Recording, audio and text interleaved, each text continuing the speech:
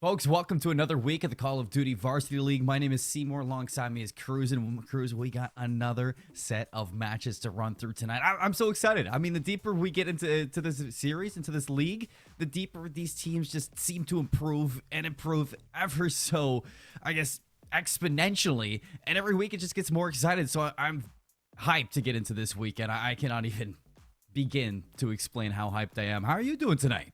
I'm doing good. Not too much going on this week, really, in terms of the world of Call of Duty until, that major that starts off tomorrow. So, yeah. I mean, it's going to be nice to, have a nice little relaxing night tonight, watch some NACE matches, watch some Call of Duty Varsity League matches, and then, get tomorrow and get into the big grind going into this full weekend. Yes, we are. Well, let's take a look at NACE in the overall scheme of things from day to day for this week and look at the schedule that we have, because as we know, week to week, we got Rocket League Overwatch on Monday, League of Legends Tuesday, Wednesday, Call of Duty today. So we're excited to get into those matches. But then on Friday, we get CSGO to close out the week. So don't forget to tune into CSGO on Friday and go take a look at how those teams are doing. But Jesse, for tonight, I mean, we have an excellent lineup of squads to go head-to-head. It's going to be a great day. We got Barton College versus Midway University to open up the stream. Utica University versus St. Clair College to go for match number 2. Match number 3, we head to Western University versus University of Windsor. And then our fourth match, it's not up here, but we are going to be looking at Independence Community College versus the University of Texas Austin.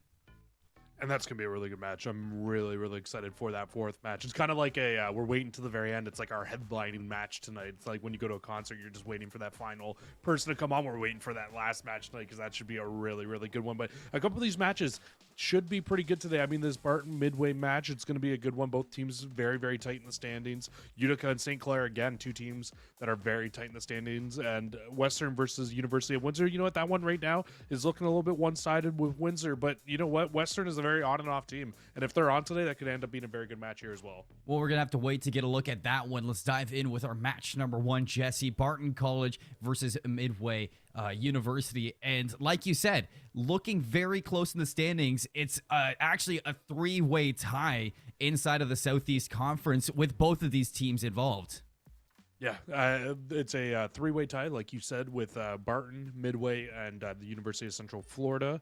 And yeah, both these teams, they've started off fairly well this season. I mean, you get the 3-2 records. They both got wins over Kaiser, and the only other win for Barton actually came over the other Kaiser school in Cup Esports. And then for the likes of Midway, that win over Kaiser, and then a win over Full Sail. And then both teams have forfeit wins over two top teams that we would expect to be very, very talented teams in Barry and over UCF for Midway.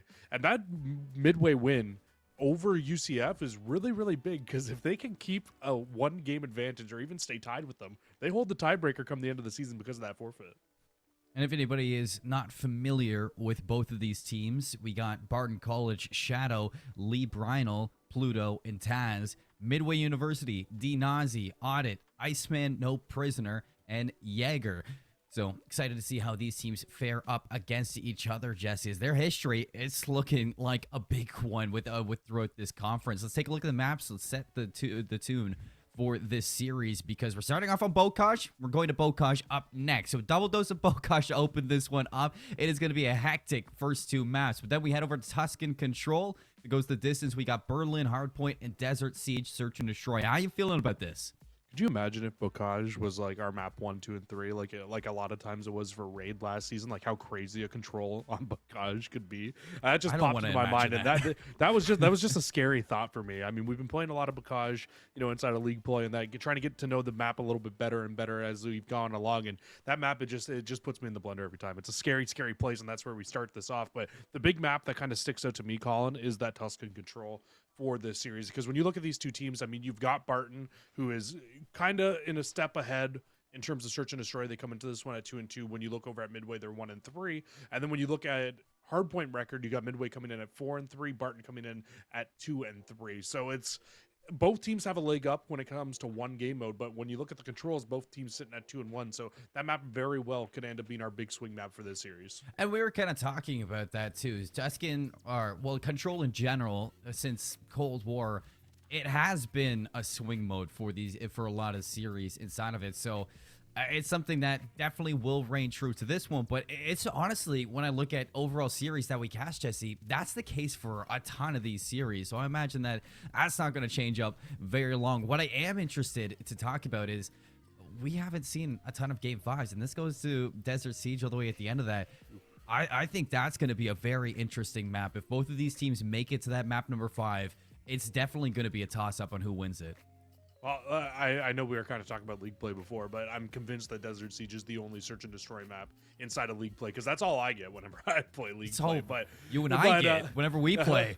But I mean, you know what? I'm absolutely here for it. I hope we get to see that Desert Siege come through for map 5, because I still haven't seen a ton of teams really playing that map in general. So I'll be really excited to watch that one come through. But already off to a quick start here on Bocage. You can see the nades, the stuns, the gunfights through middle of the map, everything coming through right off the rip. And you know what? When we were casting last night, we saw a lot of holds actually coming through on this P1 hill, and a very good zone out from Barton right off the rip here. They should be able to gain a little bit of time here. Yeah, if you can box out your opponents inside of Grandma's, you can definitely accumulate a good sum of time inside Hill 1. But Midway, they don't want to let that work. Got it. Looking for a route on the outside. Not ready for Pluto. Tucked in the alley. And the set of kills from Midway are going to be keeping Barton out of this hill for the time being. But they need to start focusing on the rotation, because right now Barton are in such a comfortable spot for the rotation to this tank set of hills. You get a break from Midway in Hill 1, but Taz comes right back. He's a 5 in a row as well. Hasn't dropped just yet on a 5 spree. This could lead to some streaks.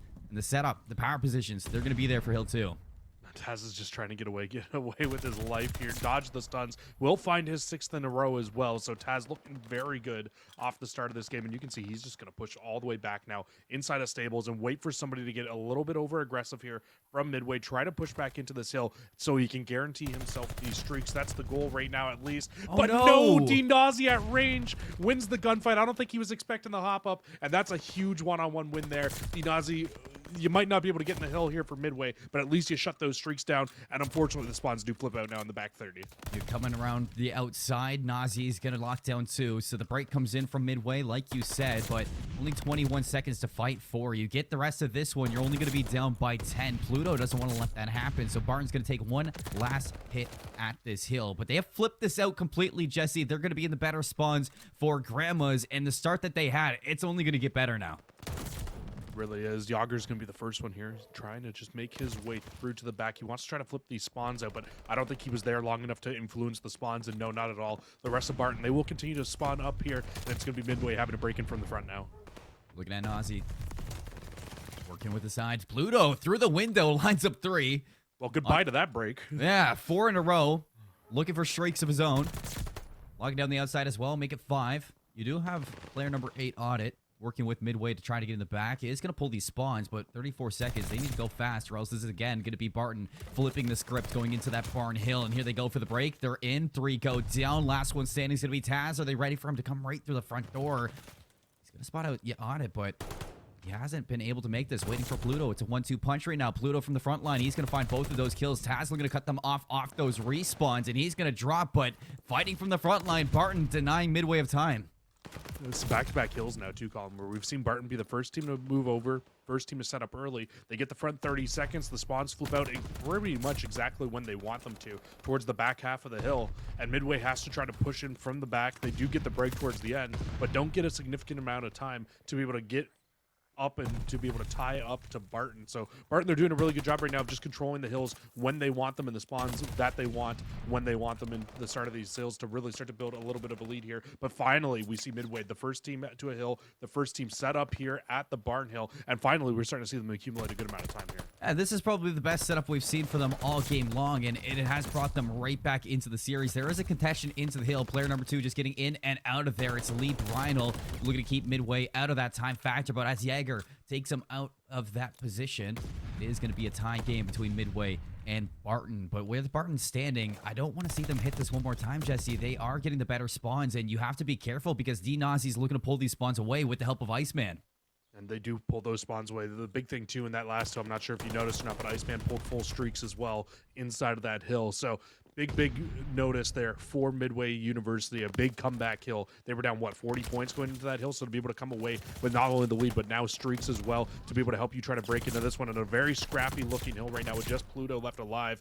Can't get them all, unfortunately, and that's going to leave early time now going to Lakes Midway. Shadow over the wall, finds Iceman. There's the break for Barton from the front again. High ground in control of Midway, so it's not going to take too much for them to get back into this hill. But it's going to keep these teams marginally even on both fronts. Midway with the setup now. 3 go down for Barton, spawning these players all the way outside of Barn. So it is going to take a little bit for them to get back in there. But a big kill from Pluto to deny Midway uptime for the meantime. Still scrappy inside this hill. Still back and forth for control. But as Barton finds a quick 2 kills, it's going to be them inside the hill and Midway spawning back Barn. So just as good as Barton's start of this game looked, it's pretty much just going to be a tie game at the end of the first set of rotations. We see this happen so often on Bacause just because of how scrappy this game can really be. But we really haven't seen too scrappy of a game yet, though, Colin. It's really kind of been, I'll get a hold, you get a hold. I'll get a hold, you get a hold. And you don't see that very often on Bacause. So I think the big thing going into the back half of this series, or into the back half of this map, I should say, will be who's going to be able to actually get a break and then hold for a significant amount of time off of a break, because we really haven't seen that yet. Well, it seems like Midway have started to heat up a little bit, and that's something that was missing at the start of this game, Jesse. So with Midway starting to kind of pick it up in the side the slang column, I can see them being that team to find the breaks, but you're just going to need Jaeger to start picking up the pace, because 6 and 17, that's just not going to cut it on Bokash. But I mean, even on the other side, though, you do have Lee at 9 and 16, so at least he's not just completely falling off. There's somebody on the other team still going to around the same pace as him, so it at least keeps you kind of even in terms of the slaying category that you were alluding to. So not the absolute worst case scenario, but you would absolutely love to see both of those players towards the back half of this game really start to pick it up. A big battle for spawns going on at the moment in the back of the stables, and it's just Iceman left alive now, but Iceman actually will find 1. Iceman finds 2 as well. That's going to completely slow down any reinforcements from Barton from being able to get into this hill from stables. And Pluto gets called out too. It's 3 down for Barton. Pluto's going to be the last one alive, but the nade from D-Nazi is going to take them out from that position. All eyes on the front of the hill. Taz in Barn takes down Nazi from the inside. It's going to deny them for time, but hopping right back into things. Midway now dominating this slaying. It's all right in the kill feed until Lee finds that kill onto Iceman, and now a 30-point lead, Jesse. This is one of the biggest leads we've seen since Midway started to make this comeback. And going into this Grandma Hill, they're going to want to push this lead ever so farther, because they're going to have to fight from the front with their setup. And Barton's doing a really rough job right now of not being able to get on these early rotations. We saw them doing a really good job of that in hills 2 and 3 in the first set of rotations, but since those 2 hills, it's been all Midway since. They've been the first team there, first team set up, and they've been doing a much better job of holding on to these hills. Neither team's still really getting many breaks, but when you're Midway, you're not hoping for breaks, because you seem to be the first team every single time early and set up to these hills. And once again, we go to hill 3, and it should be Midway here. They own the back spawns, and as soon as they clear out these couple of players inside the hill, they will have early time again once again here. Well, Audit really set up Nazi for that break, but it is still Barton putting pressure from the front of this hill. Iceman looking to lock down a second. Not going to be the case. Lee, a team kill onto Pluto, lessens the side of Barton for this hit, and it's going to allow Midway to get right back into things for the last 30 seconds. Nazi in a position to cut off these rotations. All of Barton flooding on in through that side door. Pluto's going to find a big 1. Lee to follow up. So Barton now a little bit of footing to get back into things, but with 16 seconds left, you got to go now, because there's not a whole lot of time to pick up. Everybody re-wrapping inside of this hill, and this should mask that 200-point mark here for Midway. So they're only going to need 50 seconds left, Colin, to close this game out. We go to the Barn Hill, and this is where they were dominant in the last set of rotations. They weren't the first team here, but they got an early setup and an early break to be able to get inside of this hill, completely shut things down, and that's when Iceman went on that big streak too. But this time through, it is looking like, oh, I thought we were looking like we had a better setup for Barton, but the spawns come in for Midway, the break comes in, and you get a full setup now for Midway, and a very, very tough job for Barton to have to break into this hill again. Yeah, you're going to have to get into things fast because this Midway, they have not looked back ever since they got into the driver's seat. Lee in the inside fighting for the life. Loses out on the teammates around there. Nice swing to find Dinazi back into the hill, already taking down as Midway looking to plant their seed and grow inside of Barn. You have some presence from both teams. Pluto's going to lock down 2. Here comes the slide across. Shadow's going to go down. Leave for the follow-up. Clears out this Midway player from that hill. But off the respawns, Midway getting right back into it. Nazi with the sidearm finds 2 in a row. He's going to have the help of Iceman to get nice 4 down to clear this hill. Keeps spawning Barton in the back of Barn. This is excellent out of Midway.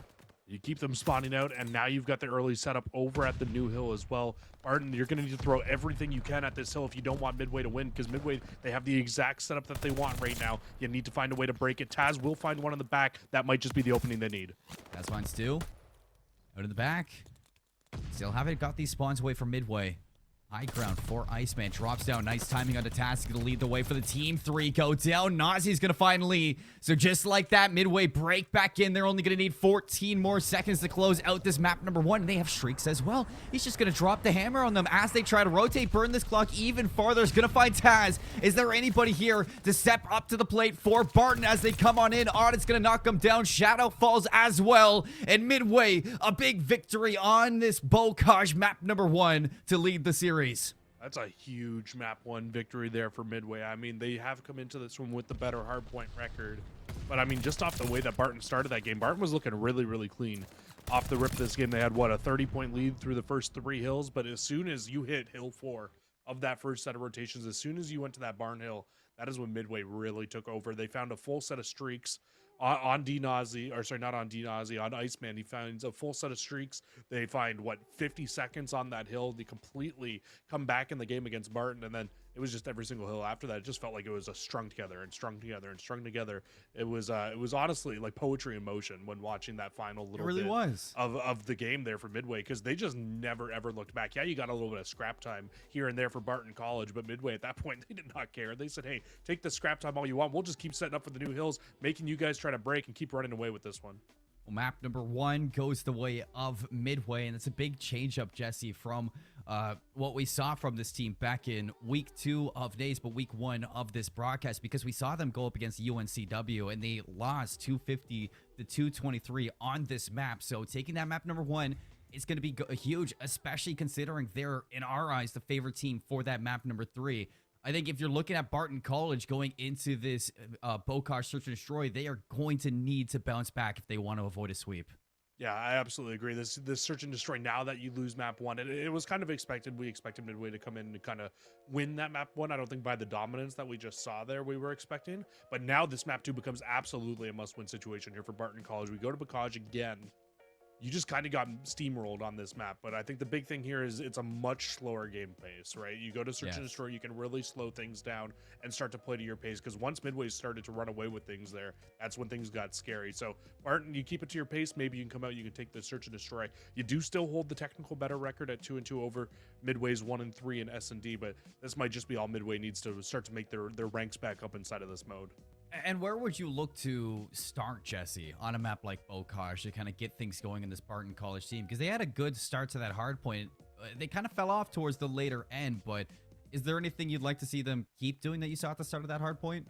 I mean, it's hard because the hard point is like, it's a much quicker paced game mode, right? So it's like, you're not going to just throw 4 lives right through middle of the map off the start, like what you saw inside of that. But if you can get some good set nades in, find a first blood, and then just play off the back of each other's first bloods on this map, I think is so important, because as soon as you fall down and you start to window out numbers on this map, makes breaking into things and makes holding things so much harder to do. So I think especially on your offenses, finding that first blood and then playing off of that first blood and that information is how you will end up being able to win this map if you're Barton College. Yeah, this makes me even more excited to see, when the changes or the changes that we were talking about to Bocage, if they come through or when they come through, the change up into the bomb sites are going to completely change the way that this is played, because first bloods are everything. But I mean, as soon as like the bomb sites are switched up, you know, who knows? Maybe it's just going to be a little bit easier to get one or get the bomb down without losing out on a player or finding a first blood. Yeah, it'll be really interesting once that A-bomb moves out to the left onto that patio. I think that it'll be a really good change, I think, to this map. A good pace change as well to search and destroy here on this map. But it actually looks like D-Nazi's got the boomstick out. Car 98K going to find a snipe out towards the tank side of the map and get that first blood here for Midway. And that's a big step up for the defense here, because now you hold on to not only the A site, but just keep them completely pinned here. And D-Nazi looks like he wants to get aggressive with the sniper in hand as well. Just looking for any information, doesn't spot anything, and it looks like he's just going to back up. There was a player who disconnected Jesse out of this for Barton, so 2v3. Well, a player from Midway too. So it looks like we're all hopping out of the lobby because that is tough. Maybe just one player's out, and because it's the start of round number 1, let's just restart the whole thing. So, I mean, definitely the better way to go through it. You don't want to win a round without really earning the round, I guess, right at the start. Well, I mean, it's tough though, because you do get that first blood though as well for Midway in that situation there. So I mean, we'll just have to wait and see what ends up coming through. We'll hear obviously from our league ops what ends up fully going through there. But that's a tough break, I think, for Midway, because you're not normally expecting a sniper out towards that tank side of the map. So D-Nazi definitely caught them off guard with the sniper out there, finds that first blood, and unfortunately not really going to pay off for it right now. No, you imagine that Barton's going to now realize that and going to go into the next reset, understanding that the possibility of a sniper is definitely going to be there. So right away, I'm looking at Barton to make that adjustment. Surprise. Yeah, it's completely gone now. Yep. No more element of surprise here for Midway. So we'll see if even if D-Nazi keeps that sniper out. I would imagine, because he found that kill in that round number 1, that he does keep the sniper out and he does go back into things going into the rest of this game. But we'll just have to wait. We'll have to see what happens once we get back into this one. Hopefully we'll be able to get into it quite quickly here. But hey, you know what, Barton, they can bring out a sniper of their own if they want. Jesse, you know, you want to bring out a sniper with sniper? Let's bring out a sniper. You know, maybe Taz goes with the same thing and Barton's like one step ahead of him. We're already watching that lane. See you later. That would be pretty funny, right? If that would be pretty alpha, honestly. Yeah. It'd be a typical move for sure. if you move across and you pull out a sniper just to combat the sniper on the left hand side, like, hey, yo, D-Nazi, whatever you do, I can do better. Watch me do it now. That'd be it'd be kind of funny. I wonder who would be the player on Barton to do that, to pull that sniper out. No, I'm not sure who it would be. I mean, Pluto was playing really well in that map 1 with the SMG, so I can't see him pulling it out. Taz looked to be on lock with that AR. I'm trying to think of who the other player running the AR in that map number 1 was. Maybe Shadow at times had it. I can't remember off the top of my head who it was, but it would be interesting though. You're not wrong, a very, very alpha move if you pull that sniper out just to combat with the sniper on the other side. You know what I was realizing during that hard point, Jesse, is that how like rough it is for grandmas in Call of Duty. I mean, how many times have we seen grandma's house inside a Call of Duty map, and it's just total chaos, like just trying to catch some sleep, and it's just a war zone out there for her. Always. It's just it feels bad. You gotta feel bad. Yeah, you do. You just gotta feel bad for that whole thing. But you know, in Bocage, nothing's ever quiet on that map. So you know, grandma's gonna have to stay up a little bit late whenever we go to that match. And map number 2, Bocage, started off real good for Midway, starting off in the defense as well. I kind of see that as a really good advantage for this game. I mean, constantly, if you can find that first blood, the defensive side is so sound over at A. Yeah, exactly. It's really that big thing, right? You get that defensive first blood, and you don't even need to move at that point. You just set everybody up. You hold angles inside of the building, and that's probably why the bomb site is being moved, if we're being completely honest here. Shadow's going to pull out the sniper calling. Barton is going to answer fire with fire. We asked for it. They heard me. They absolutely did, but he's going to go to the opposite side of the map. This is not where D-Nazi was set up. This is not what we want to see. And D-Nazi does have the sniper. Oh, but they're ready for it this time, though. Throws a set nade to see if that connects with anything. And unfortunately, doesn't look like it. But what? Blood for D-Nazi onto Taz. Right through. I don't know. Must have been through the tank. Must have been through the tank if it's going to be a wall bang. But first blood for Midway. Now Barton kind of forced to pull something back, but with a sniper in the hand of Shadow, I mean, that's going to be a very hard task, especially a sniper right through the middle of the map. Iceman, if you run this one, you might be able to catch him very, particular situation, but instead Otto's going to go aggressive through River. He's going to find the second for Midway, and they are smooth sailing right now. Jaeger takes down Lee, leaving Pluto last alive with an Otto back barn. They're going to get the information. Look at those red arrows. They were surging on his position. They want to get this kill, and they're going to take it. Oh, yeah, everybody wants to find that last kill there. And as soon as you get that first blood for Nazi again, it was like Barton felt bad because he got the first blood in round 1 the last time. So they were like, hey, you know what? Let's just give him one, right? They tried to combat it at time. Yeah, well, but they tried to combat it at first, but then they were like, hey, you know what? Actually, we had an agreement. We'll just give you a first blood back into your side here. And it's absolutely what comes through. I would have loved to have got that shot. That was kind of great because he looked like he was running fully away. So I'm just curious as to where he hit that shot and how he got a wall bang there with it. But nonetheless, I'm surprised that Shadow didn't try to take the sniper to fight Nazi on that side. Yeah, I know. I was thinking the same thing. That's why I was getting like upset in the middle of the map there. I was like, why aren't we just fighting sniper with sniper? But no, we're going to back down. And speaking of backing down, Midway might need to back down here as they lose 2 players right off the rip. But bomb is circulating through the A side. Iceman finds the trade. 3v2. Inside, Taz makes it all up to Iceman. They know exactly where he is. He has the bomb as well, so not totally going to be out of it. But as Lee checks the staircase, it's going to be Barton answering back with a round of their own on defense. Again, off of a first blood. This time it was Lee to find the first and the last. And it's what we were alluding to, right, Colin? When you come back into this and you come back into these situations where you get that first defensive blood, it's so hard for the offense after that point because you got to push into this A site. It's really the only viable site on this map unless you have streaks or unless you have a big man advantage on offense. As soon as you get that man disadvantage, though, on offense, you are trapped. You either need to just all 3 run together and find a good timing, or B, just run into the A site and hope that you can get inside of there and get that bomb down and then kind of take the defensive position away from the defense. Otherwise, you are just absolutely screwed in that situation. Shadow put the sniper away. I thought we were going to get the sniper one-on-one this time around because Nazi, in such a cheeky position, broke the wall and is just going to get the sight line right down river, but rotates away. Looking to see if he can catch an angle on Pluto top barn. Shadow spots him. Nazi knocked down to 10 HP. And still not going to start this attack for Barton just yet. They're still trying to fish for that first blood to see if they can get an opening.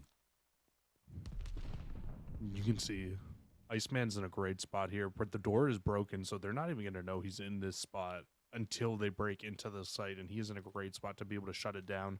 It'll just be kind of down to one of those things where if they can win this off of this, then it's huge. But he gets the first, and he gets the second before going down, and that is just detrimental to the offense. Taz has to trade that because now with 20 seconds left and a life disadvantage, it's going to be ever so harder to get into the Shadow right onto the bomb. Jaeger now tucked away where Iceman was. Pluto last alive once more for Barton in a 1v2. 10 seconds to make this move. Stuns up into the back player. Knows Jaeger's there, but even if you find the trade, Nazi not too far away to get this one through. Jaeger for the slide on in, but Pluto snaps onto him. No time to get the plant. Iceman nowhere to be found. Midway, another defensive round. It's a strong, smart play there from Iceman as well. You leave the player in the one-on-one, and you just hightail it out of there. No reason to take the fight, no reason to take any risks. And we see that happen sometimes in collegiate COD, Colin, where you do take that risk and you end up losing the round out. No mistakes there, though, from Iceman here on Midway. And I'm seeing a lot of improvements in Midway's search and destroy from what we've seen the last time we watched this team play. Quick hit to A through the window. Pluto. He opens this up. Big changes from Midway, but Barton still a strong team, so they're not going to let him get through this for free. Jaeger bursts through the door, tucked away his Taz. 2 players down now for Midway. It's a 4v2. Do people just not expect the other team to be sitting inside of that ace? Like, at this point, I'd be checking absolutely every single corner as soon as I go into there. Maybe that was just the case. You checked the wrong corner at the wrong time, but luckily, Iceman does get in to the site. Taz will spot him out, though. Ozzy finds 2. So I don't think he can get this bomb down for free right now because of Taz knowing he's in that situation and in that spot. He's going to need Ozzy to come back into things, but Taz finds him on the outside. Traded from Iceman 1v1. Pluto, where are you? Top attic. Pluto's on 4 as well. Right above each other, Jesse. As Pluto catches this time, we could have just seen Iceman, but graced with the floor blocking the point of view. He's going to get to this B site, get this bomb down, look to flip the clock now onto Pluto. And this is one of those only times where we talked about it earlier in this last round. This is one of those only times you see that B site become an actual viable site is later in the rounds when things kind of when things kind of hit the fan, everything gets all out of place. Iceman checks the bomb, able to get away and just run back under here once again. And Pluto has to check all these back angles. It's a very, very tough retake to take in a 1v1. But if Iceman checks his bomb, Pluto's going to be right behind him. And just like that, oh no, he doesn't finish the kill. Iceman! Ran out of ammo! The Iceman! Inside round number 4, midway, they take an attacking round. Pluto, you have to finish those kills. Oh my word. 4 HP. Did he not have a pistol secondary or something? Like just something. I heard in a game a long time ago that switching to your sidearm is always faster than reloading, Colin. It's Modern Warfare 2, wasn't it? I can't remember exactly what game it was, but there was a game where it had combat training and it said that way back in the day. Maybe these kids didn't play that game back in the day, but like, oh man, I sound like an old head now bringing that up, but like, absolutely, you need to just switch to the sidearm in that situation. But we will get a one-on-one trade right off the rip here, so offense not totally in a bad spot, but that bomb not in a great spot itself. And with Iceman, I mean, he can watch that all day long. You're going to need to see somebody from Barton get control of River, see to get if they can get in behind Iceman, and Shadow's going to be that player. Doesn't even have to push the advantage. Iceman's going to come to him. And that's going to put Barton now in a numbers advantage 3v2. With how patient this is and with having 50 seconds left, Jesse, there's plenty of time to recover this bomb now. And realistically, plenty of options on where they want to go with this bomb as well. You can move this bomb over towards the A site, or if you find that pick over towards B, you can find it there as well. But unfortunately, Pluto will go down towards top map, and that is their AR on this team. So just Taz left now with the automaton in hand, and he's trying to find this pick onto Otta, and it just doesn't seem like they really know what they want to do with this bomb in this situation. I think they realize that there's a player still kind of wrapping over towards this A side of the map, but it does seem they have picked a destination, and A will be where they try to move this bomb. On the inside, Jaeger's going to hear it. Throws a stun, goes back in for seconds. Jaeger's going to find Shadow. 1v2 for Taz. No time to plant this bomb. Incoming swinging around Jaeger. He wants to fly, and he is going to use every will in his body to take down Taz and push them up 4-1. I think that just goes and shows you, Colin, like even on offense, when you have a numbers advantage, it is just so hard to break into that A site. It was a 2v1 on that site right there. And you break into it, and unfortunately, you don't hit the shots. I don't think they had the best weaponry in that situation either. If you're Barton, I believe both players were running the automaton in that situation, but it's a tough spot to be in because I feel like their push that they wanted to do was looking more like they wanted to hit out towards a B hit on that side of the map, but they just weren't able to get it done, and so they were just stuck with the worst weaponry in that situation. Pluto will find first blood over middle of the map this round, but it is just chaos inside of Grandma's. Taz finds a second, but Jaeger keeping this even for the team. With how fast-paced Midway's been, Jaeger has countless times been able to cut this down. He's on 3 in a row in the round, 5 in a row in the spree. Has completely flipped this out in a 3v1. But Shadow, he spots Jaeger getting to this bomb now. Information in the hand of Midway on where this last player is. They're going to get this bomb down. Audit looking to play defense. Where's bomb planner through the window? Can he get the kill? No, he's still alive. Shadow now has to cut all the way in the back. He's 1v4. This isn't a situation where we've seen him win, Jesse. But it's definitely one where he can redeem himself into the round. Jaeger watching the front door. Shadow, more information. Goes around to the side. Audit, it's the ground, and we're going up 5-1. I mean, he didn't play that terribly. Shadow was just in a really rough spot there, and he was kind of just playing with the doors at that situation. Stunned the door that you see Audit on right now open. Doesn't get any information from Audit in that spot, and then he runs over to the other side, opens the door up. They take the shots through it. It's just a tough spot to be in because the defense was just in there. They were set up so strong to be able to shut things down. Or sorry, the offense was in there, and they were set up so strong to just shut things down. And now Midway really in the driver's seat inside of this game right now. Jaeger's still on 5, and you got to think, like, even if things get into a rough situation here or into a rough spot, Jaeger will just back up and try to play for streaks. Pluto finds Nazi again. First blood for Barton. I mean, Jesse, we've seen this team now getting first blood 3 rounds in a row. They haven't been able to turn it into a round win. Yeah. This is where they got to dig deep. Iceman sitting on the staircase definitely could spoil the fun towards A. Get the information from Jaeger. Here comes Iceman. He's going to collapse. Take down Lee inside of that hill. Or inside of the site. That's going to be bombed down. Answer back from Shadow is going to keep the numbers in the hands of Barton. But Midway now with bomb down. They are in such a good spot. especially with Jaeger still alive. He's actually going to cut this right around the outside. Doesn't spot the player. He is going to be in the 1v1. Goes in for second. Shadow this time wins it. And Barton, they're still alive.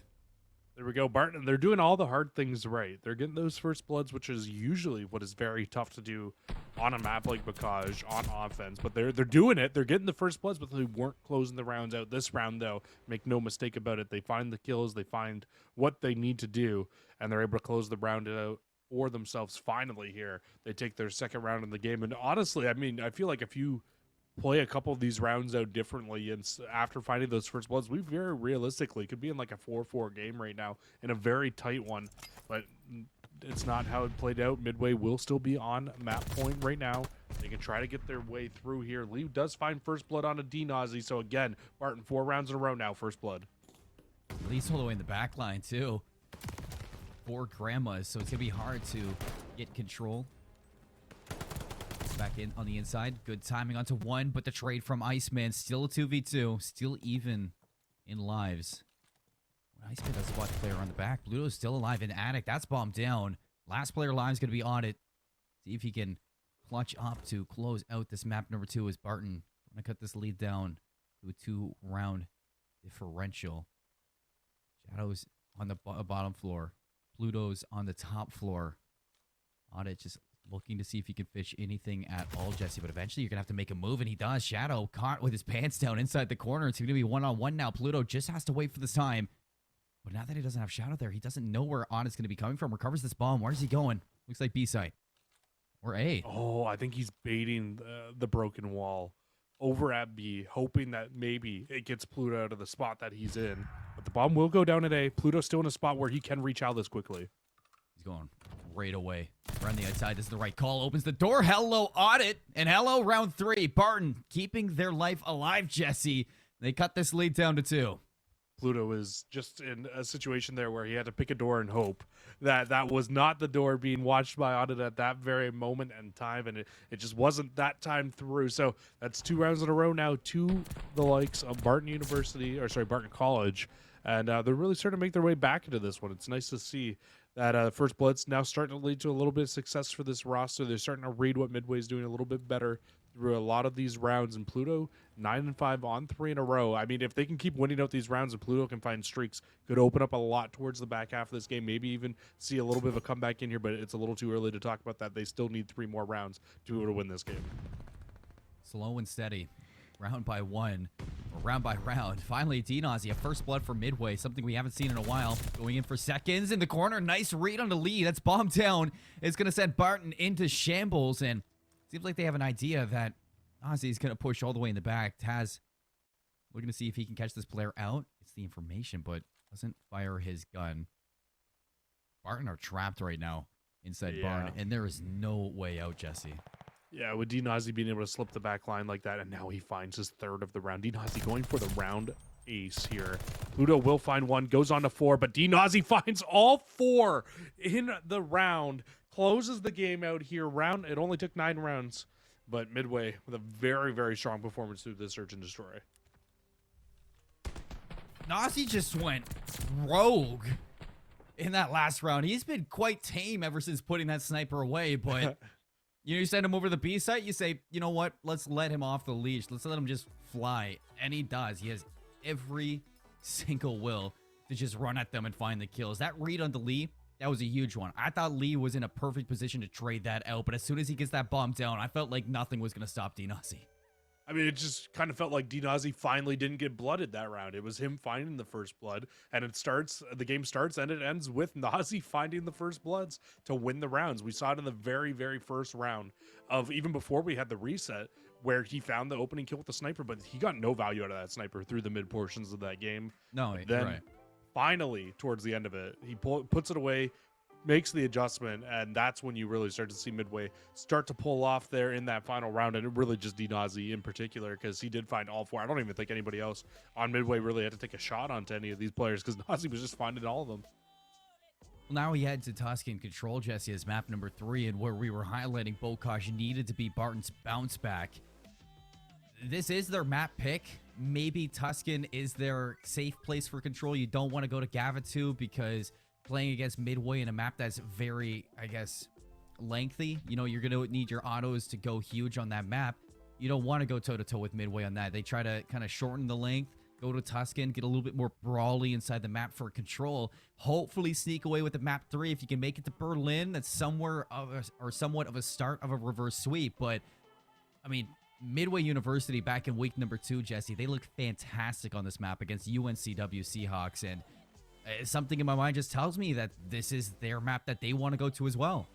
Yeah, they really did look really good on this map, like you said, back inside of week 2 against UNCW. So if they can really find a way to replicate that success here against Barton, I think you got to think for Barton this will probably be the end of the day. But I don't think Barton's going to quit yet. I think they've got a lot of fights still inside of this team. You start to see a little bit of that spark start to get lit in the back half of that search and destroy. And if they can come in a little bit stronger here in the control, if they can win a couple of these defensive rounds, force that final defense to be theirs, if they can find a way to outslay Midway, because the slaying I don't think was really the full issue inside of the map number 1. They were kind of keeping up toe-to-toe with Midway in terms of slaying. So if they can find a way to do that once again and maybe even just edge them out, get that final defense on Tuscan, you never know. Barton really might be able to come away with this game still. And like we said, both teams at the moment are just 2-1 inside of control. So realistically, this is anybody's game. I mean, it's not like perfect for these teams, but it's one of the better records that we see, you know, from teams who are notably middle of the pack on a map like Control. Inside the hard point, I mean, Barton looked great at the start of things for a respawn. Hopefully they can keep up that slaying presence that we saw for them in the start of that, because as soon as they started to fall off a little bit, you could see that that's where Midway were getting comfortable. They're getting warmed up. Now that you're 2 maps in, you have to imagine that Midway, they're not going to need that little bit of a buffer time at the start of the game to warm up. They're already warm and they're already winning maps. So Barton, they're going to need to keep up with the slaying presence that we saw on that start of Bokaj, and they're going to keep it up throughout the whole map. Absolutely. It's going to need to be a full team effort here if you want to be able to take down Midway. Nazi again, first blood here with a grenade this time. Setonate over the middle, finds a second with the gun as well, and this is going to completely just mitigate any defense here from Barton. Taz was the last player up. Taz will fall, and this is a great opening break off here for Midway on defense. It's perfect. Now they have power position set up, and it's going to force Barton to take some uncomfortable one-on-ones on it. Loses out on his teammate Jaeger, but set up on the back side of Monument is able to lock down 2. 3 in a row for a streak, so you gotta be careful now if you're Barton approaching Audit. You don't want to start feeding streaks to a team or to a player so early on into this. But you even look at player number 5, even if Audit it dies here, Iceman in a position to hit this overextension, and immediately he tries to go for that. But now Barton, they have flipped the script. They are set up perfectly now to put away A. This is when A can get really, really tough when you're on defense, when you have this full setup, and all 4 going to go down now on the likes of Midway. It's just Jaeger who's close enough to really be able to contest a little bit here, but that's the A zone. Done and dusted completely, and actually a 3-life lead. Make it 4 now to Barton as well. It's exactly what you need to be able to come away with offensive round wins, is to have a big lead going into trying to attack into this B zone and do it with a lot of time. So they've got a minute 40. Realistically, that's what 3 or 4 good solid hits at this. They just need to make sure they're setting up as a full team and hitting this together if they want to be able to break into the zone. Taz leading the way, finds Jaeger. Iceman, 2 to shut things down. Last one on the inside. It's going to be Shadow, and Iceman comes around for a nice 3 in a row to clear out the first wave, Jesse. A-zone looked fantastic for Barton. The only difference in with B is that you're not going to have a chance to set up on those power positions like you were given inside the A side, and that's why this one's so much harder. It's so tough. It's so tough to be able to break into this B zone. You just got to stop pushing as well individually at this point, because a few of them kind of fell at different times here. And are you watching the same thing that I'm watching right now, Colin? It is just a ton of individual gunfight losses over and over again right now. And if you're Lee, I think you just need to back up here and wait for your teammates to push in. But no, another little individual push here for Barton, and make that 2 more individual pushes in a row where you are just losing one-on-one gunfights.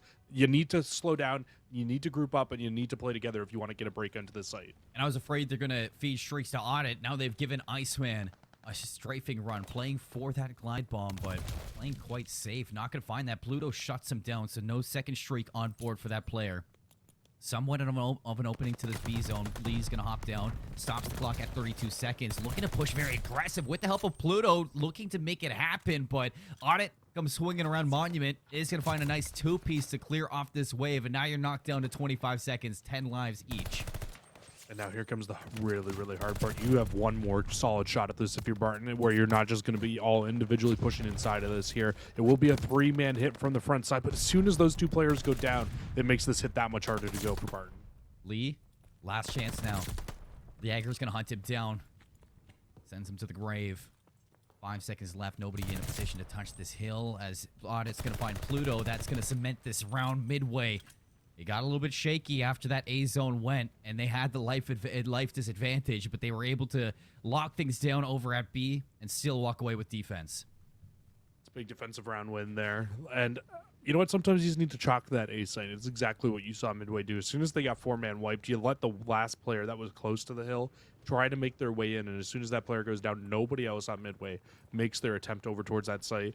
Everybody just says, hey, you know what, let's just get the full wrap back over here. Let's set up perfectly for this, and look at this hit right off the start of this round. It's going to be 3-man hit going over towards this B side for the likes of Midway. As soon as Taz sees this, he needs to make the call, and everybody on Barton needs to adjust.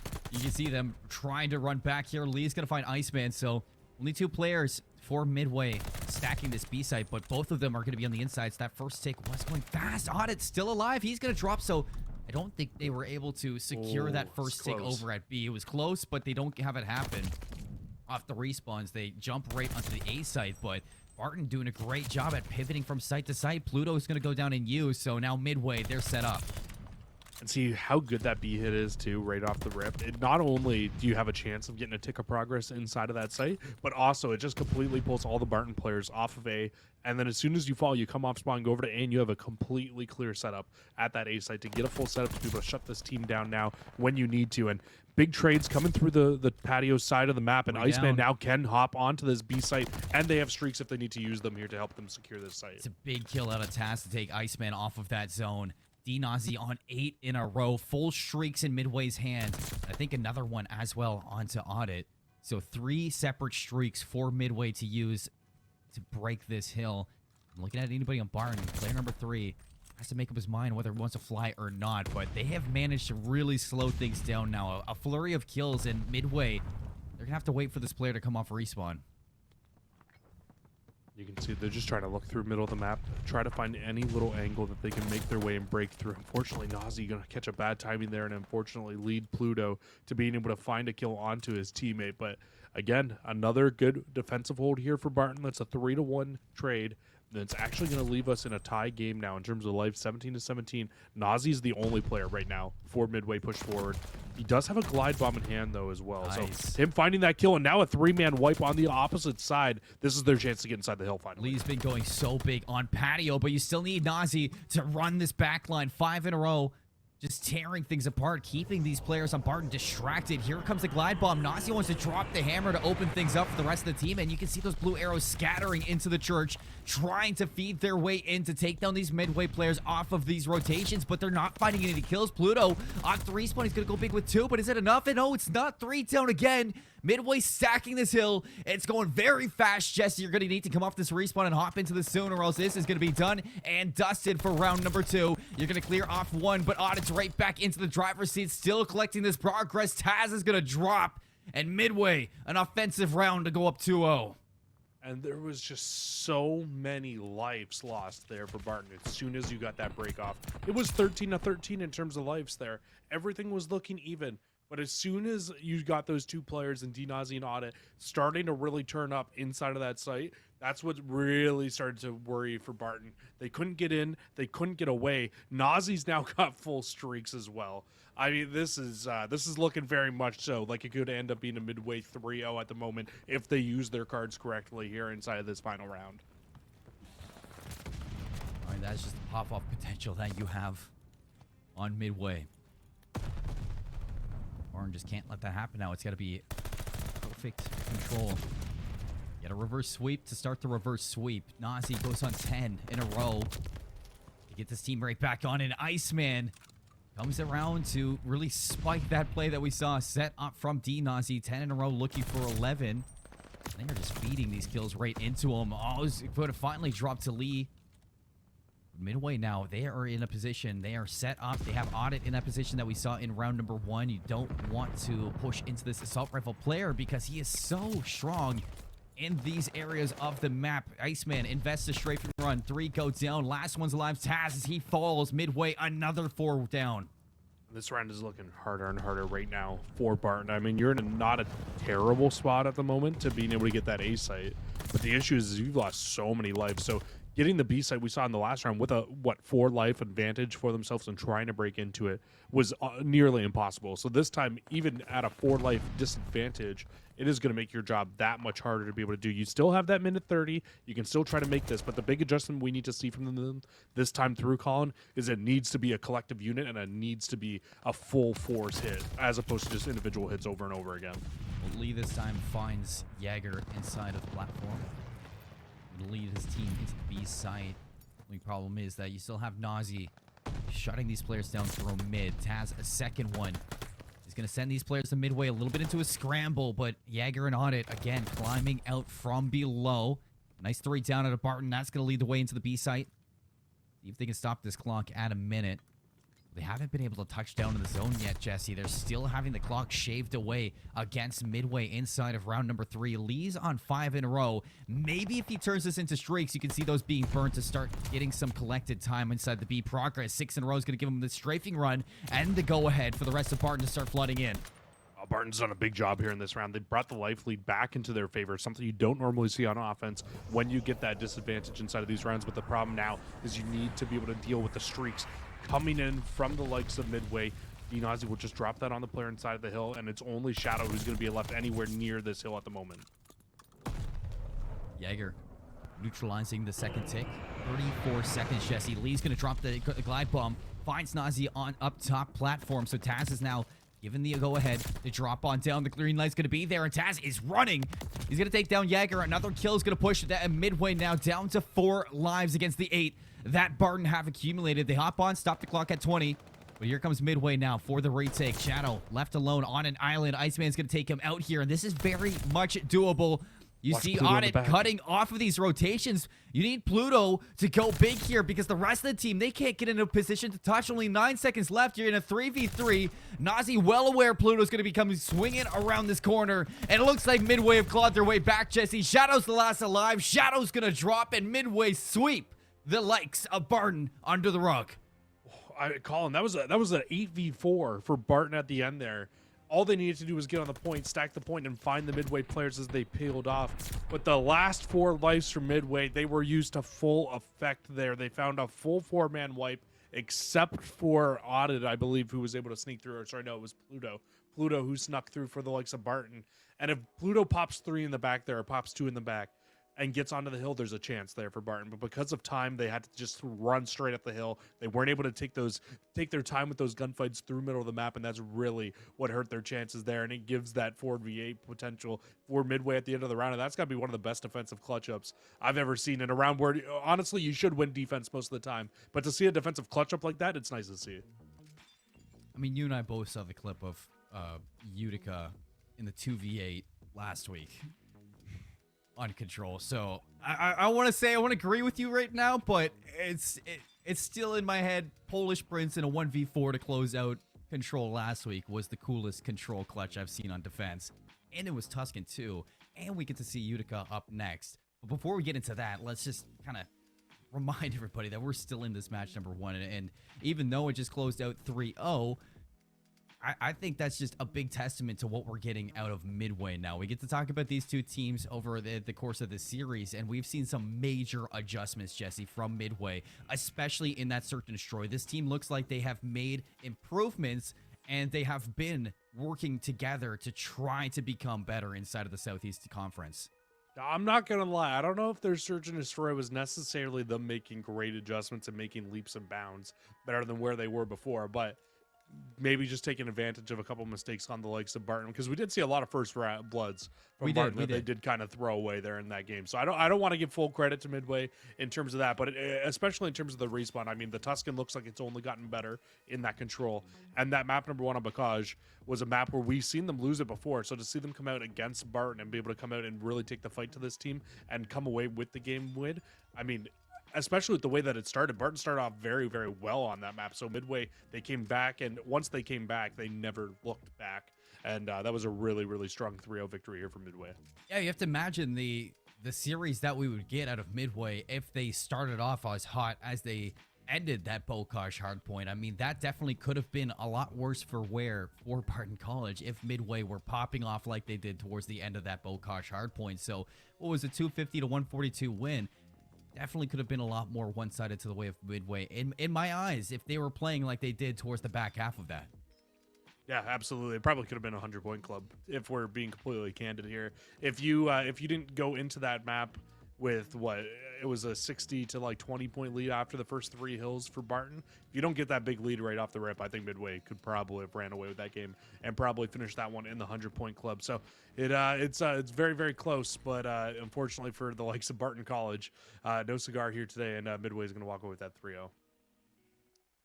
When we're looking at that whole series, Jesse, and kind of highlighting things out of this, inside the Southeast Conference, the fact that this is a tiebreaker, I think now when you're looking at Midway against, Barton, who you take down, and UCF, who's also there, I think this is a big statement. You taking down a team who you're tied with, 3-0 sweep, so that could be something big to look out for if you're one of those, if you're UCF, who's looking to kind of still be tied with Midway.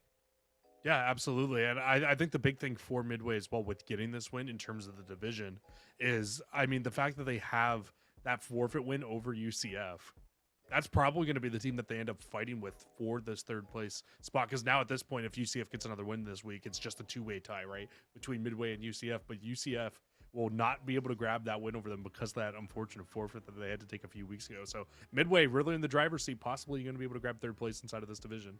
Something that we're going to have to wait to see, to check out. But right now, I'm going to tell you guys about LLS, one of our main sponsors here for the Call of Duty Varsity League. LLS making an impact in the cancer community, which includes 7-year-old Nathan here on screen. In September 2019, Nathan was diagnosed with high-risk T-cell lymphoma after the amazing support of his doctor and nurses, parents, older brother Grant, and twin brother Justin. Nathan got to ring the bell to signify the end of treatment in March 2021. Nathan and his brothers love video games, and they were exactly what he needed while he was in treatment. Zelda, Minecraft, and Mario Kart are amongst his favorite games. In fact, his family started a foundation to host a Mario Kart tournament every year to support organizations like LLS. Nathan remains in good health and happily became a big brother to his baby sister Faith this summer. And alongside hero Nathan, we recognize the LLS hero of the game as the player that made the biggest impact in the match played, whether it was clutch play, a sacrifice, or provided strong leadership when it mattered the most. Today's LLS hero of the game is none other than D-Nazi. So we're going to bring him into the booth and bring him in for the interview. Congratulations on the victory tonight, D-Nazi. You guys looked fantastic. Appreciate it. I appreciate it. Now, right away, knowing that you guys are tied in the Southeast Conference with 2 other teams, Barton being, which was one of them, how do you guys feel now faring off into this conference, the fact that you 3-0 swept them today? We feel good. We've been working on a lot of things in practice and stuff, and I think the biggest thing for us is we just got to win out the rest of the season to put us in the most comfortable spot we can be.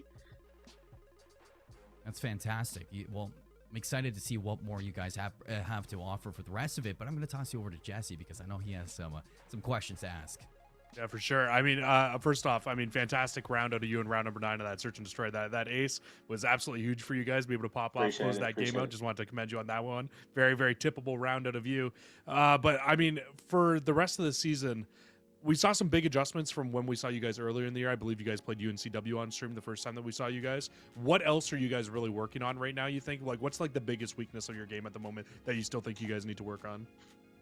Honestly, I think it's search and destroy, and like last semester, search and destroy wasn't our strong suit at all. So we've kind of reworked our search and destroy a lot, and kind of reworked our strategies on search and destroy, and I think it's gotten a lot better, and I think it can continue to improve. Yeah, I thought it looked a lot better today as well. So that's great to hear that you guys are definitely working on things like that. improvements are everything. I'm gonna ask you about that round one sniper play. Is that something you guys practice? I don't see that a lot on Bokosh, but a sniper over towards the A site, is that like the D-Nazi special? Yeah, I kind of go with the flow with the sniper. I'm a little aggressive with it sometimes, but yeah, I've kind of found that spot. Some a lot of people like to push that spot and don't really expect a sniper to be there, so I kind of chow it sometimes with a sniper. Definitely the element of surprise. Well, that's going to be it for the interview. We don't have very many other questions to ask you. Congratulations on the victory tonight, D-Nazi. And before we let you go, is there anything you'd like to say to the stream? Oh yeah, appreciate y'all having us on the stream. It's always a fun time. That's pretty much it. GG's Barton, and hopefully we win out the rest of the season and see y'all again soon. Congratulations on the win, and go enjoy the victory with the rest of your squad. Have a great night, Nazi. I appreciate it, guys. What a cool guy. What a great guy to have on You stream. know what we didn't ask him? What? We didn't ask him about the snipe when he pulled it back out for like the redo of round one, where we didn't get to see it on screen where he got that shot, that wall bang, what he hit it through. We didn't ask him. We Next know time. it was a wall bang. There's going to be a There's next always time. next time. We're gonna have to bring them back and ask him again in future weeks, Jesse. But good thing to hear from Midway making those adjustments and the fact that they're not overlooking the fact that they 3-0 swept Barton today, and it's like they're not thinking it's gonna be a walk in the park to beat out UCF, who's looking to go tie or looking to be tied again with them. So it's a nice feeling to know that he just wants to get right back to work and practice more with the squad. Yeah, it really does feel like they know as well as we do that it's going to need to be not only a win from this point on and out if they want to be able to grab that third place spot to put themselves in the best chance to being able to make it into those plans, but also it needs to be convincing wins as well. And I think that's the big thing that you kind of come and you get through. And you know what, being able to go up against a team like Barton, be able to come out and be able to come away with a 3-0 victory like this is a big statement, I think, to the rest of the division as well. That's going to be all for match number 1, folks. We just got to see a 3-0 from Midway over Barton College. And when we come back, it's going to be Utica versus St. Clair College. You don't want to miss it. We'll see you in a bit.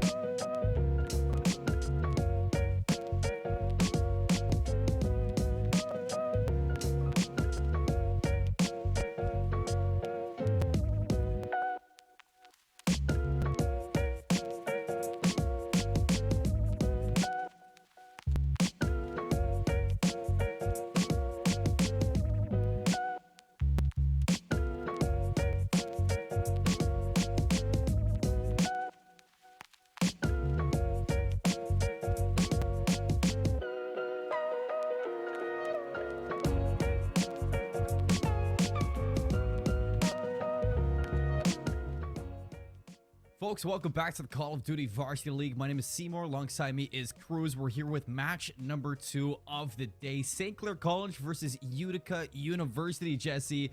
You know, this is one that we might be looking at St. Clair, the number 2 team last year inside the Call of Duty Varsity League, to run away with. But this Utica roster is nothing to overlook.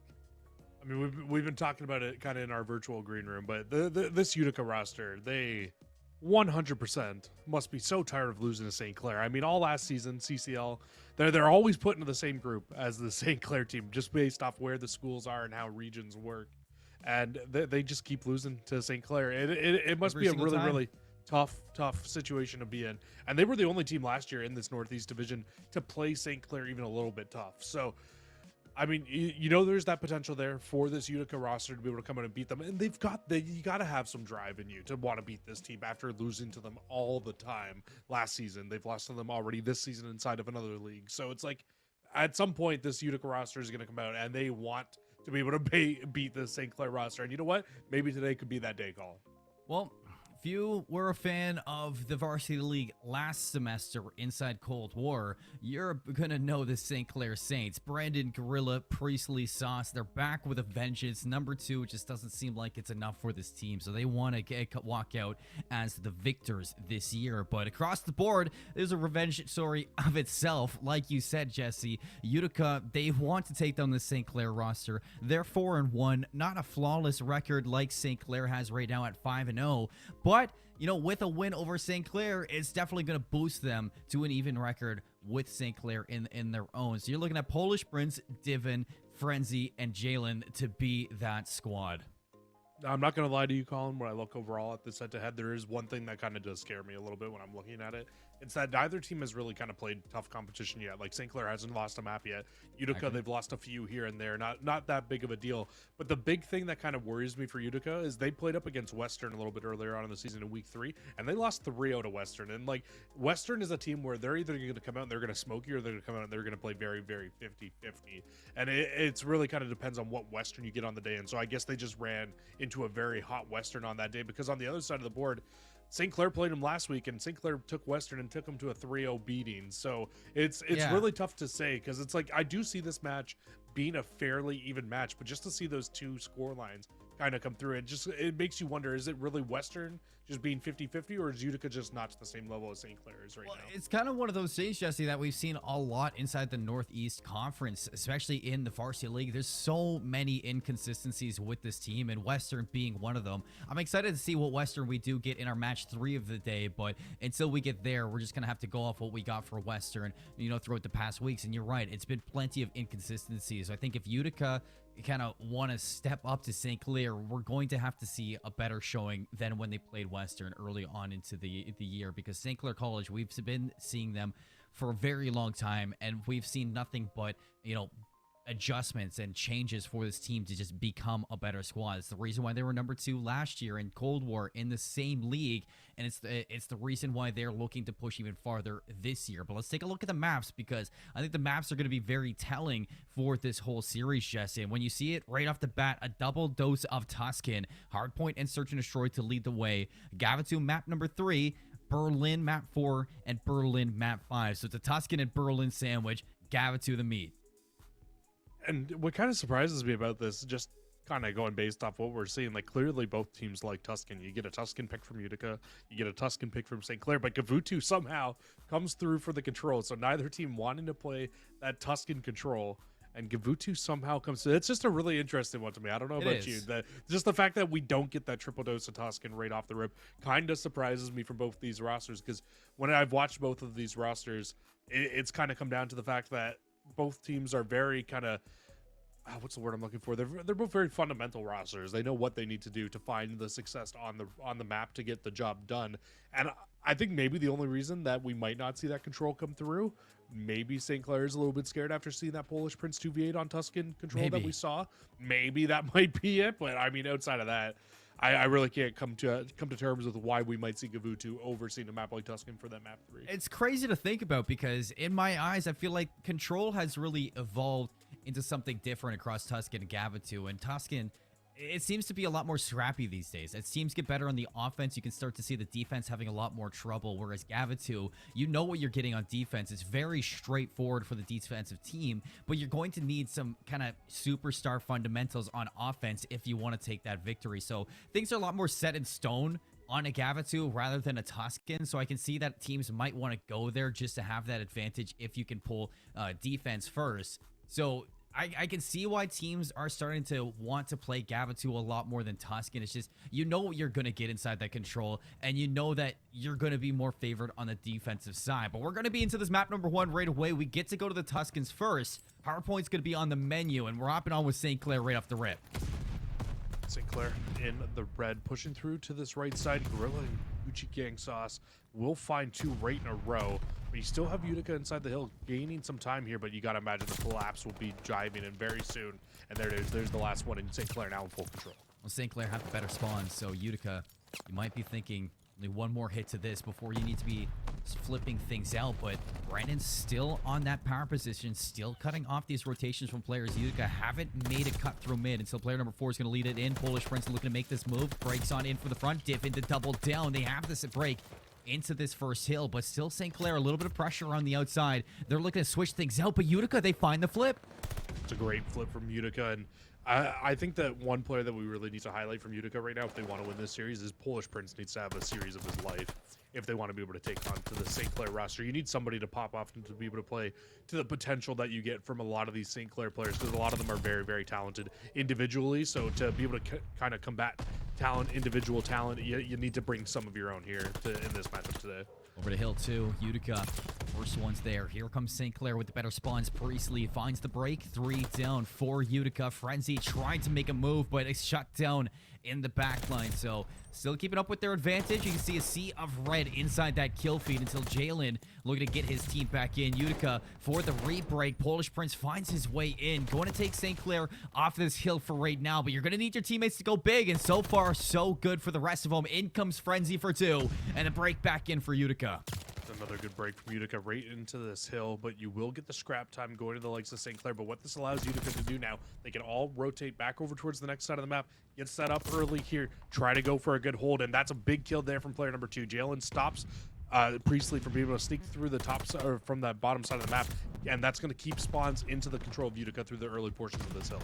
You know, 2 hills now, Jesse. We've seen Utica get there first so far into hill 3. I think this is their best setup that we've had. Starting to find the kills around the outside, really boxing St. Clair out, spawning them to the north side of Church. So St. Clair's going to have to rotate through vines if they want to take a hit, and here comes the hit. In fact, it's flawless so far. Jalen finds Brandon, but that's about it that Utica's going to get. They're still going to spawn up in rooftop, so a quick hit right back into this, and Frenzy is going to take St. Clair out, but St. Clair disengage.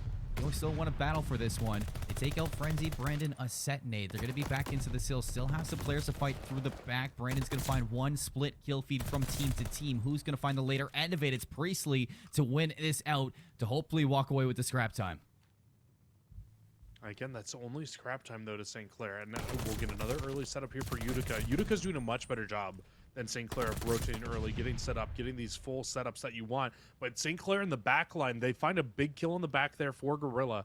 This should give these early spawns, and at least the closer spawns to St. Clair, give them a much better chance of being able to break into this hill earlier on. Sauce in. Finds 1. Teammates find 2 others. 3 down for Utica. You're looking at the retake to come in through the north side of Church. Arrows from St. Clair watching it. Gorilla on a power angle in the back. Good for 2. Slowing down this Utica hit, but you still have some pressure coming in through them. They still have a pinch looking to form. Frenzy goes in from the front line. You see the break, but St. Clair, they're going to be right back into things. Frenzy whips around for 1. Nobody in the hill at the moment.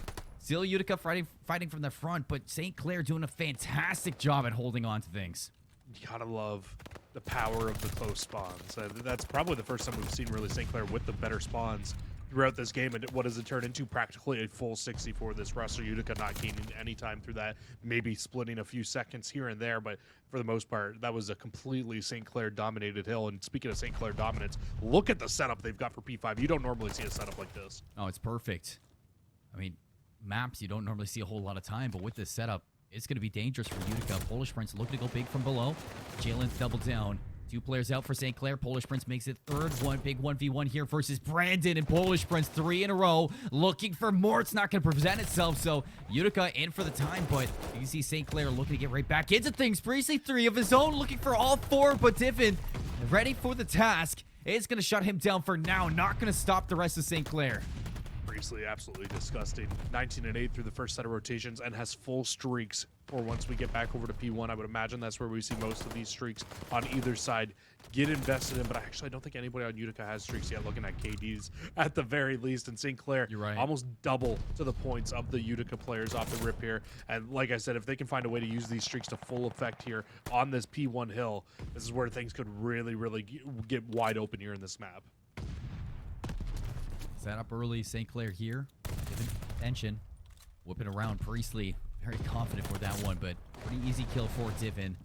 Jalen's going to get control of top church. To weed out these players of St. Clair as they're rotating on in. It's pulled 4 down, and Jalen's looking to flip the script here for the spawns. Wraps around, just finessing his life. Goes back in for the fight on Priestley. He's going to fall. But it looks like the damage has been done. You can start to see the rest of Utica getting a little bit confident, Jesse, looking to get this map control underway. Still have 30 seconds to fight for on this. I don't expect St. Clair to just give up the rest of it, so here they come for another break. Brandon for 2. Not able to weed out these players from Utica just yet, but there's the break in the last couple seconds. Yeah, but let's not forget, though, the last set of rotations, Utica kind of just allowed St. Clair to break in. Well, they went for the flip of the spawns here. This time, though, you are getting a much better rotation out of St. Clair over towards this column hill. You're not seeing as much kind of force from Utica. You're not seeing as much people from St. Clair trying to make this break in and trying to break into this so late here. And a couple more 1v1s through the middle of the map goes St. Clair's way. And this should be early time now to St. Clair. And the rest of Utica, they are funneling on in through top plat. Brandon locks down spawns in the back.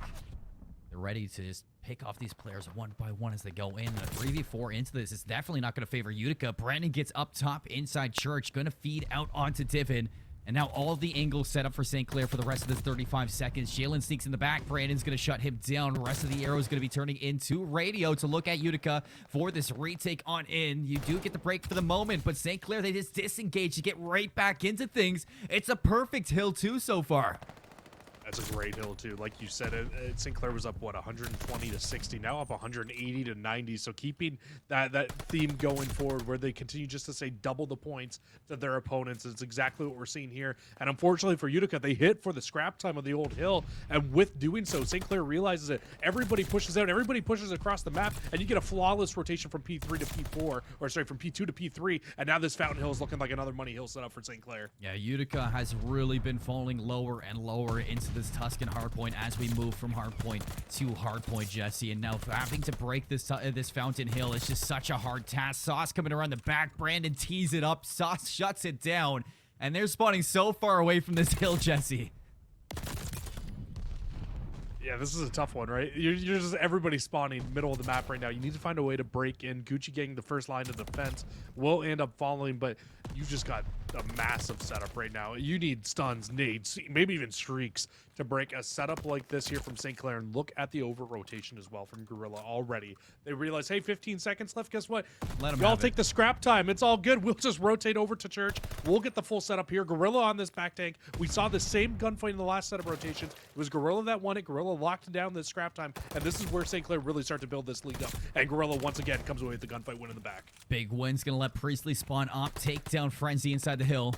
Utica in for time at the moment, but you can see St. Clair starting to surge on this position. Divin trying to finesse. Priestley waits patiently. The break from St. Clair from the backline, now looking to put this map in the history books. Gorilla taking down Polish Prince. You can see the last couple Utica players looking to flood on in from the front, from the side. Divin, Jalen, they get 3 down. They find the break, but St. Clair still spawning up in P2, Jesse, so it's not over just yet. St. Clair, they only need 1 break left, and they're setting up a perfect pinch onto the hill. Priestley on the inside, 6 seconds remaining. Frenzy, you need to stay alive, but Priestley finds the kill. 5 seconds left. Jalen falls to the front line. Is anybody here to touch? It's a big no, and St. Clair a statement map 1. I mean, a statement to say the very least. 250 to 107. I mean, you cannot complain about that map 1 out of St. Clair. It looked a little rocky off the start. Weren't really doing a great job of controlling onto all of the spawns, but as soon as that game got into the later portions, that was really when you start to see St. Clair start to take it away, start to pull away the rug from underneath these Utica players, and continuing on with the form of history. And to be completely honest here, because this just looks like another St. Clair versus Utica match to me. I mean, St. Clair played this exact same map on stream in week 3 versus Ottawa, and they looked even better this time around, but a 250 to 163 win back in week 3. It looks like they've only made adjustments, Jesse, for the rest of the weeks. And going into this Tuscan, that was Utica's map pick. So they felt confident on this map as well. And St. Clair just said, we don't care. We're just the better team right now. 250 to 107 is just something that you can't have happen if you want to start out hot. Now, you're moving to Tuscan Search and Destroy, St. Clair's map pick, and you need to find one better. You need to find a step ahead of the St. Clair roster. But the key is, Jesse, is we've seen St. Clair be just as good on Tuscan Search and Destroy as they are in Tuscan Hardpoint. Yeah, that's the scary part, right? Because this team, you think in years past, you're like, oh, St. Clair, they're not a very good search and destroy team. It's fine. And you know what? Usually when we see them go up against the other top dogs, it is their hard point, which is their strongest suit. But Utica's search and destroy is not even the very strongest right now either, coming into this with a 2-2 S&D record. St. Clair still undefeated in the mode at 4-0. So St. Clair, they're definitely going to be feeling confident coming into this Tuscan search and destroy, like you said. It's got to be a little worrying for a Utica fan right now watching this series, knowing like, hey, we just played our best mode, which also happens to be St. Clair's best mode, and we just got the works handed to us. So now going into this map, it needs to be a good answer back from Utica, but much easier said than done going into this. Well, St. Clair, with a program in their school that allows for so many resources to just scrub over VODs, you know, get the coaching that you need to and improve from week to week. Back in week 3, we saw them 6-1 on Tuscan Search and Destroy against Ottawa Garnet. And the fact that they made changes on their hard point, I'm curious to see what changes we see into their Search and Destroy. Because one thing is known for St. Clair now, like you said, is that their Search and Destroy has gotten better. And with the time that we've seen them, or the time that we've had between week 3 and week 6, I imagine that this is going to be a fairly different Search and Destroy out of the squad. I'm expecting some changes in here as well. Yeah, I would imagine, right? Like, you wouldn't think that this team was going to come in and play the exact same that we saw all the way back. And what week did you say it was? Week 3 that we saw them playing it the last time? So I would imagine it's been, 3 weeks since then? I would imagine that we get a much cleaner looking St. Clair attacking offense and defense on this Tuscan Search and Destroy, which is scary to think because they did play this map extremely well the last time we saw them through to it. I'd be interested to see if maybe we see a couple B hits come in here on Tuscan. Exactly. Kind of change up the pace a little bit here just to throw a couple screwballs at this Utica roster. Maybe try out a couple different strats that you haven't really done too much yet. We'll have to see what they decide to do here, but it will be St. Clair first team on offense. And right off the rip, I would imagine that we see this very, very standard A hit that has become so custom to Tuscan Search and Destroy. Right off the rip, right down mid. Polish Prince looking for first blood. He's going to take it, but as that happens, Sauce takes out the player bottom church. So we stay even, and Brandon finds the nade. Where'd that come from? That was all the way back at the A site. So Sauce looking for the plant. Not going to happen as Divin finds the trade. Leaves us even in a 2v2, but I'd like to see Utica back up and play their lives. The Brandon picks up this bomb, floods on in with Gorilla. They're going to overwhelm him at that A site, and now Jalen in a 1v2. That nade's really funny, too, because it's almost like it's a little bit of a reverse. Oh, I need to cut this point off right now. St. Clair pushing up through Command Center, but Jalen's in the perfect spot to shut this push down. They don't even know. They're going to line up so patient. He's going to find Gorilla, and he's going to hit the road. Brandon's like, where'd he go? Where'd that happen? Hello, Gorilla? I just had you right behind me a second ago. Played that. I He feel like could've. you got to just you easily could have won that round there with both players running past you and not checking that corner. But now you're going to need to take a 1v1 fight against Brandon, and Brandon's able to get this bomb down and get into a post plant slot where he can watch Jalen throwing the set nade. He's not going to find any value with that nade though. No, he's not. 31 seconds left. Brandon with an SMG, he's going to be able to rotate through this fairly quick and he just get in checked and out bomb to check too. that. So he knows that Jalen's not on the side. He's in a really good position to kind of get out of here as well. But Jalen finds Brandon looking the wrong way. And he is, after all, going to walk around or walk away with round one, Jesse. It was maybe the wrong call back on patio not to just take them both down, but pays the way the patience game, finds that one kill, makes it a one-on-one, and I think he got lucky with this timing. I was a little bit worried just like you. I mean, 2 seconds sooner, he walks around that corner. He's going to be killed by Brandon checking that bomb. So it's an unfortunate spot for Brandon to be in that 1v1. But I feel like, yeah, Jalen probably should have won that round, maybe even a minute sooner inside of that round. But nonetheless, gets the job done at the end of the day. So we'll just completely put that one into the back of our mind. Great first round out of Utica there. In a man disadvantage to be able to close out round number 1. These are the things you need to do if you want to be able to take down a team like St. Clair. Brandon's actually going to pull the sniper out here, but he's going to get very much so overwhelmed right now by these Utica players pushing up the church side of the map. A lot of presence in the middle of the map for St. Clair. Brandon finds the snipe, and Priestley finds the set nade. So 2 quick kills simultaneously. It's going to be the green light for St. Clair to flood on in. Sauce takes down Frenzy, so 1v3 for Jalen. Was a 1v2 last round for him to clutch up. Let's see if he can do it with one more player on the board. And bomb down Poor towards guy. A is just going to mean this is a lot harder. And look where Brandon is positioned as well. It seems like St. Clair, they still have an idea that Jalen's still in their spawn, but that's not the case. If he can find Priestley up here, that's going to lessen the load for him to have to come back. But he is getting the worst timing, That was Jesse. some awful timing. He's getting the worst timing in this speaking round. of bad Brandon timing. finally spots him out, and that's going to be St. Clair answering back. Wow, man, I feel like if he's going to go back and watch this round, Colin, and just be like, damn, I just got the absolute worst timing I could have possibly gotten here inside of that round. I mean, if he checks that Priestley spot 1 second sooner or stays 1 second longer, he probably catches Priestley off in the top of church, doesn't get the kill. And then when he runs down to the bottom there, if he watches that right side of the monument for 1 second longer, he probably gets that kill there as well. Very unfortunate for Jalen. And that's just COD timing sometimes at its absolute finest there. But St. Clair now back on offense. Probably should have been an offensive win in your last round. Does not come through, but this time completely free plant for them over towards this A site, and they should be able to get out with their lives here as well. Gorilla finds Diffin over towards maps, so that's going to completely open the overextension. And while that's happening, who cares about the overextension? The rest of them fall towards A. And a very swift round 2 out of St. Clair. They get that quick plant down, like you said, and they just break out. And what is this nade? That's the second. That's the same nade. He did that nade last round too. Remember, you were wondering where that name came from. It's the exact same nade, except it was the bomb carrier in the last round who did that set nade. And that was what I was going to talk about before we got that 1v2 in round number 1 for Jalen. Was that nade is kind of like a reverse set nade. That's normally a nade that you see the defense throw from that spot down into where the bomb is to stop that bomb from going down. It's like a reverse set nade, Colin. Frenzy. Into the middle of the map. I mean, beautiful set nade, in fact. And it was the same thing here. You can see that St. Clair cooking it up, looking for Divin. Bomb's going to go down, and 4-4 for the retake. Frenzy's in a really good position, but, you know, with how late we are into Vanguard, you imagine that they're going to check this. Jalen finds Sauce, shutting down the flank potential out of Utica, but we're saying even now that Brandon, on a 4 spree, takes down Polish Prince outside Monument. See the rest of St. Clair. Need to push out the middle. Gorilla spots this out. Frenzy tucked away. Still finds Priestley. Goes in for the rest of the players, but Gorilla, last one alive, and the rest of the players surge on in. Onto his positioning, take down Gorilla, and answer back for an even 2-2. And that round right there is just simply Utica just taking all the map control away from St. Clair. St. Clair had zero ability to be able to really shut anything down there. Utica gets up, pushes the bomb up, gets the bomb down, and they were all in great spots to be able to watch that bomb, be able to watch the crosses over towards the bomb, and just be able to catch every St. Clair player off guard is exactly what you need to do from the St. Clair team. Take away any little bit of an advantage that they can have in the round and just run away with it. That's how you can find success on this map mode combination.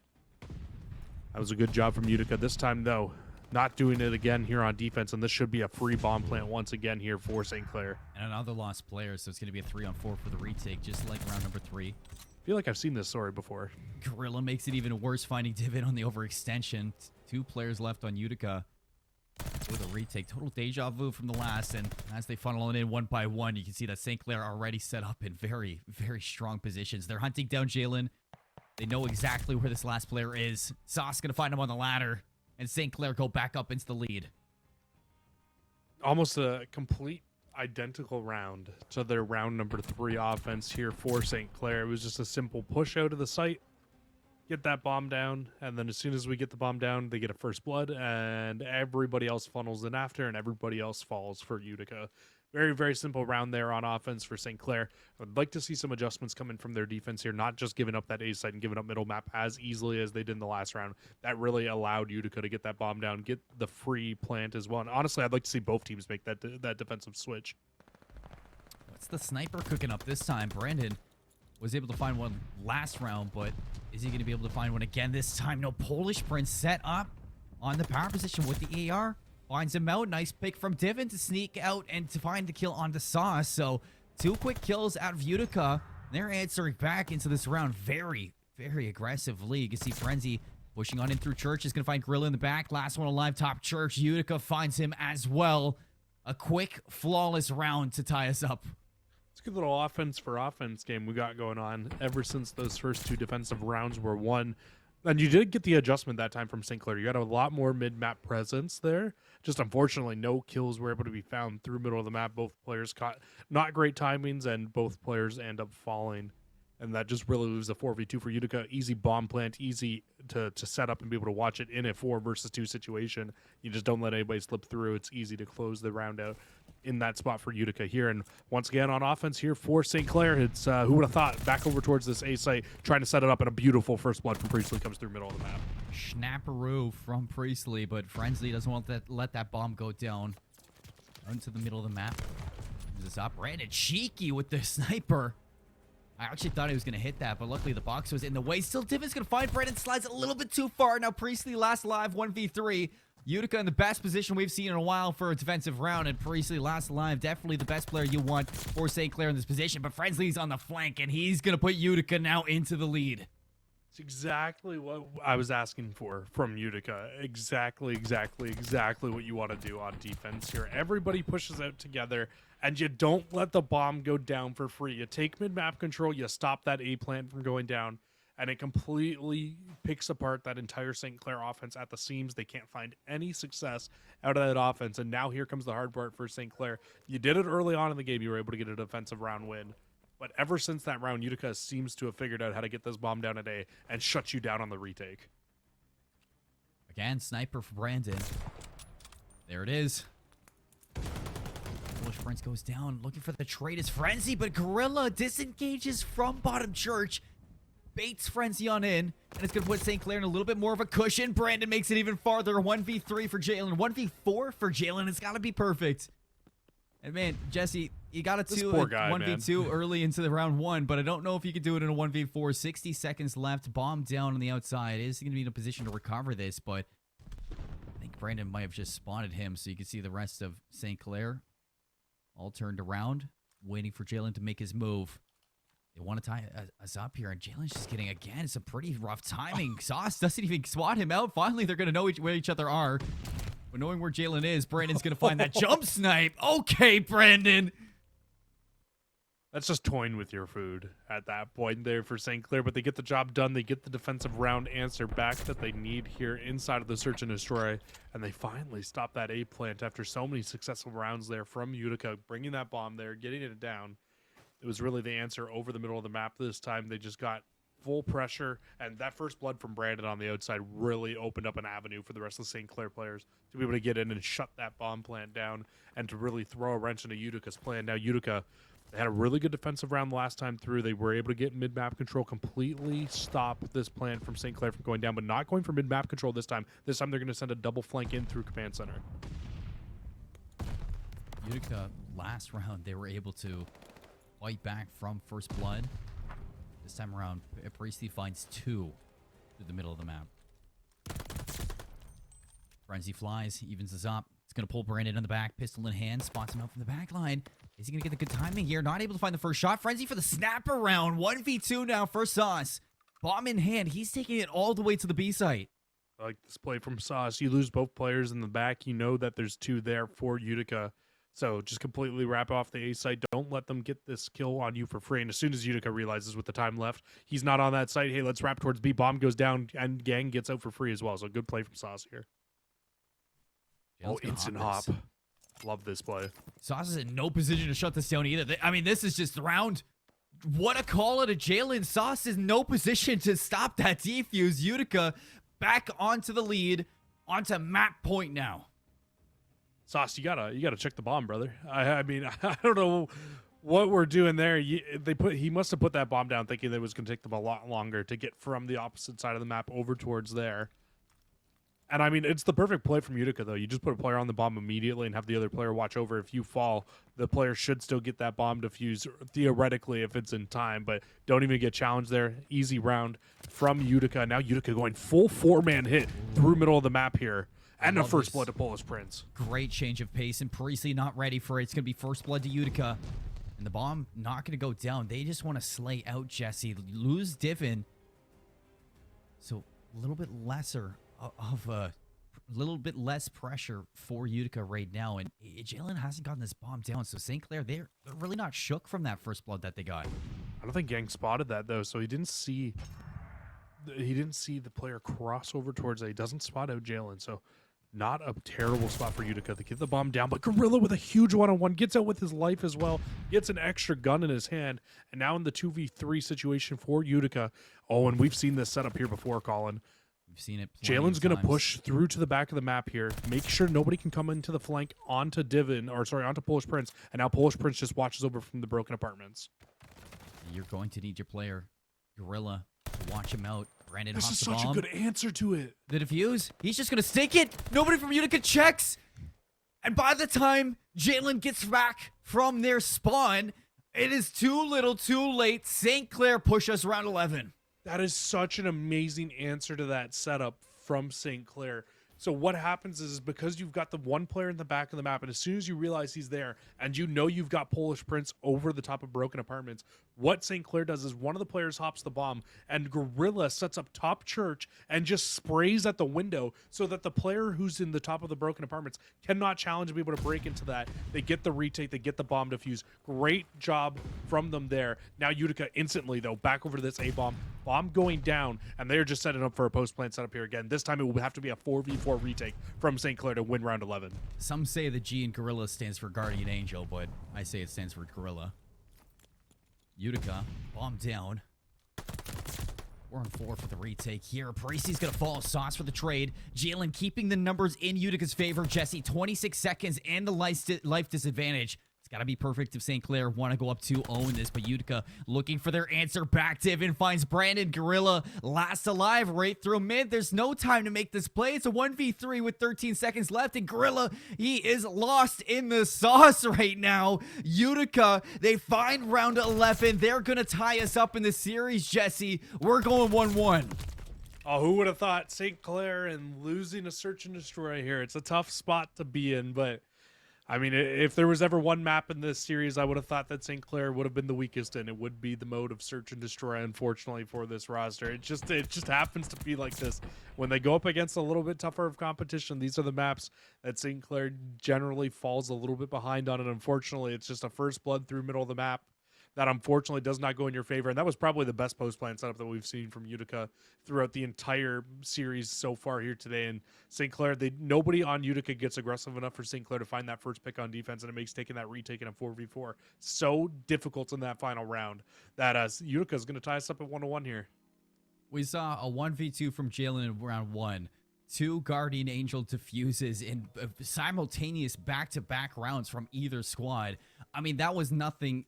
That was not easy to walk away with on either side. But in the end, we get St. Clair walking away with Utica's map pick and Utica walking away with St. Clair's map pick. And we're now heading into Gava 2 control with it completely being a swing map, Jesse. And I mean, if the pattern's going to stay true, maybe St. Clair are going to take another one of Utica's picks. I mean, if the pattern stays true, that would have to be what happens here. But Control's going to be an interesting one to go to, right? Because you go to this map. Let's not be scarce here. Utica was outslayed hard in map number 1. They were. And the defensive change has not come through yet, so it is still off of going to be kills, which will decide round number 5. So unless you somehow pick up an offense, the team that gets the most defensive wins will get most kills will get the defensive setup in round number 5. Give you a big advantage in that final round. Utica needs to find an answer here to combat the Slain from this St. Clair roster inside of a respawn. I think the one thing that may favor Utica into this Control, Jesse, is the fact that what I was saying earlier and why teams might be picking Gavitu a lot more than a Tuscan is because you have less pressure on you when you're on the defense. You're able to set up a lot easier. You have 3 autos on the map most of the time. Your flex player is going to be bringing that assault rifle out. So in my eyes, I think Utica, with a lot more of a slow pace of defense, with a lot more of a kind of safe zone in their own sense for the setup, they might be able to kind of have a lot more leeway in this and able to kind of get the better on St. Clair with these early setups. So maybe Gavitu is what they want to go to, and the fact that it's a change up from Tuscan could alleviate the pressure that we saw inside that map 1. Very well could. It's still, in my mind, it's still going to be very, very tough for you to come out and take a respawn off the St. Clair team, just simply because we know how good the St. Clair team can be once they're inside their full-on respawn mode, and this team is just running and gunning the way that they can. I can definitely see this one being tough, but I do like that point that you make about how this is a more kind of defensive heavy. You can get defensively set up a lot easier here for Utica. So I honestly think Utica will have an easier time winning defenses on this map than what they would on a Tuscan against St. Clair. But if you let St. Clair even get inside of that site and St. Clair get set up onto that onto the B site, I believe it is, onto this map, if they set up on that, like it's the beach side of the map, if they set up there and you allow them to get in, I don't think that you're going to be able to break back in on St. Clair. St. Clair will have a very good setup ready to go there. And it's kind of give and take, right? Because if you set up there on defense, it's great because it's so hard to break into. But if the offense doesn't break it and they get in, it is so difficult to break back in on the defense. Oh, it is. It is 100% hard, especially if you're getting pinned back in your spawn. Like, it's not a fun time on Gavitu. And it very much has been happening a lot more as the map mode combo evolves over time. So you got to be careful. If you're Utica, you make a heavy point. You don't want to get outslayed on this map. And a big thing that we saw in the hard point that you definitely don't want to have happen, Jesse, is streaks. Last time on Tuscan hardpoint, Utica gave up streaks to St. Clair very early on. You don't want to see that happen. Yeah, absolutely. And that just goes back to the slaying point, right? Like, if you don't get outslayed, you're not going to give up streaks. I think the big thing here, though, is if this was Utica's pick, right? So I believe that means St. Clair will get side choice first, which would lead me to believe that St. Clair will have the first defense here. You can't get blown out of the water here in this first defense if that's the case, or this first offense if that's the case. And we see it happen a lot, but if you get snowballed in round number 1, it can lead to a round number 2 offensive win for the team that gets defense in round 1 as well, especially if they find those streaks like you were alluding to. So that's going to be their first job. 1, trying to find an offensive win would be great, but 2, just not getting crazy outslayed here in this round number 1. And actually, it is going to be St. Clair on the offense in the round number 1. It's going to be interesting. St. Clair probably feeling confident here, but First Blood is going to go the way of Polish Prince. Breakoff is something interesting, especially if you want this A site early on St. Clair. Brandon finds a second. Divin's going to have to go big now on the boat. Good for 1. The tray's going to be out. So 3 down for Utica now. Coming off of this respawn, it's not going to be easy to retake this A zone. You're going to need your submachine gun players to go big. That being Frenzy. He's only good for 1 on the inside. So that's going to allow St. Clair to keep working on progression towards this second tick. But it looks like enough damage has been done to kind of alleviate the pressure. Yeah, at least backs Priestley off a little bit here, and Polish Prince is going to try to find that kill. He absolutely does, and this is where if you're Utica, you need to just fly forward. You need to fly forward and try to pin all of these St. Clair players in the back of their spawn, shut them down. Don't allow them to push up. Don't allow them to get comfortable on this map, because once you let St. Clair get comfortable, that's when they'll start running away with this game. But St. Clair already, even though they get that wipe and you get put into a bad spot, have found now 4 kills in a row and are now able to push out into the middle. They are comfy right now, Jesse, in A. Working on that third tick. Prince pistol out, finds the better of Gorilla. And it looks like Frenzy found the kill onto Parisi as well. So that's going to clear off Saints from the A zone. Polish Prince hopping on to negate this time that was progressed. But off of the respawn Saints. They don't want to give up on A just yet. They haven't hit towards B, but you have to be wondering that Utica has a lot of map control. You're going to need to start slaying out before you hop back onto A. Big kills, though, from St. Clair. Like you asked for, a big slay job here. And already one player already back to the site. They find 2 in a row. It's just Frenzy who is here in and around the site. He shut it down the last time, but only himself makes it that much harder. And now if you're St. Clair, you just need to stack this point, get it over and done with. That's 2 players on. This should be the A site. And yeah, that's with the 3-man wipe.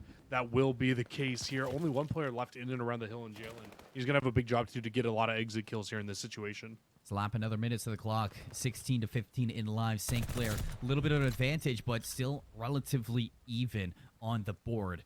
With this small amount of time, Jesse, there's no really time for St. Clair to think. They're going to have to start going soon. The thing is, though, is you can't just individually push on this hill. So even though there's not a lot of time, they still need to find a way to group up together, make these plays together. It's exactly what you're seeing through middle of the map. They will get the trade onto their favor, and Gorilla actually has a great positioning up top right here to be able to watch over this red antenna, be able to shut these players down as they push forward. But you still just have the perfect setup from Utica right now. And this is what we were alluding to before we came into this game, of just how tough it is to break onto this B site because of this setup exactly. Look at Jalen. He's still behind enemy lines and very well could shut this down, but a nice read out of Frenzy. Priestley's going to find 2. He's going to really open this one up for the Saints, and Gorilla coming in from behind. This is completely going to open up this B site. Gorilla finds Polish Prince. You get St. Clair on to stop this clock at 20 seconds. 11 lives to 8 as well. You got to be careful if you're Utica, because Sauce finds another. Keeping the life lead up by 4. First stake of progression. It's going to be locked down. 3 go down again. Jalen trying to make a move, but tagged up so far that the Saints are just in control of B at the time. Jesse said how hard it is to retake the site. You're going to need to see some of this utility break on in for them. From Priestley, another one locking things down. Gorilla to back him up. It's another 3 out of the board. Working on this 3rd tick of progression. Utica, they just got shut out at B. And that's the exact thing that you just can't let happen here. You get completely pwned over at this B site. I mean, St. Clair, as soon as they found the 2 kills over towards the top of the artillery gun, it just made pushing out so much easier because nobody was watching mid-cut. Nobody from Utica was watching the mid-cut push across, and just completely free for St. Clair to get into that position. And then St. Clair watches every single angle after. And if you give Priestley a free head glitch up on the top of that artillery gun without having to worry about anybody coming behind him, it is easy days for Priestley. You can see he got 5 in a row there, and he might even find some streaks at the start of this round with the right break off here. Utica trying to get something going. Sauce slowing it down. You see, that's going to back them up from A. For the time being, it's gonna really force Utica to start slaying out around this objective, but they're losing numbers so fast, and Priestley's gonna take down Jalen. So again, a 2-life lead off of this break off. St. Clair, a really strong start into this, and Priestley on 6 in a row, looking for number 7, but big kill out of Divin to shut that down. And Utica, everybody's pushing forward, trying to get inside of this ace site, but there is still just so much pressure from St. Clair, and St. Clair will not let their foot off the gas here in this situation. If they find a 4-man wipe, Utica will be put into one of the nastiest spawn traps known to Call of Duty, and it is very, very tough to break out of. And you can see exactly why Utica is putting so much pressure on this A side. They do not want to get put into that spawn trap, and they know that St. Clair will not let their foot off the gas in that situation. Frenzy gets his teammate onto the hill, but still not enough. Another 2 go down. Utica stops the clock back at 42. Lives are even, Jesse, but somebody has slipped the line. Polish Prince going to get eyes on him now.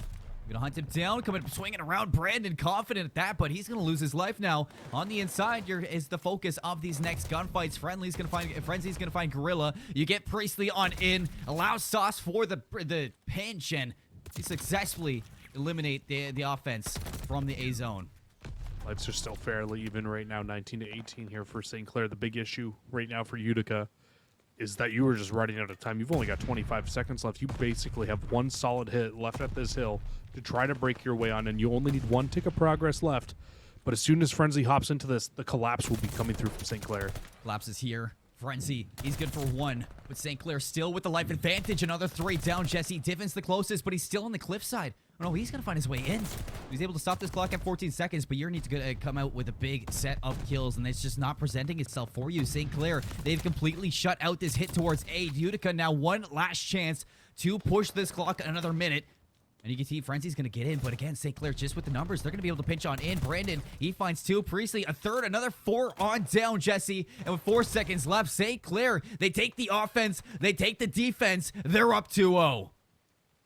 It's just St. Clair dominance there on that defense, and Utica, they just, unfortunately, were not ever able to stay on that hill for a significant amount of time, just allowing so much time off the start of that round and then into the later portions of the round to get knocked off more and more and more of that clock, giving more and more favor to the defensive side of the map because you need to push in and stop that clock there. And once that last hit came in with 30 seconds left and Utica wasn't able to get the solid hit and get onto the site and stop St. Clair, that's when St. Clair knew, hey, these guys just need to fly pretty much individually at this point. Let's just all set up, stay set here, and just keep picking them off one by one. This will be our round to win. It was exactly what comes through. And right off the rip here in this round, you can see nades, stuns, everything being thrown at both sides of the hill here. But this is early pressure from St. Clair once again onto this A site, and this should be an early cap of at least 1 tick. A heavy presence of Utica towards A, but it's not going to deter St. Clair. Brandon snips out Jalen, so no flank potential. All eyes on the front line. As St. Clair now set up, Utica, a tough job to break this. Good in the first offense. They look even better in the second time around. Frenzy's going to find the opening to get into the extension. Now one-on-one against Saucin. Over the tank he goes. He's going to eliminate the Frenzy. It's going to keep the progression flowing for St. Clair at this A zone. And now Jalen, this is such a big interaction. He's going to need to take down Sauce, or else this A site, it might as well be gone. He's going to come in from the backside. Thinks there might be a player here. Luckily for him, though, he does have Frenzy hitting with him from the opposite side. But unluckily for both, you got Gorilla up top who finds both of the players and completely shuts down that defensive hit from Utica here, and you still have a player on the site here for St. Clair. Well, all this is happening, Jesse. St. Clair, they make the heads-up rotation. They overextend over to B, and they're just trying to pull some players from Utica away from this A zone so that the respawns have a little bit easier of a time, and they do. Gorilla finds Divin. Gucci Gang Sauce still alive at B, keeping Utica distracted while the A site is done and dusted. Slap another minute onto that clock. St. Clair, they are looking flawless on Gavin 2. Look at the life lead, too, Colin. 8 life lead here for St. Clair in the round. They could realistically, with a minute 50, play TDM from this point on to close this game out. But the hard part is what they need to get through first, and that's this early setup from Utica. They have exactly what they want, and that's a huge one-on-one win for Jalen there, not to fall early in top artillery. Jesse, Gorilla's on 9 in a row. You have Shrieks on Priestley. You have Shrieks on Gorilla. You have so much utility to break this hill, Utica. I've seen teams come from a lot worse of a disadvantage, so I'm not going to count them out, but it's just going to be an astronomical hold if they want to stay alive inside this map number 3.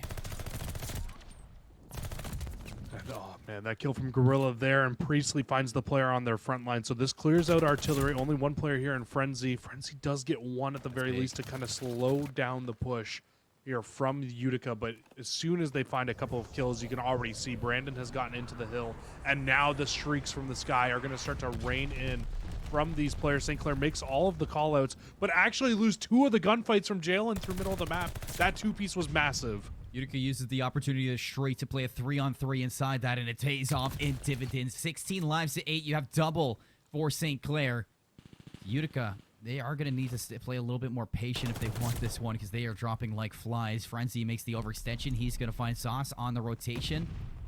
They still have some presence to St. Clair in the back. It's player number 4, Gorilla, still alive on a 12 streak, Jesse. Make it 13 in a row. Still with the strafing run as well. So very much a lot to work with for St. Clair to take this. And you said it yourself, they can just TDM their way out of this. And it looks like they've started to refer to that one, because the 3 in a row opens up the B zone. 4 lives remaining for Utica. This is looking dire. Yeah, but St. Clair doesn't have time, though. They don't have time to play around with the site. Everybody's going to fall, and everybody needs to come off spawn now. Utica with only 4 lives left. We've seen this team do it before. They can do it again. Brandon, the only player near the hill. He needs to go. You need to touch, and nobody's going to get close enough for St. Clair. So Utica just needs to back off, keep their lives alive, and when it was looking oh so dire, the life count not into their favor, Utica comes away with a defensive round win. Something about this Utica roster and being just down in lives. They never want to give up. I don't know what is with them, but it seems like they just have the ice when they really need it. But Let's see if they have that ice for the rest of the series, because now they're going to have to do that again on offense. Yeah, and offense, like we were alluding to before coming into this one, so much tougher to be able to do something like that. There's no way on offense with the man disadvantage and the time restraints that you have, you're going to be able to get a job done like that. But on defense, you know what? It happens. You can do it sometimes with no pressure over towards A. I would imagine St. Clair reaps this bluff very shortly. Brandon gets the information, but look at that. Divon's going to find a first blood, so still 2 players here to stack the site. The progression is going fast. Gorilla's going to find Divon. 2 players still here to go. 2 ticks on the board at B, Jesse. And finally, Gorilla's going to get into the mix. The sidearm's going to be out. Is he able to lock these players down? No, Jalen's still alive. So St. Clair, they still need to dedicate some lives over here. Finally, Priestley's going to take down Jalen. But so much has been thrown away for this B site. St. Clair still not out of the wire just yet. That should be the site. The B site's gone. No, they got him just at the right time, I think. Priestley got on it just at the right time. Oh my god, that gunfight. Priestley took Polish Prince off the head glitch at the B site with just the nick of time left onto that site. They get it done, but this is completely throwing a wrench into the plan of St. Clair here. Utica are in a fantastic spot. 2 ticks of progress at A, 2 ticks of progress at B, and already back onto the B site, trying to shut things down. Gorilla's not going to let this sneak through happen again here. And if you're Utica, you need to be really careful. Stop individually challenging now. You need to make sure you're hit as a 4-man unit because you got the advantage in the round. You just need to put it to full use. I don't even know what kind of a control we're getting anymore, Jesse. This is completely up in arms. But Jalen's going to get back onto the B site.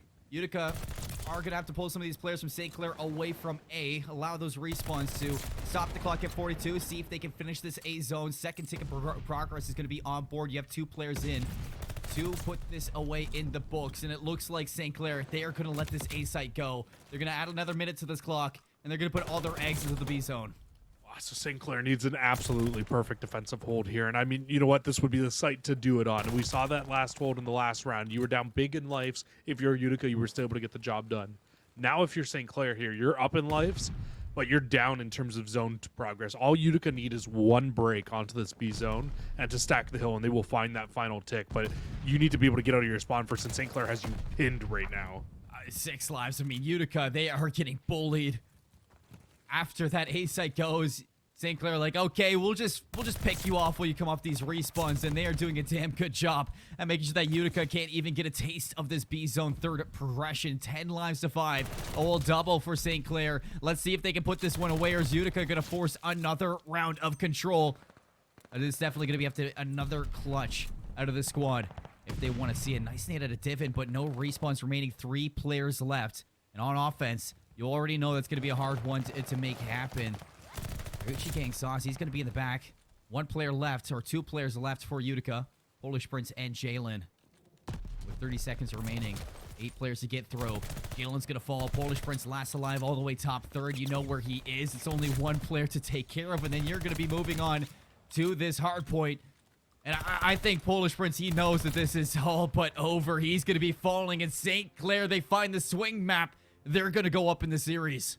It's so tough because if Utica wants to get the job done over on that A site off the start of the round, or sorry, over on that B site off the start of the round, they need to make sure that after they come off spawn, you hit towards that site again, because things were looking really, really good. They were looking like they were going to have it, and they were probably, what, like maybe 0.5 seconds off of being able to close that site out. It was very, very small, like a very, very minuscule tick of progress left when Priestley found that kill onto Polish Prince. But as soon as he got that kill, it opened up everything there for St. Clair. They had the life lead. They stopped the surprise attack over towards the B site, and they stopped that 3rd tick of progress from coming through. As soon as that happens, it just basically puts Utica on the back foot from that point on there in the round. Oh, Jesse, I mean, Saints, they have a lot of bite when you back them into a corner, and if that B site got captured, it may have been a different round, but Utica, they would have had to win 2 back-to-back offenses. I think when you're looking at kills, you can see that St. Clair, they were heavily outslaying them. It was something that you highlighted that wasn't or can't happen if Utica wanted to find that map. And it did happen, and you can see how hard it was for Utica to climb back from that deficit. St. Clair had such a strong 2 first rounds that it was just way too high of a mountain to climb for Utica to get back out of that. They looked good. It looked doable. But St. Clair, they just had so much comfort. They could just back up, talk to each other, and just make the adjustments needed. So St. Clair, they win map number 3, folks. They're gonna take the advantage 2-1 now inside of this match number 2. We're gonna cut to a break, and when we come back, Hardpoint on Berlin. You don't want to miss it.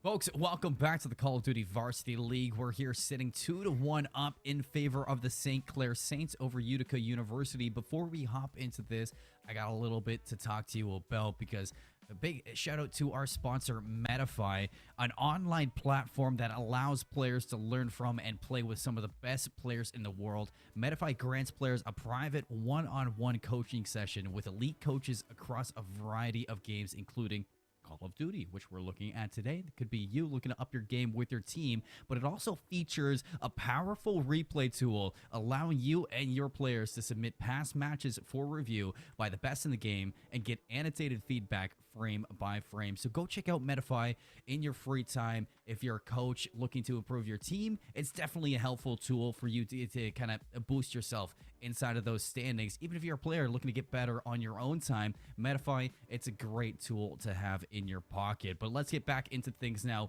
with this series, Jesse. St. Clair Utica, talk to me a little bit because you said this was going to be a close one, and it has definitely been very close.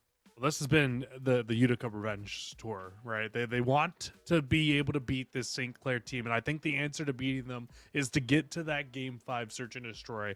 It still seems like the bane of the St. Clair existence is S&D sometimes and making little mistakes, which cost you the map. It's exactly what happened in map number 2.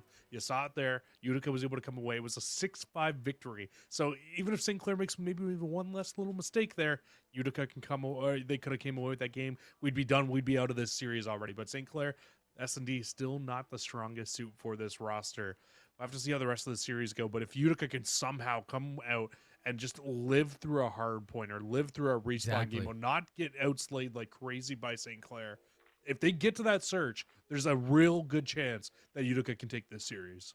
And the thing is, Jesse, it seems like that's been the bane of the existence of this Utica squad, is getting through those respawns over top teams. I mean, St. Clair, they're a strong team, but by all means, they are not a perfect team. We saw it inside that control. A couple hiccups forced them to be pushed to a round number 4. And if we could get that Utica squad that we saw back in round 3 in control, I definitely think they have what it takes to push the distance. They just need to tee up. They just need to show that they are a strong, consistent team, and they just need to find the ability that we've seen them to overwhelm a team inside that slang. We haven't seen it yet in this match against St. Clair, but we know that Utica has that potential.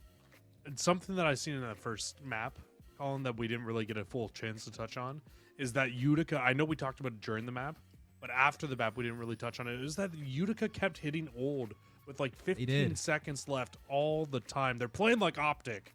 You got to stop. We stop hitting the old time, rotate to the new hill, get set up. It will lead to a lot more success than getting that 15 seconds of scrap time. I can promise you that. Every single time, Jesse. Optic doesn't deserve your slander. You know what? They're my favorite team, and if they're gonna do things like that, I'm gonna hit them with it every single time. But I mean, you know what? They can do stuff like that though, because they do have this lane power that Utica does not have on this roster at the moment. So we'll have to see what they can do to be able to come back to this one. But already into map number 1 or into map number 4, hill number 1, St. Clair off to a great start here and a great break off. Let's kick things into gear, said St. Clair, and it's been a clean 4 break to get control of offices. Ooh, the barrel. Close up Polish sprints, things you hate to see. And immediately you can see the rest of the blue arrows. They're just backing up, a little bit hesitant to take this. Finally, Utica set up for this break with 20 seconds to fight for. Into the hill comes Divin, good for 1, but the trade's going to come out immediately after. And Utica, they need to scrap this. And they do. You can see 2 players have already made their rotations over towards this mail room, but it's all about locking down these rotations now. If you just let St. Clair walk through this and find this rotation, and Brandon just spotted 2, so those colleagues will come through to Priestley on the left here, and Priestley finds 1, Priestley finds 2, and they have a perfect pinch set up into this mail room hill now. Priestley, you've just stabbed the armor right through the plates, and he is going to do exactly that, a full 4 down to break. St. Clair in for time, only allowing 2 the way of Utica, and Brandon to back up is going to keep St. Clair nice and pretty inside of this hill, Jesse. Utica is spawning all the way deep P3, and they're going to have to cross Boulevard if they want to get this. And St. Clair, they are already in these power positions on the inside. Brandon, good for another one. You have Gorilla watching those rotations. Nobody on Utica could touch. This is flawless so far in hardpoint out of the St. Clair Saints. Oh, and look at Sauce. Sauce is starting to make his way through to the right side here. That's a big kill from Divin, just to be able to give them some sort of stability inside of these spawns, to give them something to look forward and to hope onto into the later portions of this game. Utica will get in for the scrap time with 1 player, but the large focus right now needs to be over towards this fire building, towards trying to lock down these streaks, and towards trying to lock down these spawns for this next hill. But you've got a 3-man hit from Brandon and Co. coming in through the front of the hill. Frenzy from behind. Still a split kill feed. Divin in the back. You still have the respawns here for Utica with Divin's positioning, but St. Clair fighting from the front line and now boxing out this Utica squad. It has been 89-8, nothing but perfect out of the Saints inside Berlin. Hardpoint, another 3 down. They're keeping Utica spawned in the back, and most importantly, they're keeping them off of this hardpoint. Utica in shambles right now. They're in the blender, Jesse, and they just can't find their way out. I think the Utica's a little lucky right now, though, to be honest, because St. Clair hasn't put them into that full spawn trap yet. you're still spawning back there, but they're not like picking you off on spawn like what we saw yesterday during some of those matches. So, I mean, at the very least, you're in a little bit better of a situation. But in terms of scoreline right now, St. Clair is absolutely pulling away with this game, because as long as that hill stays contested, Utica is staying off longer and longer and not getting any time. And unfortunately, Polish Prince gets caught out on the cross going towards Neck. And I mean, again, this is going to be a complete full setup here for St. Clair onto the new hill. You're going to need some big gunfights here for Utica to break into this hill. Divin finds the first, so opens up to pull these spawns away from St. Clair. Frenzy clears the hill. Nobody on St. Clair going to be collecting this time, and Utica, they need to expand off of this. So far, Polish doing a great job. 3 go down. There's the break you're looking for. Big break there. Finally, you break into a hill here. If you're Utica, now you need to hold on to the remainder of this time just to give yourselves a little bit of a chance here in the second set of the rotations. Divin's up top. Divin will find one in succession with Jalen. Brilliant. And this is looking like a good hold right now. That's another 4-man wipe. And now everybody on Utica, you can see they're just going to start to fly forward, start to try to zone out these St. Clair players. Otherwise, St. Clair might be able to pin them in the back here going to the new hill. That's exactly what you need to just get a little bit of confidence back into this Berlin, Jesse. But heading into P5, we can see that this is not a hill that finds a lot of time normally. It's absolutely not. You'll get a very large amount of scrap back and forth from both teams. A lot of utility will be invested here, but not a ton of time will be gained unless you are able to find a 4-man wipe for your roster. Good for 2 so far. Divin keeps St. Clair out for the time being. On a 5 spree as well, Jesse. So hopefully turning that into streaks. Sadly, no. Gucci Gang Sauce is going to shut that down. St. Clair in for time. Going to force Utica now to push the pressure in. Frenzy clears it on out, and still kind of back and forth right now. It's just this war inside of P5, trying to keep each other out of this hill, trying to deny time for both sides of this kind of this series right now. 25 seconds still on P5. Utica, they can't yet give up on this, but something to highlight, a silver lining, is that they still have these spawns, and you can see Priestley on screen. He's looking to change that. I was going to say they have him for now. Priest is in a very peculiar spot. If he finds a few kills in this rotation, he can really shut things down. He already finds 2. Might be able to find even one more here off screen inside of this upper courtyard. No, Priestley does fall, so Utica will continue to hold on to these spawns here for the time being. They get those closer spawns, but St. Clair, they are just as close right now to reinforce from bottom side of the map. Fighting from the front, St. Clair setting up for the break. Sauce, the spear, drives Divin into the grave. Gorilla, 2 in a row, is going to completely wipe this hill, so they break in quite easily. 135 to 70. Utica has climbed back into this, but still not enough to eclipse the lead that St. Clair have, and they're looking at this break to really shut things down. Polish Prince around the back with Jalen, looking to do this simultaneously, but as Jalen falls, Polish Prince falls as well, and it's another 4 down to deny Utica. Priestley and co trying to make their way out and just stop these Utica players from getting anywhere near this hill. And Utica's going to hit old again here with only 15 seconds left.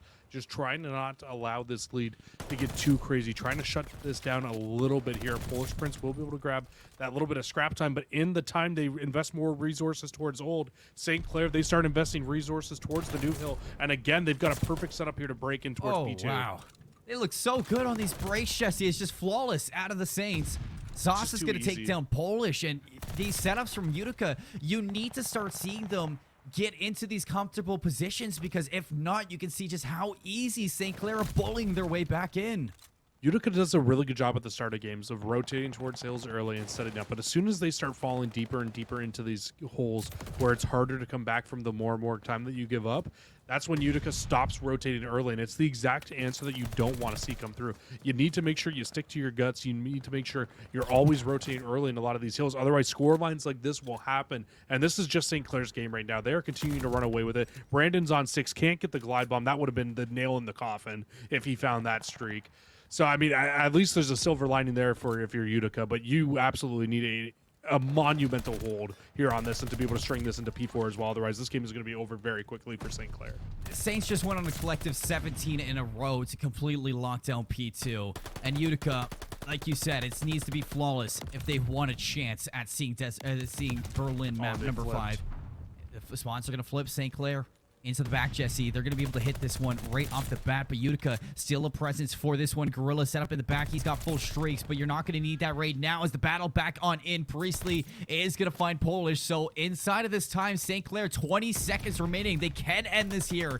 And you're going to need Utica to break this one. If they want to keep Berlin there, out they come, out they go. Utica, they're going to drop another 3, go down. Here come the streaks for the Saints. As you can see, the rest of Utica flooding on in, all from one position. The Gorilla is going to find Polish Prince to the inside. Jalen for the break. Gorilla needs to go big for the team. If they want to find it, still can end this here, but it's still Utica fighting for their life. Utica, they keep them spawning up at the top side too, so this will give Utica closer spawns towards the new hill. It's going to be a foot race over towards the train yards, and Utica will have the first 2 players there. We'll see if their last player spawns up with them. No, he does not, so St. Clair from the north side of this map still has a chance to break these spawns in the back. They only need 4 seconds to close and win this game out. How far can you push St. Clair against the ropes right now if you're Utica when they only need 4 points remaining? Here comes the break. Sauce is a double shell, a third one to help them on out. Polish Prince and Jalen fighting for their lives. 2:49 for the Saints. They only need 1 more second, Jesse, if they want to put this series away. And you can see them waiting for the respawns. They have the win condition, and they have the numbers to do it. Brandon's going to find Frenzy, but Divin and Jalen set up are going to lock down 2 in a row. You can still see the rest of Utica. They are set up in these positions. They can still deny St. Clair, but it needs to be flawless. Jalen's going to find Gorilla. Brandon finds 2 off the sun. They hop into the hill, and St. Clair, they're going to take the win 3-1 in the series with a 251-17 win over Utica on Berlin. Oh, the setup was there. The crossfire was down, but unfortunately, one of the players on St. Clair at the very end there just sneaks in, gets his toe on the hill, and all they needed was 1 second. So that little toe was just enough to be able to close things out. And when you look at that call and you just look at those final stats there, you had 3 players on St. Clair go on either a 6 spree or higher throughout that map. And you just can't let that happen for Utica. No. There was no answer back for the slaying power from St. Clair. And St. Clair won basically every rotation as well. And that's why that scoreline was as abysmal as it was there towards the end of that game. And just one thing that you just can't have happen against a team like St. Clair is you had 2 players very, very negative inside that kill participation, and St. Clair are going to punish you if you're slow to the rip. And Utica, they just weren't showing up inside of these respawns again and again and again. It's just the bane of this team's existence against St. Clair. Every single time we see these teams match up against each other, St. Clair always just have the upper hand in the respawns. They just seem to come out on top over and over again. St. Clair versus Utica. It's become a classic within collegiate Call of Duty, but St. Clair, they just have their number right now. Utica, unfortunately for them, once again, the Pioneers will just fall just short here inside of this game as St. Clair is able to take that 3-1 victory. And honestly, it probably should have been a 3-0. St. Clair really did fumble the bag a little bit inside of that search and destroy. So you would still like to see adjustments coming from this roster, but St. Clair very much so looking to win this Northeast Division once again. We're going to get things set up for an interview, folks. We're going to cut to a break before that, and when we come back, we're looking to get one of the St. Clair Saints on to ask him a few questions. We'll see you in a bit.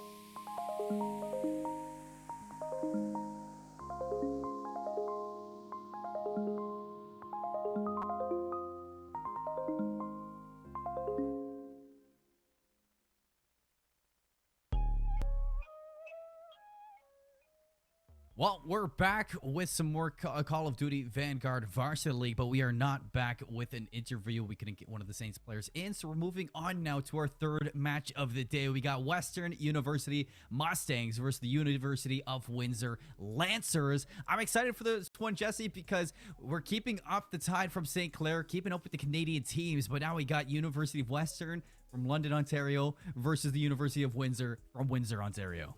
Yeah, we go from one Canadian team to two Canadian teams, and this, I mean, University of Windsor is close to where you used to live. Western's close to where I live now, so it's almost like we're battling within this within this matchup here. But I mean, I think it's gonna be a really good one. But I think it depends on what Western we're gonna get right now, because when you look at these two rosters, it has been two very different tales of the tape for the start of the season. I mean, University of Windsor 5-0. They have had a fantastic start to the Call of Duty Varsity League this season, and Western is 3-2. And I mean, one of their losses was to Carleton, which is just a loss that I feel like they could not have hop onto their ledger here with how Carleton has been this year. It was a 3-2 loss, a Game 5 round 11 loss for Western, and then a loss to St. Clair, and we just saw how good St. Clair is. So I mean, like that one is like that one's kind of a given. But like, what Western are we going to get today? Are we going to get the Western that comes out in 3-0's Utica, or are we going to get the Western that comes out and gets beat 3-2 by Carleton? The thing is that there's been a lot of different intricacies with this Western squad kind of being picked and pulled and tossed together. And we're seeing now Shady and CJ back onto the roster together. I haven't seen them playing side by side together for a little bit. They got Zuzi and Saloom with them as well. And I know Zuzi has been playing pretty well. I watched them yesterday in the CCL, and Saloom, also another player to look out. So having both of these all four of these players fielded at the same time, I think this is going to be a really good showing from Western University. The only thing is that like you said, University of Windsor, they haven't really shown any faults inside of this conference. And with Conundrum, Misty, Bobby Soxers, and Espa really starting to cement their name into collegiate Call of Duty, this is just their season. They're kind of in the honeymoon phase, and they are not ready to drop a series. Right. And correct me if I'm wrong, Colin, but CJ wasn't on the roster last week, right? He didn't play in that matchup against Carleton, correct? The one that I remember, I don't think he was there. No, so that makes a lot more sense than actually as well, because I believe they played both of those matches last week in their losses. The 3-0 to St. Clair and the 3-2 to Carleton were both without CJ, their best players. So that does definitely help a little bit as well in terms of looking at that overall 3-2 record. It kind of gives you a little bit more hope going into this match against the University of Windsor. And I mean, when you get those two losses on your ledger, though, we talk about it all the time here in this Call of Duty Varsity League, and you really can't afford two or more losses. You get that third one, that's where you're really on the line. So they can't really afford any more from this point on. And Windsor has been so clean at the start of this season. And especially when we just watched two teams in the same conference go head-to-head, and St. Clair push themselves even farther into this. You're looking to turn things around now into the kind of middle of the season. See if you can find your way back in to make it to playoffs. But it's going to be a big one for you. As you alluded to, let's take a look at the maps, Jesse, because it's time to introduce this squad and what we're going to get. Because inside this week, you know, we've seen a lot of Bocage. We've seen a lot of Berlin. So why don't we start with those two maps to open this up? Bocage Hardpoint, Berlin Search and Destroy. We move on to a triple dose of Tuscan to close out this day. And when you're looking at how scrappy the series is going to be with a lot of Tuscan and Bocage, you have to be favoring a heavy slaying University of Windsor squad. That classic triple dose of Tuscan. Usually it's at the start of the series. This time we'll get it in our back half. And it's funny because usually it's Bocage Hardpoint and Berlin Search and Destroy to close out a series, but this time we get it to start the series off. So I'm excited because it's, you know, we haven't gotten a cast of Berlin Search and Destroy yet. I think it's one of the better S&D maps in this game. I don't know what it is with me. Even last year I enjoyed Miami, so I just like dark S&D maps apparently.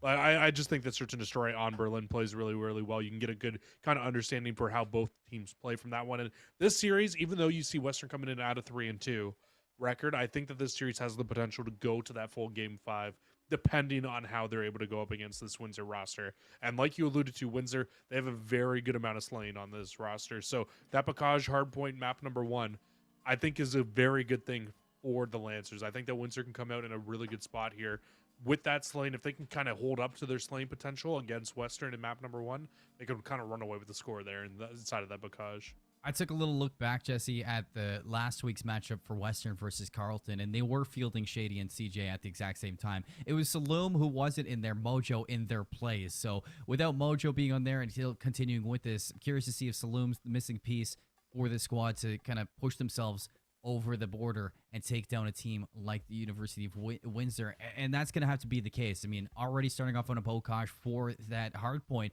you don't want to slip under the radar in the slaying potential. So that's going to be a huge factor into this game one.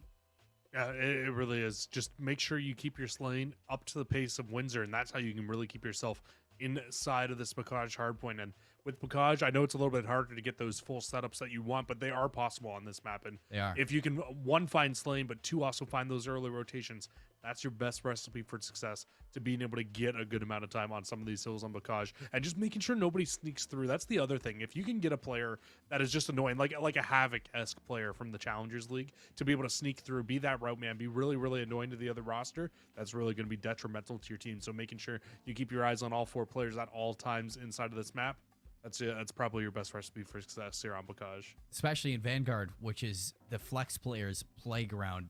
You're looking to usually run triple MP40 in a map like Bocage, so you're definitely going to be looking to run routes like you say. One thing that we've been seeing, and I like to highlight a lot for Bocage, is the change of fundamentals from a team in this map, where it used to be just straight scrappy the whole time.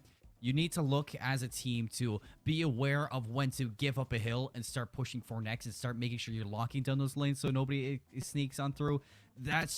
It's one thing that I see a lot of teams fault at in a map like Bocage that can get so tunnel vision-esque. You need to look at the broader stroke of things. You need to look at the overall pacing of the game and when to give up time. Yeah, for sure. But I feel like also Bocage is like that one map where you can get away with it. Like if you do need to make sure that you push through and you need to hit for old time or whatever, this is probably the one map where as long as your gun skill is on point, you can really get away with it, because you can push and you can. Right. All the hills are so close to each other where you can just kind of rotate from hill to hill to hill really, really quickly. It's not easy, and I wouldn't suggest doing it, but you can get away with it. It's just a little bit tough to be able to get inside of it. And as we're getting these players into the lobby, it looks like, Jesse, we're having a little bit of trouble getting this one going. So, folks, it looks like we're going to cut to a break, and when we come back, we are going to get into this Bocage hardpoint. We'll see you in a bit. Apologies for the time.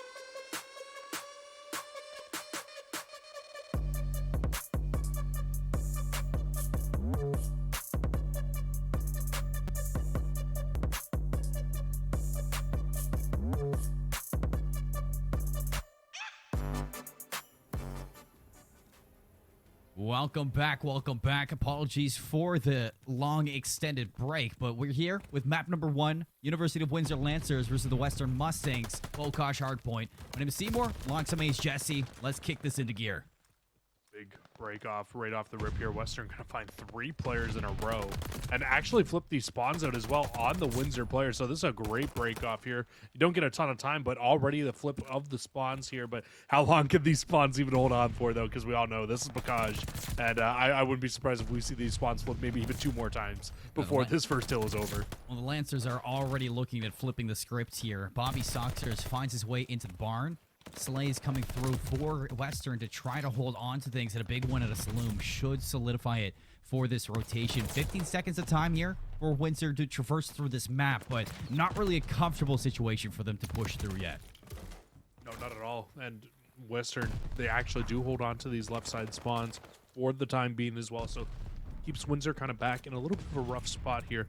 But with all 4 players finding some success off their most recent life, finding a few kills here through the middle of the map, Windsor can actually try to play this from the front and might even be able to zone Western out to get in a hold that you don't see too often, but a hold that really can lead to a lot of success here. Windsor with the setup inside of Tank Hill. 3 go down, so they are going to be set pretty in the inside. It's Western spawning out for this big conundrum, looking to get a big kill, but Pookie, that should be CJ to shut him down, still trading things out, so still kind of feeling each other out in the start of this Bokosh, but a good sum of time from Windsor inside of that setup. Really good setup too. And I was talking about it when we came into that. It's not a setup you see very, very often here on this game, but if you can hold these hills from the front of the hill, you absolutely, if you find the right kills in the right succession, can grab a lot of time off this, and that's exactly what you're seeing from Windsor. I mean, I think they're walking away with around 40 seconds here on this hill, and now they hold on to the same rotation over towards this Grandma's Hill as well. So, I mean, a great answer back after that great start from Western. Well, here come the Mustangs through the front, Jesse.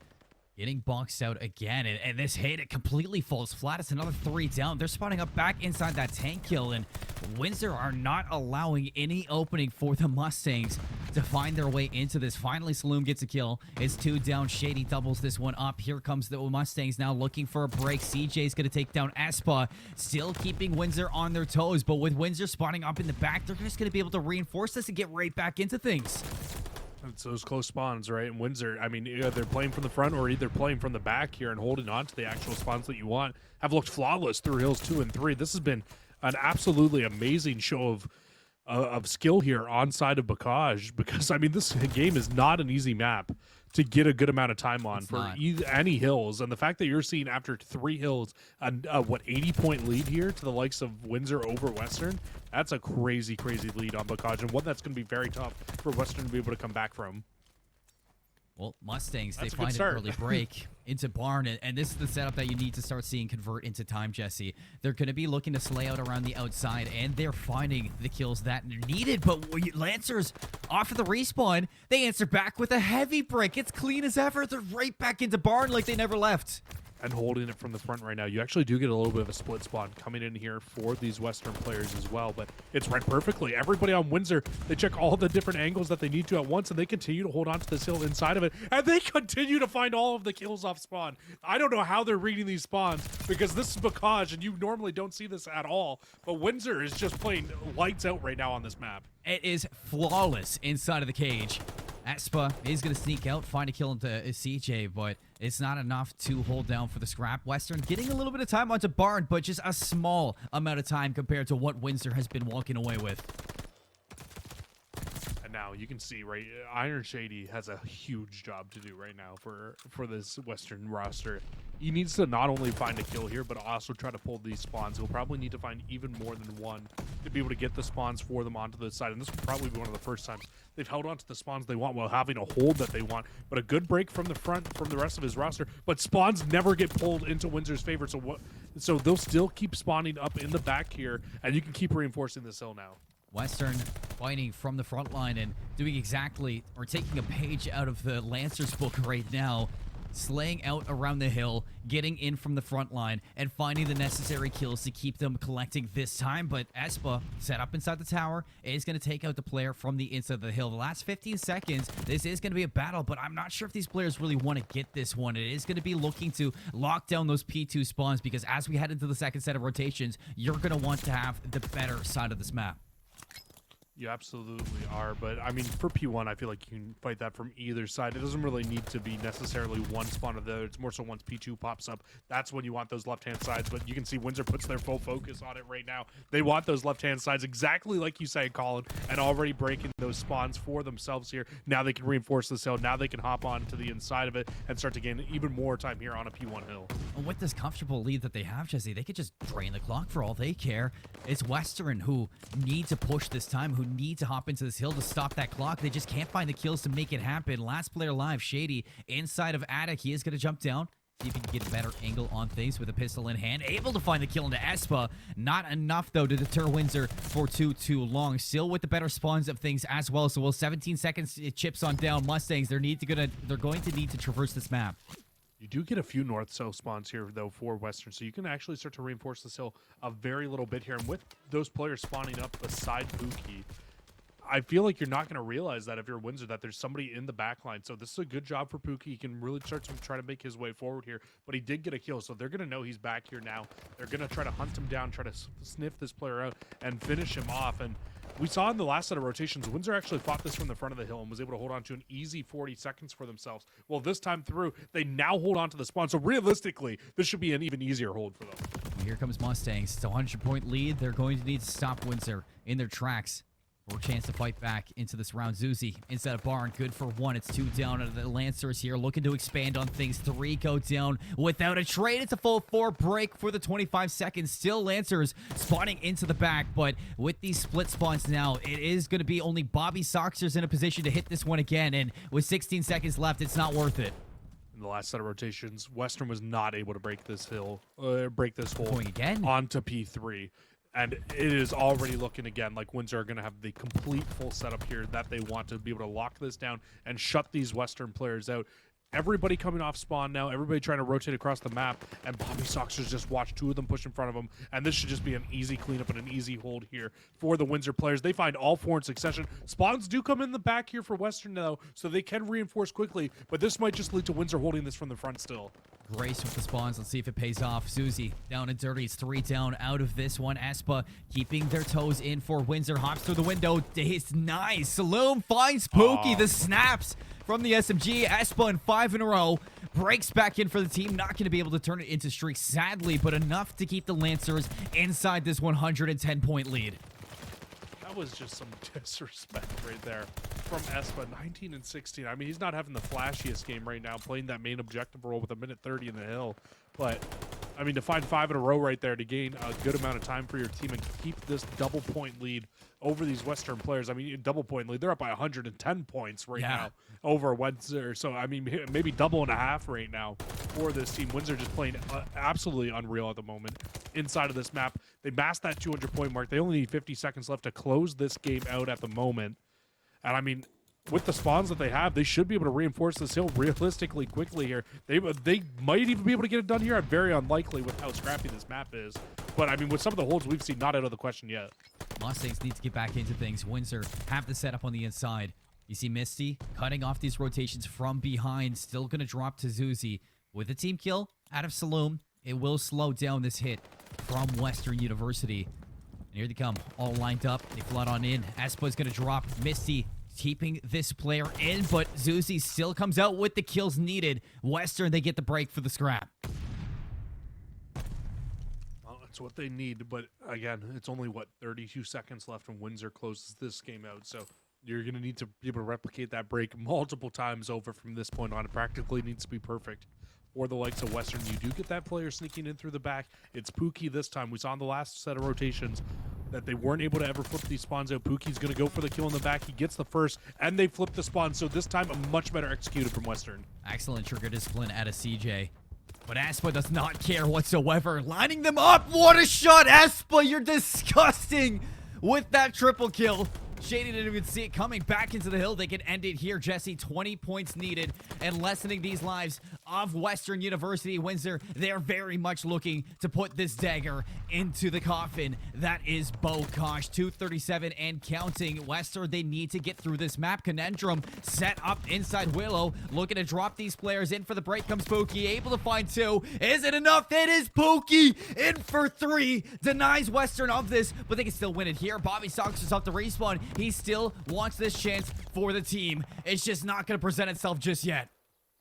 Not yet. Western still holding on here, just barely scraping onto anything they can, but all Windsor needs is 3 seconds and they can close this game out, and here comes the break. Here comes the break. They didn't even get a chance to break, Jesse. 3 seconds is hard enough on Bokosh. 250 to 113. Windsor, they absolutely slapped them inside of this map number 1. We don't normally see numbers like this on Bokosh, but the Lancers, they just made it look so easy. Yeah, I think Conundrum almost dropped 40 in that map. He did drop 40, indeed, 42 before the map was over. 28 non-traded. But the player I think we need to talk about is Espa. I mean, oh yeah, the man had 2 minutes in the hill, went 28 and 24. It didn't look like the flashiest scoreline by any means, but to find that much value out of your life inside of the hill over and over again. We saw him pop a 5-piece in the second set of rotations to Grandma, that 3-piece in that very last hill inside of P5 on the second set of rotations. Just a great job from him to play that objective role to full effect while also finding kills in and around the hill. It's not an easy thing to do, but he did it to perfection during that map. Perfection, it is a word that I don't normally use unless I'm talking about a team and how they need to play hard point to come back. But what we just saw out of Windsor inside that Bokosh, it was near perfection. on that whole thing. I mean, what was it, like 89-8 after 3 sets of hills? Those I don't are, know. once again, those are just numbers that are crazy to see in a map that's usually scrappy like that, but they make it look so easy in the sling. You said 42 at a Conundrum. Those were 42 very comfortable kills. They just didn't seem like they were ever deterred from Mustangs at any point inside of that map number 1. And now you're moving into Search and Destroy, where First Bloods on Berlin definitely can open up so much. You're going to need to see Western start to find some of these kills if they're going to want to bounce back. I mean, to just kind of hit back on that point about Conundrum one last time, Colin. I mean, the way that he was finding kills on that map, especially, I don't know if you saw or not, but that final hill onto that P5, he found like 3 from back Willow, and you're thinking that he has an automaton in hand probably. That was an MP40. The man was absolutely beaming with that gun at that range. So, I mean, I saw that come up in the kill feed, and I was just like, what is actually happening here? Because So now much we go to even things. Berlin, like you said, and this is going to be so tough for the likes of Western to be able to win this map against Windsor with the way that Slane works on this map. You called it out. First Bloods are going to be everything they usually are in Search and Destroy, but on this map especially, if you can find a First Blood on offense, get that bomb down at the B site and get that post plant set up, almost impossible to be able to break it. That MP40 got nerfed, by the way, as well, not too long ago, and it's Wasn't still that doing big of a numbers like that. I mean, it was definitely not enough to stop it from taking those long distance gunfights inside of Vanguard, but maybe with the slower pace in Search and Destroy, Mustangs can get a better feel of things. Hopefully in Search and Destroy, you definitely see a lot more teams specialize in this game mode over the respawns. And if you're the Mustangs, you're going to need to find out some specialty on Berlin, because that was Windsor's map pick. And you could see why Windsor wanted to go to Bocage for map 1. Oh, for sure. I mean, Bocage looks like home for Windsor. I mean, It does. They were... You can't speak anymore about it. They were unreal on that map number 1. Bocage looked very, very comfortable, and now Western needs to answer back with a Search and Destroy map for themselves. The issue for Western is Search and Destroy is not even their strongest mode. Generally, it's been Hardpoint has been the strongest mode for this Western roster. Windsor is 5-1 in Search and Destroy. They are very clearly comfortable in that mode for themselves as well. So for Western here, I don't know what the answer is for you to be able to come back into this one, but maybe just play off each other's backs, find a way to get it done. Utica got it done against St. Clair. So, I mean, there's definitely, if there's a will, there's a way here. I think there's one word that can kind of define what we need to see out of Mustangs, Jesse, and it's synergy. You know, throughout the start of that hard point, they were solo hitting these hills, and when we started to see them come back into the hard point and start kind of chalking together some time, it was when they were all playing together and all really on the same page. So if one thing really needs to stand out inside the Search and Destroy to pull it back, it's going to be the team synergy. Oh, for sure. You absolutely need to hit that hard regain right now if you're Western. If you want to come back into this one, you can't go into this playing to Windsor's pacing, playing to exactly what Windsor wants you to do. You need to find some success in your own right here. But, I mean, this is going to be a very bloody round number 1. Both teams sending 3 players over to this A site. And they should have seen that 3 players are going to be here, so it looks like Pookie wanted to just fly out there. Good for 1. Saloom looking to back him up, but still the trade's keeping numbers in Western's hands, so they break through the A site with pure force, and now Espa, the big player that you called out inside the hard point, looking to clutch up in a 1v2. Bomb goes down. Shady's going to have the better positioning, but I don't think Espa spotted either of these players, so Western, they flip things out, and they're going to take map 1, or round 1. Damn, that's a whole map. No, I'm just kidding, Colin.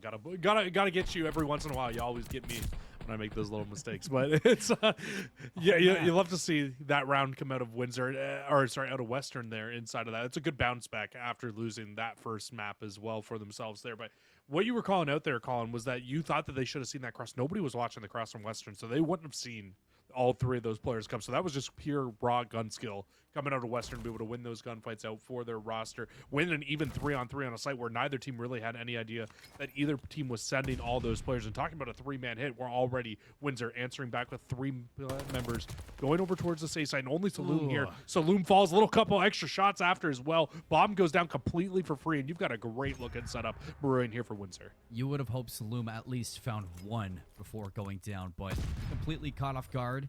It is going to have to be a lesser retake.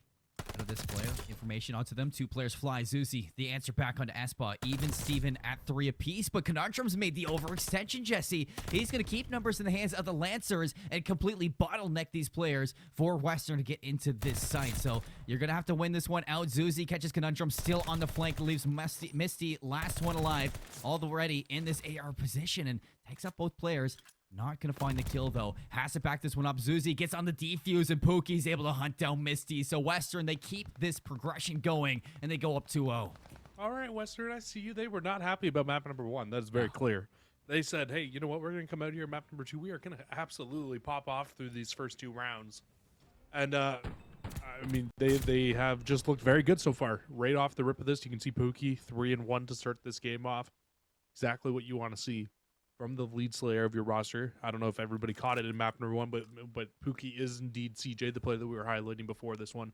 The top player on Western very, very often, and already looking good again here in this map. See what Windsor does off the respect and off the kind of response from what they saw in round number 1, and they're going to send 3 players back over towards A again, but that is not at all where this bomb is heading to for Western. Well, first time we're hitting B, Espa's on an island. Just like Saloom, you'd hope he can find at least one, and the one that he finds is the bomb carrier, Jesse. You still get Saloom to trade, so the bomb will eventually go down. You can see as soon as they get that first kill, they know there's nobody else going to be over at this site. You normally don't invest more than 1 life over there. So bomb goes down, and they actually get back into the exact post-plant setup that they want. And Pookie is completely clearing out anybody on the flank at the moment. And as soon as he pushes in towards this mid-building, he should be able to find a lot of success and a lot of value out of this life here. Well, here comes Pookie. Pistol out, but Conundrum That's tough. turns on him. Absolutely bringing this back for the Lancers. You still have the post plant set up for Western, but you see Windsor flying right into the faces. Shady turns around, going to find Bobby Soxers with his pants down, leaving Conundrum the clean-up player right now, looking to get this one through, but the doors are blown open, and Western 3 rounds in a row. Jesse, I mean, one thing that we really wanted to see was synergy, and this team finding the trades needed to get this round under control. They look like an absolutely different roster inside Search. And that was absolutely what they needed. You got first blooded right off the rip there, but again, like you called out, Colin, the perfect trade comes through, the bomb goes down, and as soon as that bomb goes down, they get out of dodge completely. Everybody sets up in the back, and that is such a tough setup to break. We talk about it all the time, but that B setup, very, very impossible to get that setup done right, but they get it done and they stop you from being able to do anything there. But 2 players on Western are going to get very aggressive here through middle of the map, but unfortunately I don't think they're going to find too much value here. Saloom falls too, so this should be clearance now for Windsor to be able to get this bomb down in a man advantage and might even be able to look for Pookie sneaks through. Pookie. Nobody spots Pookie. That's bomb down 2v2. And look at the positioning of both Western players, Jesse. They are on both sides of the map, so Pookie can just sit inside B while Zuzi works out the back of this spawn. You'd hope that Pookie can find one more before going down, but Conundrum gonna get this kill down. Looking to get this bomb as well, but they don't know where Shady is. They have no idea. Shady has pushed all the way through into their spawn here, and it looks like Conundrum may have just spotted him out. So actually, I thought they were going to put the bomb down, but okay, they are. That was just really weird from that point of view, from the observer. But the bomb will go down here, and now, if you're Shady, they know your information, but I don't think Shady knows that they know that he is back here. Well, he knows, and they know, but he doesn't. There's so many things going on through the minds of both these players, Jesse. He doesn't know that they know that he knows. No, and both these players in Windsor, they can just play on 2 separate sides of this, play for the trade. They know they have the numbers. So Shady's going to have to go big on the inside, and there's just no time to make this happen. Throws in the stun. They know where he's coming from. They spot those toes, and they are going to close this one out. Windsor, they put themselves on the board. And as much as we were talking about this big comeback here for Western, that was absolutely a round that Windsor needs here in this game. I mean, if you go down 4-0 off the start on Berlin, you might as well get ready to chalk the map. It is very, very tough to come back from, especially with how strong defense can be on this map if played the right way. And that was probably the best round that we've seen out of Windsor so far here throughout this game. And I'm very interested to see what they do on offense this time through on defense this time through for Windsor, because twice it's been 2 3-man hits over towards A. First time it did not work out. They got slayed out. Second time it was a complete bait from Western, and everybody went towards the B site. Very aggressive at Bobby. Zuzi through the door, spots him, but it's a swing from Shady, and they're able to lock down 2, completely opening up this round. And I mean, a big aggressive play out of Windsor just falls flat. I mean, I just feel like you need to be a little bit more patient.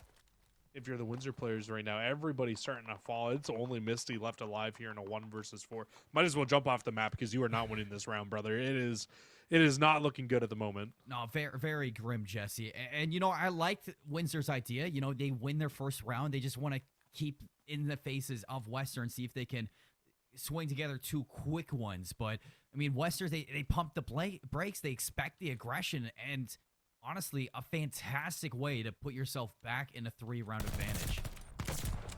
Misty just looking to see if they can find anything. Unfortunately, as soon as they find one, they meet the barrel of the sniper right after, and Western's going to go up 4-1 here. I mean, that was never in doubt. But this shot from Pookie, nice little shoot him in the knee. Sniper.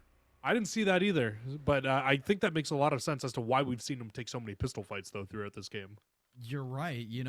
I should have clued 2 and 2 together, but that is definitely a good reason. Yeah. But for Windsor's side, I mean, losing out on that defensive round, we're going to need to see them make another adjustment, whether it's to slow down your play style or get aggressive. It's a 4-on-3 inside the A zone.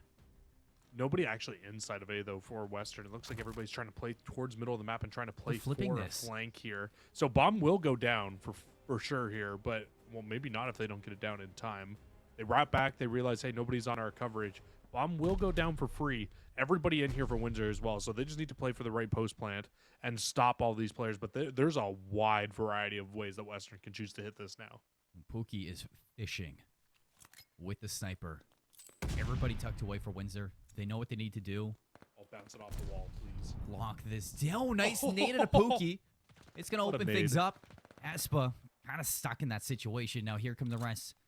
On this flank that we're seeing, they flipped out the map. Now it's time to run Pookie a second, this time with the pistol. Bobby, though, trades out 2, and suddenly Windsor in a really good position. Bobby finds 3 with the beatdown and the headshot onto Pookie. It is putting last alive Shady to make it all happen, and there is no time, Jesse. It took too long to hit that flank, and Windsor, they're going to find their second. It's a great round there from Windsor. I mean, they just kind of bullied their way into the site, but bullied their way, well, there was absolutely no pressure from Western on the site there, and that's been 4 rounds in a row now where we've just kind of split back and forth between these 2 teams. It really kind of feels like Windsor's starting to find their way though through a couple of these rounds, but they need to start stringing a few of them together. Otherwise this game is going to be over quicker than it started, because Western did get those 3 rounds in a row right off the start of the game, put them in a great chance to be able to close this out. It's just a matter of being able to close the map now for Western. And for Windsor, it's just all about trying to answer back to this stronghold that you've seen from so many of these Western offenses. Bobby wants to get aggressive, but it's Conundrum to lead the way. First blood, this time Lancer's way. 3v4. Still Western presence over here. Oh, Bobby, he wants to fly. He wants to, but he just doesn't know that there's 2 players on the other side of this. The door is going to go open. And it's going to close once more. Is Salim just, hello? Anybody home? No? Okay, I'm going to leave it at that. Door's open, and Bobby, now he can just exit this one. Nobody's watching it anymore, and Bobby's got this flank. Salim's going to turn around, but it doesn't matter. It's 2 right here, and Bobby, I'm going to start calling him Bobby Boxer, because this guy's just ready to go the distance. I mean, what a read. You see that door open and close like 6 or 7 times, it felt like there. And he never got aggressive. A more or less experienced player would have been sitting inside of there trying to shoot through the door and would have gave their position away. But not Bobby Soxers. Makes the right play at the right time. And actually, starting off this game, what was it, 1-5, now on 5 in a row here. Windsor really starting to pick up the pace a little bit here inside of this game. If you can find streaks onto Bobby, really could give you an advantage towards the later portions of this game. Misty is watching middle of the map. Not sure if they spotted out the cross here, because Saloom's in a great spot if they try to wrap back in towards this A site to shut down at least one of these players. You learn growing up that you never leave the door open because you don't know what kind of an animal you're going to let in. Well, you just let in Bobby, and let's see if you can let in the rest of the Lancers behind him here. Finding First Blood's Conundrum. Bobby doubles down. That strafing run in his pocket. A-site under control as well. No plant. Actually, Western, they're here to tussle, and Pookie's going to find a fight back onto Espa. Brings back the lives a little bit. but now in enemy territory, kind of sink or swim situation, and Windsor says it's okay, you can sink because we still have the numbers. We're going to bully our way in, and we're going to tie this game up. We said they need to find a few rounds in a row. Now that's 3 rounds in a row to the likes of Windsor here, and I'm not sure if Conundrum found both of those last 2 kills, but if he didn't, and if Bobby was able to find one of those final 2 kills, that'll be full streaks. But no, Bobby, Conundrum steals them both. So he still needs to play for those streaks. Would have loved to have seen Conundrum maybe just get one of those players we can let Bobby come in to finish the player off, find those full streaks here in the game. They didn't want to take any risks, though. So now the hard job for Bobby will be finding this 7th in a row, especially since nobody on Western is going near this site at the moment. But you want to know what, Jesse? When Windsor gets onto attack, I mean, this streak is definitely going to be a B site, the more viable. Let's see if they can bring themselves to this map point to see if they can close it down. A player here for the retake. Bobby looking to lead the way. Watches through the door, but it's honestly just a hello. Pookie throwing hands with Espa. Ready for the fist fight that's going to ensue. Misty for the trade. Bobby's still looking for number 7, but huge kill out of Saloon is going to leave Misty all alone, and more importantly, shut down that streak that Bobby Soxers was on. That is such a misplay from Windsor. If they lose this map, it's because they don't get that full streak. Like, I do understand, and I do completely agree with you that on this next offense, it very likely will be a hit over towards that B site because of the fact that you have that straight. It should be. But you would have much rather have a glide bomb for one of these last 2 rounds. You're right. Windsor. And Conundrum finding those 2 kills inside of the office, inside of the round before, whatever, that's fine. But even in that last round there, I mean, Misty finds 2 kills there. But, like, Misty needs to be the player baiting there, not Bobby in that situation. It's just a tough spot to be in. You don't find those streaks. And I mean, a wide open B side. I was not expecting to see this. Pookie not able to get the player on the cross. Bomb should go down for free here. Realistically, Pookie the only player anywhere near this site at the moment, and it will have to be pistol in hand that gets the job done here for Pookie. If he can find this kill onto Bobby, that would be huge because you take the streak off. But Espa, Guardian Angel Espa, is going to now put numbers in the hands of Windsor. Looking to send this to a round 11. Conundrum keeping the numbers in score. Bobby puts them down. Going to let him know that this is their comeback. They want to keep their toes in the water to look to go up 2-0 to the series. And with Saloon last alive, I mean, it's Windsor who are ready to push this distance. Saloon finds Misty. A little bit interesting, but 15 seconds, Jesse. Not enough time to find both kills and get this defuse. And you can see the way that Windsor are playing. They're just tucked away inside that B site, knowing they can play the trade, but the time is run down, and we're heading the distance. Well, crazily enough, Colin, I think that last kill from Saloon may have actually just given them the final defense, though. Because of how that last kill worked out. I was just doing the math in my head. I might be a little bit off here with my quick math, but Western may have just secured final defense off of that 1 kill there. It was very, very close. It was either a kill or 2 off from both sides, and yes, Western does indeed secure the final defense. I'm pretty sure it was off that 1 kill as well. That kill so important there for Saloon to find this final defense here for Western. You have to expect B. You have to. It's been the only site that's really worked for Western through these last couple of rounds, and Saloon's going to get extremely aggressive through middle of the map, and as soon as Bobby realizes that, they push off, and they're now starting to make the wrap back over towards the A site. Big kill at Azuzi. Mail control now for Western. Windsor, the only option is A. It's a completely open A site, so this should be bombed down. But there's nobody else around this site to really help out Bobby here. So if he gets overwhelmed inside the site, if he's not able to get out right away, they're in a tough spot to have this full complete setup. I think the only thing that's positive is you've got your flank completely watched if you're Windsor. Shady looking a nade in the back. Bobby's still going to go down. Pookie with the pistol making it happen. 4v2. Misty finds the trade on Azuzi. 26 seconds left. 2v2, Jesse. They have the better positioning for this, and the bomb is definitely planted for them, so this is very doable for Windsor. Western, they have to take the fight to them. Saloon looking to do it. Espa, another one bites the dust. Now Shady last alive. He's going to slide on in, but it's going to be the Windsor Lancers to clutch up in round 11 and go up 2-0. I love... And, like, that play hurts me a little bit on the inside there because I saw it coming, and if they didn't play it exactly right, it would have fallen apart at the seams. But Windsor do exactly what they need to do. They get that bomb down. Bobby's not in a great spot. Bobby has to play his life for as long as he possibly can. over by that A site to give them enough time to get that set up on the far side, inside of that train station, to not allow them to push through, to not allow them to make anybody sneak through, so you can play it on that little site. Otherwise, Western could just push in there, get on the bomb, and if that bomb wasn't planted in exactly the right spot, it all would have fallen apart.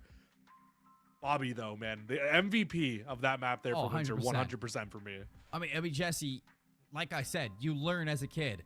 Don't leave the door open. You're gonna let a wild animal in. Well, you let Bobby Stocks just into that map, and he never left. Things got wild for Windsor. They made the comeback, and if you're Western right now, you're kicking yourselves that you're able to bring it the distance, but you can't tie up the series. And going into this Tuscan control and seeing how one-sided that Bocage was, you're definitely scary if you're a Mustang, or you're definitely scared if you're a Mustangs fan.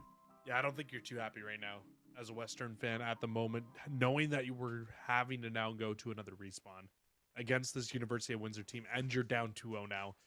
Even if you win this control, you have to play another hard point. So that's the tough part, right? Like, it's so tough. You would have loved to have taken that search and destroy, and maybe even possibly this control. Give yourself that up going in towards the final hard point. But right now, going up against this Windsor team inside of a respawn, I mean, when the pace slowed down, Western was looking great, but those last couple rounds, it just felt like it was both teams running straight at each other, and again, playing to Windsor's pacing, and Windsor was able to run away with it. So here in this control, Western is going to need to do a very good job on their defenses. Make sure they don't give up an offensive round win, and just kind of hope that they have enough kills to be able to secure themselves a final defense to be able to win out and be able to run away with the rest of the game. See, I want to hope that Western can push this to another hard point, Jesse, but as I was talking about in our series prior to this, the differences between Tuscan control and Gavitu control is that Gavitu, it's a lot more kind of defensive sided these days. You do get like these hiccups in the offense here and there off superstar playstyles, but when you look at Tuscan, there is so much room for individual plays that this Windsor roster, who has nonstop seen success out of Bobby, nonstop seen the follow-up from your teammates as well, and the play style, the pacing that they're at, this is exactly the map that they want to go to. This is the map that's going to fit their play style the best. Oh, for sure. I mean, I feel like either map would have been okay for Windsor, because I could see them also playing very well on Gavucci with how strong their ARs have looked through map 1 and 2. But also, I mean, you're not wrong at all. You go to Tuscan, and this map is going to be very good map for Windsor, and it's obviously why they chose to want to play this map as well. It's one of those maps where if you can find the right amount of success on the map and you can run around and really kind of bully the other team, I mean, it's going to be curtains at the end of the day for this Western roster. They need to find a way to combat with the individual skill of each player on this University of Windsor team. And honestly, for me, it probably starts with CJ again. CJ needs to make sure that he is playing to his 100% here. You need like 110% CJ at the moment to come out here, and if you want to take a respawn off of this Windsor roster. And if anybody curious at who CJ is into the map, it is Pookie, just playing under a new alias inside of the Call of Duty launcher. So Pookie is going to be the player that Cruz wants you to watch out for in popping up, and I couldn't agree more with this. But on the attack first, Western looking towards A. They lose out on 2 players off the break off, and look at this, Windsor bottlenecking them inside the A site. Espa finds the kill on the Zuzi through the middle, looking for these spawn kills as well. Caught in a crossfire, not able to find any more. Definitely not the break off you wanted here. If you were a Western fan, Western did a great job of regaining after that hard map number 1 loss, but that map 2 loss is probably going to sting even more. I'd much rather get blown out than lose a close one like that. It hurts just that little bit much more. It's a little bit harder to come back from. But you know what? Already off the start here, Western, they do finally get inside the A site, but they just can't get comfortable. There's always seems to be one player coming in from behind from Windsor. They finally clear out their back, and now they can look to try to get a couple of ticks of progress here. Let's see if they got some rage built up in them after that round 11 loss. Western working on the second tick at A. Gonna get locked down. They have the stack on in. Nice nade from Misty. It's gonna let Bobby fly on in. 3 go down. They clear the A zone, not allowing that third tick to come through. Looks like Bobby wants a little bit more around the outside, and he is letting them know, Jesse. He's saying, you let us win that round 11, and now we're gonna run away with this. It just seems like there's a little bit more to this game as well, because these two schools have probably played each other quite a few times, you would have to imagine. And not even in esports, in traditional sports too, man. In everything, yeah.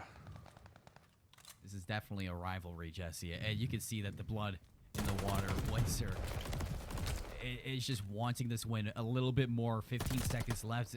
Western down so many lives. It doesn't even matter if you take 8 by now. I mean, Windsor just needs to slay out.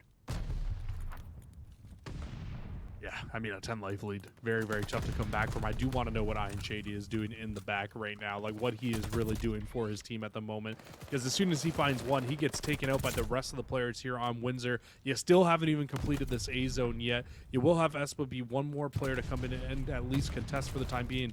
But, I mean, you're against the clock. You're against the life count at the moment. And they contest again to stop you from being able to finish off this A side. At least you hop on to B, make things a little bit more interesting here. But like you said, Windsor really just needs to play TDM at this point, and this game is going to be over very quickly. How often, Jesse, do we see a Tuscan Control have 4 lives without the A site being capped? Not very often, but I mean, Lancers, they are just in smooth sailing. They're in autopilot right now. As you do get a little bit of a flurry of kills out of Western. They're going to knock Windsor down to 11 lives, make it 10, but 6.2 seconds gets pushed to a minute 5, and Saloom, he caps the A site, and he has nobody to back him up to push B. So you see, in a few weeks from now, that could be really big, because that gives you those 3 ticks of progress, helps you out a little bit towards trying to get that final defense. Right now, though, that means absolutely nothing, because it's all based on being able to find slays and being able to be the team leading and slaying by the end of the map. So as much as I love to think that that's a great job there for Saloom to be able to get that, it just really, at this point, does not very much so matter. It was just kind of delaying the inevitable at that point in a very rough round number 1. What did they find? 20 total kills on the side of Western to the 30 on the side of Windsor. So already a 10 life lead to Windsor after 1 round here. And already onto the A site, they find their first, and they have a lot of angles watched through middle of the map right now. Stacked in this one, and it is going fast. 2 ticks already down. Working on the 3rd. Misty is going to find Shady, who is trying to push from the front, and it's been flawless. They find a full 4 down. They haven't even dropped a life. Windsor wants to get this one done, and they want to get it done quickly. They are mad about that last map with Western. They're mad they almost lost that map to Western right now, and I think you're seeing full aggression from this roster right now. They all trying to push forward. You've got 2 players right now outside of the church here for Windsor. If they find a few kills here in the back, they could start to force the spawn out here for Western towards that top side of the church, make it a little bit harder, but it's actually only going to be Bobby Soxers who is left alive here in the back, so needs to go absolutely massive for the roster just to kind of give them a good chance. Pokey finds the kill in the back, so they completely clear the back now, and now it makes it that much harder here for Windsor to be able to push forward. All 3 players flooding on in through the patio. Pookie's able to find 1. Saloom past the crossfire. And they're just walking into the blender. It's just trade after trade after trade for Western's advantage in this. Finally, you do get player number 6, Bobby, to win out on that trade. Could hop onto this B zone and stop this clock. That's what you're going to get with a little bit of help. But off the respawn, Pokey's going to shut him down. Now Espa kind of on an island inside of this one, and Saloom's going to take him down. 17 to 18, life's still inside the favor at the moment here for Western. Conundrum will get cleaned up though, but again, a player has snuck through. Misty, if you can get in behind all 3 of these players here, this could really, really hurt this push here from Western. Western have done a fantastic job, Jesse, at shutting down these waves of pushes from the Lancers. It's just, it hasn't been so comfortable, so they can't really put this onto the life advantage that they have, because there is no life advantage. They need it to beat the time. They have 50 seconds to chalk off of this clock before they can find this round win. It just feels like Windsor just can't find that 4 down that they need to get onto the site. They find a lot of kills in a lot of successions, but they never fully clear out that back, and you can see Pookie already again. He's already in the back, trying to just be that annoying player, constantly shooting this team in the back. He will finally fall, so this should give clearance for Windsor to push forward now. Saloom outside of Church. He's going to find Espa, and Zusi wins a big one-on-one on the opposite side of the map. So again, another wave shut down. 17 seconds, Jesse. 11 lives to 9. Western looking good inside of this second round. And again, Pookie shooting him from behind. Bobby's going to drop. That's going to be the time draining even farther. 10 seconds remaining, and Windsor, one last attack. Misty is going to be inside of radio, but you can see the setup's already here for Western. As soon as you push up, that is going to be your life gone, and they're going to let this time drain. It's going to be Western to bounce back into the second round. I think that just goes to show you, Colin, just how hard it is to be able to break onto that B site, to be able to get inside of it, to be able to get a good chunk of time there. Because Windsor had about as flawless as an A site as you could have had. They had, what, a 30 to 26 life count. They got the site with around 2.5 minutes left still onto the clock once they get the extra minute added on. It was like, what, maybe 2:20 that they had to try to break into that one. That round felt like it was taking forever, but Western never gave up throughout a lot of that round. You still do have that 10 kill cushion for Windsor, though, because it was pretty even in lives by the end of it there. But, I mean, if you can get the job done there, where are you actually going to be able to get this job done in terms of being able to break into that B site? Shady watching the flank. Shuts down Bobby. The kills are being traded out, so Western still with a presence over at A until Espa Conundrum. They completely open it up with 3 down. Now looking to put some pressure off of these respawns, but not too far. Conundrum, it's going to cost in their life. Up top, Bobby finds his way into burning. Still with these trades. Windsor shutting down Western and draining their lives. This is exactly what was happening at A. Western, they need to slow this down and they need to grope up because these solo chows, it's going to cost them in the long run. It's looking exactly like round number 1 right now. Exactly what you just called out, where just nobody really finding much success at all right here for the Western Mustangs. Everybody just, like you said, kind of pushing out solo, kind of not challenging together.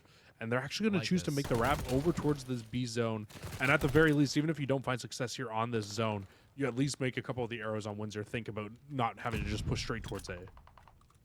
Zuzi picking up these players at the respawn. Shady wins the fight onto Misty. So Western, they hop on the B site. They stop the clock at 26 seconds. 3 down for Windsor. Zuzi still picking these players off. So Windsor, they got to dedicate all 3 and taking them off in the back line. And then they can start focusing on Shady inside of this. Take a progression towards B. Saloom looking to back this one up. But I need to see these respawn players starting to put some stocks over to the A site as well. Because as soon as Shady drops, I mean, that A site, it needs to be reinforced, but a lot of sack right here from Western to put this B site in the books, and it's 4 down again. Done. Western just came alive. Oh, they've got a minute extra added to the clock now, still up in lives by 4. Now the rotation over towards the safe side is going to be everything here for this Western roster. They need to find kills in succession so they don't get put into this back spawn trap here. But everybody on Windsor finding every kill at the moment. It's just Shady left, but he's on 6 in a row. Might be able to find streaks. Finds the 7th as well. Western has absolutely, like you said, come alive here in the back half of this map. But even still, Jesse, a minute to look at. 10 lives to 9. Western, they don't have a lot of lives to work with to throw at this A side. And Shady's going to go down as well. So Western losing lives fast. And with 50 seconds, I mean, you have plenty of time to work with. You just need to do it together at this point. Pookie slipped in behind. You still have that flank potential. You hop on, you stop the clock. But here comes Windsor. Saloom's going to find Espa. Windsor now down in lives here. Shady's going to take down Misty as well. 5 lives remaining for Windsor to make this happen. You need Watch your player Bobby on in the back. flank. Bobby's going to be a big player right here. Shady, nice nade onto Conundrum, but here comes Bobby. Finds one, can't find a second. 2 lives remaining. Western, I mean, they've completely shaken up this round, Jesse. Misty's holding off this progression towards A, but the lives, they're just not in your hand. Misty looking to stay alive in this site. You lose out on Conundrum. Last one alive, and now you're going to drop. Western, they take the lead. That is absolutely wild. I cannot believe that Western just won that round like that. They go towards B in the middle of that round because they were having 0 success at that A site. And they just had a perfect setup at B. They found all 3 kills in succession. And it was kind of all off the back of, I can't even remember who it was. I don't know if it was Saloom or who. But the one player that was sitting in that back heady, that God head glitch at the back on the likes of Western, just picking every Windsor player off over and over again, give enough time for the rest of the players on Western to come off spawn, push over towards that site, and get the job done here. Now you make Windsor's life hard, because now Windsor needs to put full focus on and win an offense here in this round. And it looks like you're not even contesting this right now if you're Western. You're letting them get this A side at the moment, maybe trying to pinch in to get one little push out to this hill. But now that they find these 2 kills, I'm going to suspect that you kind of just let them take this and go for another full B setup like what we saw in the last round. Here comes Pokey, but only good for 1. The setup solid out of Windsor. They walk out with a 3 life advantage too. Western, they don't have an opportunity to set up in these power positions. You're going to need to have Saloom go big to kind of hold off this first wave. And finding that 1 kill onto Misty, it should take some of the pressure off of your backs. And Saloom even finds 2, so that's even better, Jesse. You can look at the rest of the Mustangs surging on the position of these Windsor players. And right now, Saloom is literally doing it all. You need to see a better answer here from these Windsor players. In that last round, they got no success going over towards this B site by any means. So if this roster wants to be able to come away with this, they need to not only find a few kills, but they need to find a lot of kills in succession. It looks like the strategy at the moment is to send all 4 players through to the back of the map and try to flip these spawns out. Shady's on the Godheady. But he gets pinched down. Espa, big kill. Opens things up towards B. Here comes Windsor now for the pinch, but not going to be up in lives right now. Losing out on players is going to allow Western to resurge into this position and start to slay out on the rest of these Lancers players in the inside. Espa gets caught looking the wrong way, and that should be Lancers kind of shut down in this first wave. And picking up Conundrum, that's going to be the nail in the coffin for that hit. Yeah, that hit done and dusted. Kind of like most zones that we see inside of Control, but nothing going to happen there. And now 19-19 in lives. And if you're Windsor, you've got a minute. You need to just group up and, again, try to hit this all together. The struggle here, though, comes down to the fact of even if you do get into this zone now, with how much time is left, Western has so many streaks still that they can use onto this hill. They've got a glide bomb. They've got that strafing run. You can drop both onto this hill and probably find success out of them. 3 coming around on the flank. Bobby just needs to wait. Lancers, it's about timing right now, and with that kill and miss, you can see Bombi gets the call. Pookie, though, doesn't get spotted out, so Windsor 3v2 inside of this hill. The respawn's coming out all the way into the northern side, but here's those streaks that you were talking about. Shady investing in it, and just like that, I mean, that whole hit shut down Conundrum, the only one alive on an island inside this Godheady. Now they know where he is. You can see the rest of Western, they don't even care about this. They're looking to slay out the respawns. Oh, they are, but they got to be careful not to push too far forward and sort of just flip this map out at the moment. Misty makes a big one-on-one through middle of the map. Now they can try to hop on, and they're actually holding on to this from the defensive side of the map. Could this be the mistake that Western needed? Still have that strafing run, but Misty slaying out up top. 3 in a row for Misty is going to open things up now for the Lancers to look to put this one away. You still have Conundrum alive, but look at that kill feed. Western, they come alive. They find 3 in a row. Espa, the only one up here. He's making it look good so far. 10 seconds, Jesse, to make this happen. Espa's going to fall. You need Windsor to hop this site, and they do. Conundrum's going to be on the inside, but Western, they are still very much here. They're going to find 3 down, 1 more. Make it 4 down as they shut down the Lancers inside the B site. We're going to a map 4. I still cannot believe that round win that we got out of Western inside of that round number 3. The way that they won that offensive round, absolutely ridiculous. And it's kind of how you have to do it sometimes on this map. It is very, very tough to break into that B site. When you see it there, Windsor threw what had to have been easily 50 lives and 4.5 minutes, maybe even 5 minutes worth of attacking time trying to break into that B site through 2 rounds, and just had no success. They could not break in to save their lives. And what Western did so well in their offensive round was they broke in early and nobody fell. There was no trades at all from the Windsor side, because as soon as you get traded out, you're spawning on the opposite side of the map versus the defense, which spawns up 2 seconds away from being able to break back in. But they never die. Everybody comes off spawn. Everybody's able to reinforce the hills, and nobody on Windsor was ever able to break back in or make an impact like that on offense. And that's why Western walks away with that map. Folks, a reverse sweep, it always starts with a little bit of spark of confidence. Mustangs, they found their first map. Let's see if they expand. We're going up to Tuscan Hardpoint next. You're watching the Call of Duty Varsity League. We'll be back in a moment.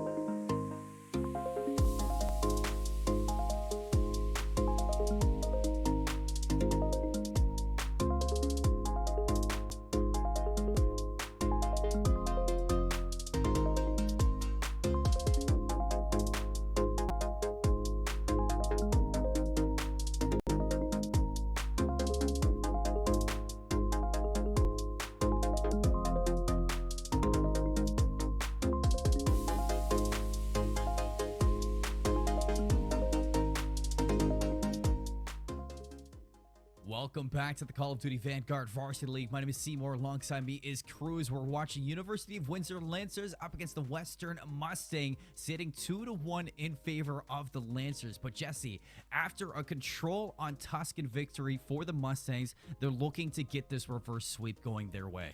Yeah, I mean, I don't think either of us were expecting to have that map come out and go to the likes of Tuscan and go to the likes of Western. But Western came out, they completely shut me up. I'm absolutely at a loss for how they won that offensive round. Great round out of them. But now they need to get the job done in a hard point, and that's going to be a really difficult situation to do, but one that's definitely not impossible knowing this Western team and how they have 0 quit. Big 4 down from Windsor. They break back into the hill. You see the Mustangs are spawning up all the way back towards that Fountain Hills. They're going to have to cross a lot of this map if they want to flip over into P2, and they're not finding any openings, Jesse. Conundrum's on 4 in a row, finally going to fall to Saloom. But with Windsor's setup right now, if you can take out player number 2, Pookie, you are smooth sailing into the opening of this hill. Finally, Pookie's going to go down, so Lancers, I mean, they are in the perfect position. They should be able to get a decent amount of time off this hill, number 1, but even more importantly than that, these spawns are going to be extremely tough to flip at this point. Now for Western, they'll hold on to the remaining little bit of scrap time here. We'll be practically at a tie game at the end of Hill 1 here, but it's all about this rotation through the top side of the map, trying to break these spawns through, and it is just not going to happen yet. All the spawns for Windsor should spawn up close towards that top right-hand side of the map, and they can reinforce this hill quite quickly. Got a pinch forming from the Mustangs to break this. Zuzi into the hill for the contention for a short little amount of time, but look at Bobby, the player, the hero of Search and Destroy. 4 in a row, shuts down every single player of the Mustangs. They are going to get a spawn relatively close, so looking to reinforce this and hit this once more right away. But again, they lose out on their one-on-ones, and now Lancers, again, just looking to push their lead even farther. Windsor inside of the first hard point. They did a really good job of constantly spawning Western where they wanted them spawning and doing a great job of either holding from the back of the hill or having to hit from the front of the hill and holding on to a decent amount of time here. And you're seeing it again. As soon as we get towards the back 20 seconds here, the spawns flip out exactly where Windsor wants them to. They'll give up that last little bit of scrap time, because what this could allude to is a full 60 here at our Fountain Hill towards next. And you can already see Conundrum's trying to make the full wrap across the map. Big thing is, though, they might not have rooftop spawns right now because of those 2 players from Western. Scary to see if your Mustangs looking to get this reverse sweep going is Conundrum off of a hot start, 11-5 into 3 hills, Jesse. And Windsor now with this setup, they're looking to be in a great position to push this even farther. Bobby's going to find Shady, slowing down this hit. Here comes Pookie around the outside. 3 go down in favor of the Mustangs. Zuzi shoots Misty off of a head glitch, and a perfect break from the front of the hill. A fantastic break. Like you said, and honestly one that Western needs. You can't go down that big to Windsor. We saw once they start to fall down in map number 1, it was so much harder for Western to be able to come back because they kept hitting for scrap time. Instead of setting it up for new hills, instead of setting it up the way that they needed to, they just kept running at old hill after old hill. And I think that's a situation right now that they need to adjust, because you're still hitting old right now with 10 seconds left on the hill. No reason to hit this. And now Windsor again, flawless rotation from hills 2 to 3. You need to race now to get to this hill, because that is a big misplay. If you're the Mustangs, team kill out of Shady, it's going to lessen the numbers that Conundrum has to go for. Peeks on into radio. Saloom should open this one up for an attack. As you see, very slow to the draw, but Western finally going to be jumping into the contention. Bobby good for 1. Saloom finding the trade. Seal Western into this hill, but they losing their one-on-ones, Jesse, and Windsor are able to hold on.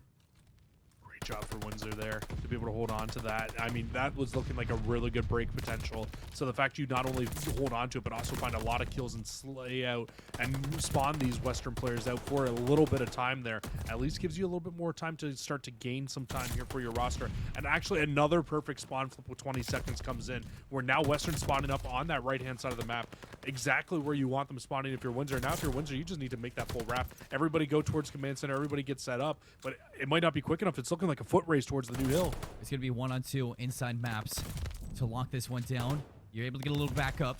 Zuzi finds Misty, Pokey finds Bobby, and there's the setup you're looking for if you're the Mustangs right away. But can they hold on? That's the big question. Espa's looking to put that to the test, and he's going to find the opening. Windsor set up for the break. Conundrum from the staircase. He's going to swing on out. Good for 1. Looking for the second. Not going to present itself, but his teammates are here to clean up where you left off. Only one player left here for Western, trying to make his push in through the bottom side, and he needs to go massive, needs to find a few kills here, and it absolutely does. It's Pookie, who would have thought, finds 3 of the 4, and the break for Western right back inside of the hill. These back 30 seconds should go their way. I doubt we see another big hit coming from Windsor. And Salome sets it up, Pokey spikes it down. That is a much-needed break if you're the Mustangs. They are going to Jesse, invest one more hit. Yeah, the Windsor, they don't want to give this up just yet. Conundrum's going to slide on in, but Zuzi should just find that scrap time. The rest of Windsor, they've rotated. I mean, that was looking really scary off the start of that game. Those last 2 hills, though, for Western, much better answer backs than what we saw through that through those first 2 hills. So Western, they've really brought this game back. They were down a lot of points. So to be only down 26 at the end of the first set of rotation, you will absolutely take that. The issue is, though, is Windsor once again will be the first team here, will be the first team set up at this Monument Hill, and they are looking like they are setting up for another good potential hold here. Espa last alive now off of that initial setup. Looking to keep his toes on in for the contention. Mustang's finding a lot of kills, but taking out Espa is really the key. Pookie is able to find that one. So break so far for the Mustangs. They find the last couple of kills, and Western, they're into the hill, Jesse. Something we didn't see in the first set. Another good break in from the side here for Western. All the trades just going into their favor right now and continuing to hold on to those right-hand spawns. We talked about them in the first set of rotations. They are so important to hold on to, but that 5-man wipe from Windsor gives them full clearance to push everybody forward, try to break these spawns, but they are so tough to break, and Western will be first team in control of these spawns. And let's not forget, when we went to the control, this setup that you're seeing start to develop here from Western could not be broken by Windsor. Look how far pushed up player number 2 is Pookie. Conundrum reads him like a book. And now Windsor, an open opportunity to flood on in. Here comes the utility, looking to follow this one up, but a heads-up play on Azuzi, comes up in behind, hits the flank, and shuts down that whole wave of attack. Now Misty, last one alive to make this work, able to find a big win, but is it enough to shut down the rest? It looks like the answer is yes, because off the respawn, the rest of the Lancers, they come to party, and that party, it's a Lancers party for the meantime, but no Western. They're taking things over. They're saying it might not be a Lancers party just yet. We still want to have fun. A Lancer party don't stop, clearly, because this hill is still being contested over by these 2 teams. Neither team wants to give an inch here, and actually Windsor will be the team that wins out this little bit of scrap time here. So that's a big 15-second swing to go back into the way of Windsor, build this lead back up, maybe even reach back over that 50-point mark, but you will get a full setup over towards the new hill. If you are Western here, you've got 3 of 4, actually make it all 4 of 4 players now as the last 2 spawn up onto the new hill. It's just a matter of being able to hold on and stopping Windsor from breaking in, because you can really tie this game back up with a good hold here. Another setup for Western. Let's see if it pays off. Windsor setting up through vines. You do have 2 players here, but Shady, nice shots on Conundrum's going to lessen the load. 3 down again, Jesse. And these solo individual plays out of Windsor not paying off whatsoever. You're going to go for this next hit. Espa's in for the contention, but Pokey lines up too. Conundrum and Vines is going to drop as well. Pokey's on 5 in a row, and look how far the Lancers are spawning. This is looking like a comeback starting to happen here for Western. I doubt you get another hit from Windsor going towards this old hill. You might play for scrap time here, just 1 player. It's going to be Conundrum, the very last player to try to contest into this. He finds one, but can't find Pookie, and that's going to give Pookie the strafing run as well. Lead change will not be in, but it will be mighty, mighty close. Practically a tie game at the end of this hill. But Windsor, once again, they just chalk that little bit of time. First team set up here. You need a break if you're Western. Western knows how to get the blood pumping, man. This team just never wants to roll over. You have the setup for Windsor inside a church. But last time Western, they did a great job at keeping this time contested throughout the majority of time. Bobby alone, Western, they flood on in, find 3 down. There's the break from the front end. Now flooding on to find these rotations. They know exactly what they need to do. Can they find the kills to make it happen? It seems like that's a no. Espa's going to slide in and keep it in the hand of Windsor. But for how long? Because still, this is what I was talking about, Jesse. Western, very good at keeping this church hill contested. That's what you get, though, right? When you get that early rotation over, you get the favor of being able to spawn up close, being able to consistently reinforce this hill. But again, only a 10-point lead here. So Western realistically can bring this one back at any point in time. And again, we're going to have a foot race over towards the new hill. It will be a 1-on-2 again here for Western at the command center, but it will be Windsor winning out on a lot of those initial gunfights here. And Windsor only needs 45 seconds to close this game out, but very unlikely that it happens here on P5. And Bobby's shutting down all the rotations, so really Windsor just need to look one way. You have the setup, you have the advantage. You're looking to put this one away. Misty on the front line, good for one. A little bit of team name from Zuzi, and that's going to get the job done for Misty. Flies out the door, looking to take the fight to the front line, but it's not needed just yet. Backs on out. Shady looking to be the player to throw this into shambles. Able to find two. Zuzi breaks on in, and Western, they're not giving up on this map hill, Jesse. They are ready to go to toe-to-toe in the ring. Western needs to either keep hold of this hill or scrap for just a little bit longer, and now no longer Windsor can win here on this hill. That's a big statement there from Western. You can get really close if you're Windsor, but now if you're Western, you don't even contest this again. Maybe throw another body or two to try to stop them from getting any more time here, but the main focus is towards the other side of the map. We go back to P1. Only 9 seconds is needed here for Western to be able to close this game out. But if you're Western, you can still close the game and win it here too. You just need a flawless hold. Bobby, Misty, 3 go down. Windsor looking for the break, and there it is now. If you're Western, you need to put the pedal to the metal because Windsor, they have to set up that they want. Only 2 seconds needed. And as Western falls, Pookie, the last chance, the last hope, drops the streak on out, but it does not matter. Windsor Lancers, they're going to win this series 3-1. That was not nearly as comfortable as Windsor would have wanted it to be, though. What a final to this series. I mean, map 1 and map 2, or map 1 was not very close, but everything from map 2 onwards, just fantastic Call of Duty from this 2 teams. I mean, a lot closer than I would have pegged this series to be. I was wondering what Western we were going to get today, and Western absolutely showed up. I mean, you might not have won the series, but Colin, take in, if this team wins that round 11, we are very easily going to a game 5 here. And I mean, a Tuscan Search and Destroy, I mean, Western seems to be a very strong team on this Tuscan map. It could have gone either way for me. You know, the one word I used all the way back in game number 2, Jesse, is synergy for the Mustangs.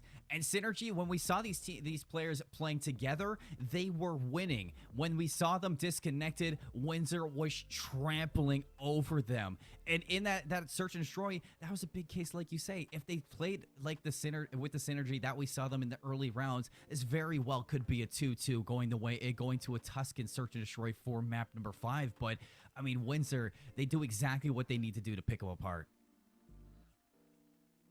That gets the heart pumping, Colin. A map like that gets the heart pumping for sure. I mean, a 250 to 214 game there. Windsor, I mean, I don't even know how to fully break that one down because that was just really good Call of Duty from both teams. And a lot of mistakes as well from both teams as well towards the later half of that game. If you get a few more cleaner setups there, I mean, Windsor probably closes that one out a lot sooner. But Western being able to make that full wrap, they decide to, hey, let's not contest into this column hill one more time. Let's get the full setup here at the fountain. That's really what brought them back into the game. Getting that full 60 there brings them straight back into it. They tied the game up, and they kept it scrappy from that point on. It was just Windsor had just that little bit more oomph towards the end of the game. But I thought with those streaks on Western side, they might be able to break back into that final hill. But unfortunately for them, it was not enough time. Everybody else fell around them. It was that 3-piece in the middle of the map.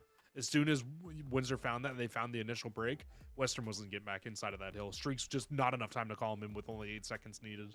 Just some good old Call of Duty to get the blood pumping, Jesse. Windsor, they take the victory 3-1 over Western. They move higher up to a 6-0 standing now inside of their conference. And they are going to be looking good now for the rest of it. Excited to see what they can do when they go up against St. Clair all the way in week number 9. But for now, they're staying flawless on the night. Folks, coming up next is going to be ICC versus the Longhorns. We're going to take a break and get things set up. And when we return, it's the final match of the day. You don't want to miss it.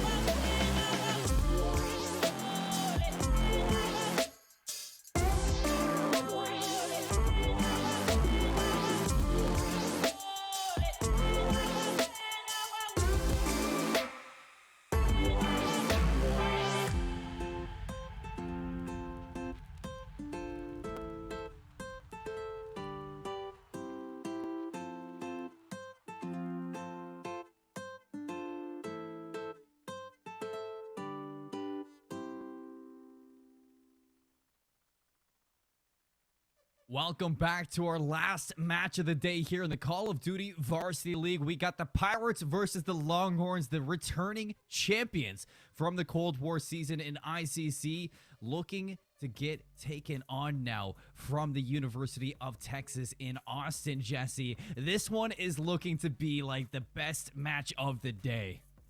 I mean, I wasn't expecting our last series to be as much of a banger as it was. Maps 2, 3, and 4, absolutely fantastic matches. Now, this one, on the other hand, I said it at the start of the day. This is like the closer. We were waiting for this map or this match all day long. It's the headliner. It's what we want to see. It's two really fantastic teams inside of the Central Division here in the Call of Duty Varsity League, throwing blow for blow here. It's the main event. It's ICC against UT Austin.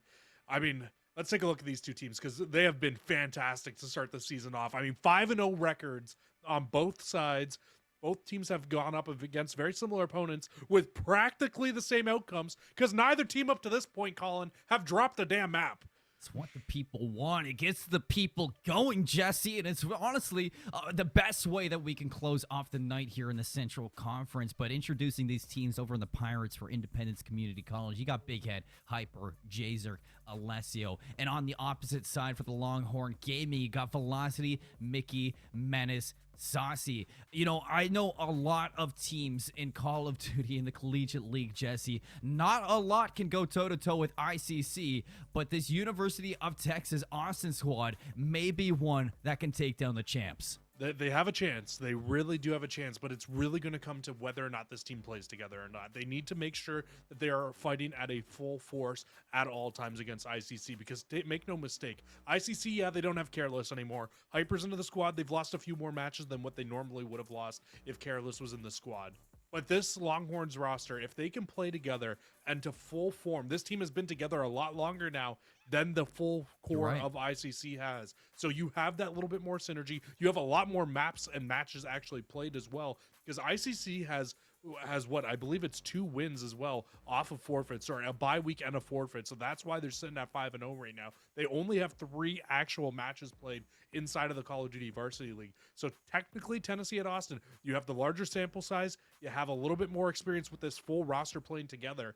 You need to use all of that to your advantage here. Use all of your little bit of experience that you have to come out and take this match against ICC. But it's going to be tough. By no means is this going to be a walk in the park for either team because ICC, they aren't the defending champions for no reason here. No, you're right. There's a big reason that we saw him. We saw it back in Cold War. For all those fans that tuned in last year, you just got to see the dominance that this roster lays down on the table. But speaking of the table, let's set the table right now with the maps and modes, Jesse. There's going to be one thing that is important in the series. It's consistency out of Longhorn Gaming. And if you're looking for consistency, you can find it in the map set. Yeah, say hello to our map set. This is consistency at its finest. You start off with Bacage, you close it off with Bacage. In the middle, triple dose of Tuscan. Who would have thought we get another triple dose of Tuscan here, Colin, just in a little bit of a different order. And we said, yeah, what in the last series, we said usually the triple dose of Tuscan starts the series off. Last series, it was to close it off. This series, smack dab right in the middle. You get Tuscan. Oh, yeah. 3, 4, and 5. It should be a really, really good one here. And honestly, I am really, really excited to see both these teams throwing it out, duking it out. I don't think a better map could start the series off, though, than Bacage to see who's going to come out and take map number 1. I mean, it's just the be-all, end-all icebreaker right now in Vanguard. It's just one way to really get to know your opponent. So why not get a little bit personal inside the cage? This is what we're expecting out of these teams. I mean, I'm expecting a long series, so why not get to know each other early? Hey, I mean, I said it. I said that this was the headliner. This was the main event. So why not have a cage match to start it off? And even if we go the full distance, it's back to the cage again for that game number 5. I'm absolutely here for it. I'm here for all the WWE references as well. It's absolutely going to be a good one here. We're just waiting to get everything started off, get everybody ready to go in the lobby, get this match started off. ICC, hey, they said they want to start this off early. So we, I mean, clock is ticking, boys. Where we at? Let's get this game on the road. I'm ready. Seymour's ready. Let's get into this damn game soon. I know that sounded like a transition, but we're not hopping into it yet. We're still waiting for everything to get ready to go here. I baited you guys, though. I know I did. I'm very, very excited for this match, if you couldn't tell, Seymour, between these two teams. Wow. And now even Pith is out here baiting me. I thought we were getting into the game, but the transition came up and he just faked me out. I've lost full, guys. I've absolutely lost full. Well, Jesse, we've seen a lot of Bokosh hardpoint tonight, and it never gets old when we see it. I mean, the one thing that's really transitioned is the way that teams rotate inside this map, but most notably tonight, the name of the game is locking it down on the inside and boxing the team out into their spawns. I mean, you see it a lot inside of Berlin Hill number 3, spawning out the team in the back docks and just making sure that they stay there. If you're a team inside of the series out of these two titans that can do it, I think that is going to be a very big tell to how this rest of the series is going to go. Yeah, you're absolutely right. This map is really starting to develop as the year goes along, and you even see it a lot more and more as the season has gone along, from better and better teams from the CDL level all the way down to the college collegiate level. And when you're looking at teams like this, playing from the front of the hill, not impossible on a map like this. It just really comes down to whether or not you can get the job done, and we'll see how both these teams decide to play it off the bat. And a little bit of a different hit coming in from ICC right away here. They actually want to focus towards the river side of the map to try to break their way into this hill. It's a Tuscan sandwich, Jesse, with Bokosh bread, and let's see if that bread can get toasted with a heater. Map number 1 in with Texas into the hill, looking to keep their toes on in. Velocity, big win on a big head. Should be able to keep this side of the map in their control, but the really big kill is going to be Velocity finding Hyper around the outside of Barn. It's 3 down again. J-Zerk falls as well. So far, so good for the Longhorns. Looking like a classic Bakaj hard point right off the start here. Neither team getting a ton of time. Most teams just trying to buy for position towards this next hill, and it's going to be Austin. They should be this first team early and set up here unless somebody's able to snake through from this ICC side, but it's not looking like that's going to be the case. And ICC looking like they want to try to hit from this top side of the map, from the tank side, to try to make their way in and try to break in towards this hill number 2. Low scoring game after 2, but that's just because these two teams testing each other at the moment. For still a split feed, but look at what Alessio's using. We got the Volk out here, taking some notes out of Fishity over on ASU. I mean, this gun has definitely been showing up a lot more just because of how much power that it punches, but is it going to be enough to overcome the Longhorns so far? 3 go down. ICC looking for the break, and there it is. And that's the hit from the front that they needed. And they don't notice the spawn out right away either. So they're not going to be fully prepared for the Longhorns to be hitting this from the back side of the map. So unfortunately for ICC, they get the flip, not exactly when they want to, but this should at least lead to a little bit of time here. J-Zerk wins a big one to close that off, and this will now be these back 10 seconds. Going to the way of ICC and a little bit of a lead here as we head over towards the Grandma's Hill. I'm starting to pick some things up in the sling category. ICC, if they heat up, it's going to be a scary squad, but that's a nice 3 down. The Longhorns to slow the roll, going into hit Grandma's. Oh, this gun is so stupid. Alessio just ripped him apart. Hyper's going to find 3. You still get the spawns in the back for Longhorns, so you're going to be able to reinforce this right off the rip, but finding these kills are going to be key to holding on to this time. They're into it now. Saucy's going to find J-Zerk into the side door. Mickey, nice shutdown onto Big Head. It's 2 more down in favor of the Longhorns, and just look where ICC are spawning. It's going to take a while for them to get into this hill, and even so, I mean, Longhorns, they got this on lock. Velocity off to a great start here in this game. 11-4, really doing a great job for his roster. Unfortunately, Mickey was on 5, was looking to maybe find some streaks, not able to find anything though for this roster. Now ICC battling back in from the front. Battling back indeed. Whoa, Hyper, he's got the hands. We said this is a wrestling match. Well, Hyper's ready to get personal inside that. Big kill on the Saucy, and that's going to set them up for Barn now. The setup indeed looking good for ICC off the rip here. I mean, you get the little bit of scrap time, keep this lead by just the tiniest bit. But, oh, you don't notice, but Mickey's actually going to spawn up in the back here, and he could be detrimental to this setup here for ICC. Right away, in for the contention, but Big Head snaps onto him, so don't care, didn't ask. Didn't worry one bit about that player spawning up in the back. Exactly. Hold it tight right now because ICC, they are alive. Electric indeed on the map. Hyper now 6 in a row. Has the strafing run in their hand, Jesse. So ICC starting to get on this roll that you didn't want to have if you were Longhorns, and spawning so far away. They have accumulated the biggest lead yet inside of Bokosh, map number 1. And Hyper, 7 in a row. He finds that glide bomb.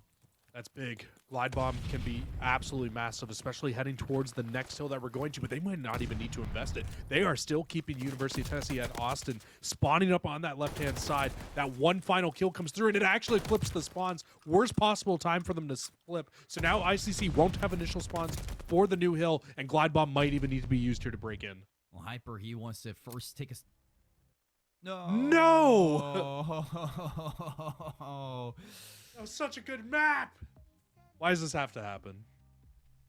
Call of Duty, man. He was on You ever wanna 11 in a suck- row, Jesse. If you ever want to suck the life out of two casters, drop from the lobby. We're blaming Josh. How could you? I mean, things happen, folks, in this one right now. Just losing the observer into the game is definitely going to be a killer for the mood. But both of those teams, Jesse, they were looking absolutely fantastic in that map one. We wanted to see it neck and neck. It was in the later ends, but I mean, that champion squad in ICC, they were starting to scrape away with things. Towards the later end of that first set of rotations, it was starting to get a little bit scary. So I mean, that's what I expected of ICC, but I don't think the Longhorns, if they're still going with this, I don't think the Longhorns are going to stay rolled over for long. No, I mean, in ICC, they kind of pushed a spawn that they didn't want to at the end of that third hill. They were pushing straight in towards that barn hill with like 6 seconds left. And then initially, it looked like ICC was looking good for that initial setup for the new hill. But Austin 100% was going to win that rotation over towards it for at least the start of the hill there. You know, ICC had streaks they could have broken. Doesn't look like it. We don't know for sure if it was just us that fell out of the game or if it was the full lobby that it ended up breaking. We're still waiting for confirmation on that, because if that game is still going on, obviously they could have had that happen. So we'll just have to wait to see what happens there. But I mean, what a start to that map though, Colin. It was great electric, series ahead of Jesse. us. I mean, it was so low scoring. It was exactly everything that I hoped it would be. But folks, when we get things ready to go, when we figure out what's happening with this lobby, we're going to cut to break and figure things out. We'll be right back.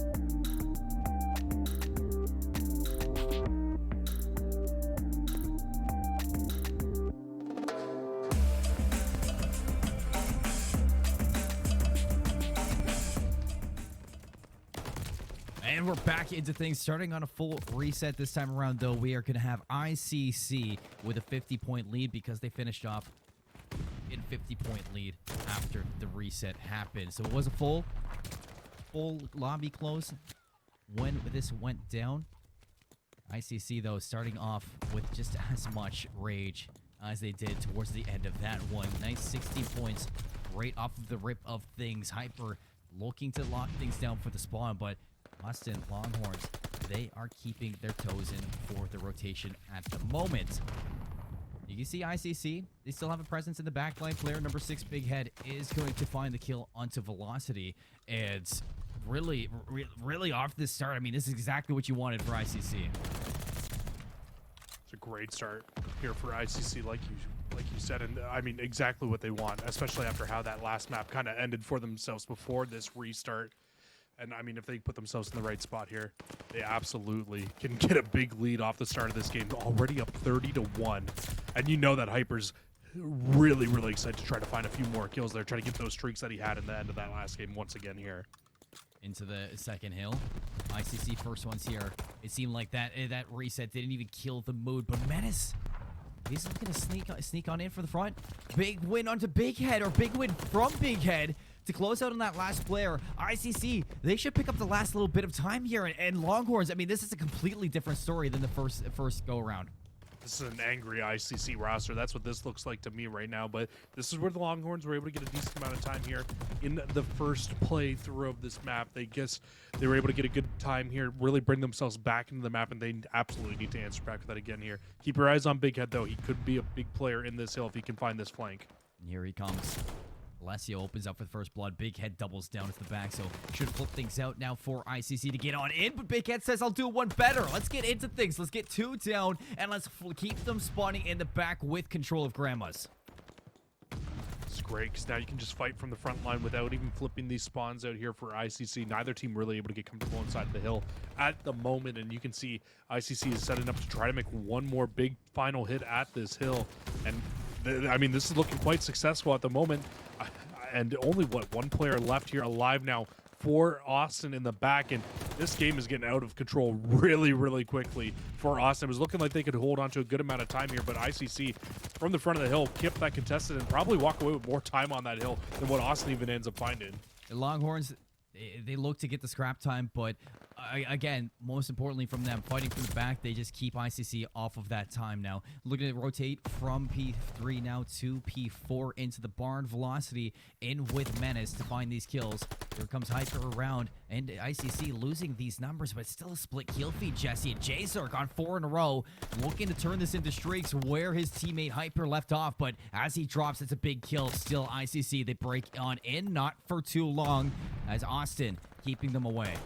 Velocity's up to a lot slower map here than what we saw the last time through into this map. It was a really good start for him, and now 7-11, he needs to pick it up into the back half of this game. Let's not forget, ICC only needs to get to 200 points to be able to close this out. For Austin, it will be 250 again that they still need to be able to hit. So ICC, they're already very close, right around 100 points from being able to close this out. And now when we look over towards the next hill, when we look over towards this P5 hill, that's a huge win down for Menace inside of the bottom side of the map. He needs to stay alive here in the back to try to flip these spots up for Austin. Well, that's the big question. Hyper's on the chase, and Menace not going to stay alive for too long. 3 down for Longhorn. So ICC, they're going to hop this hill, turn scrap time into initial.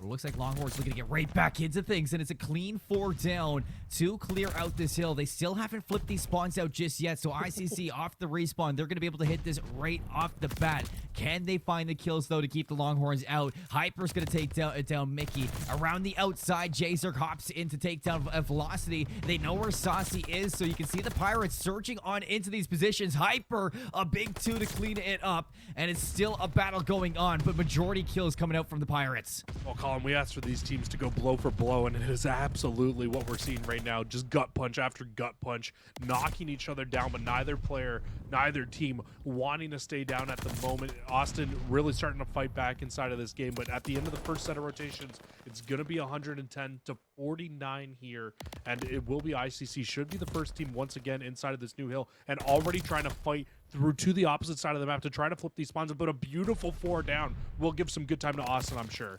The thing is, Jesse, is that it's okay going blow for blow, but with the start that ICC had, it's just not enough for the Longhorn at this moment.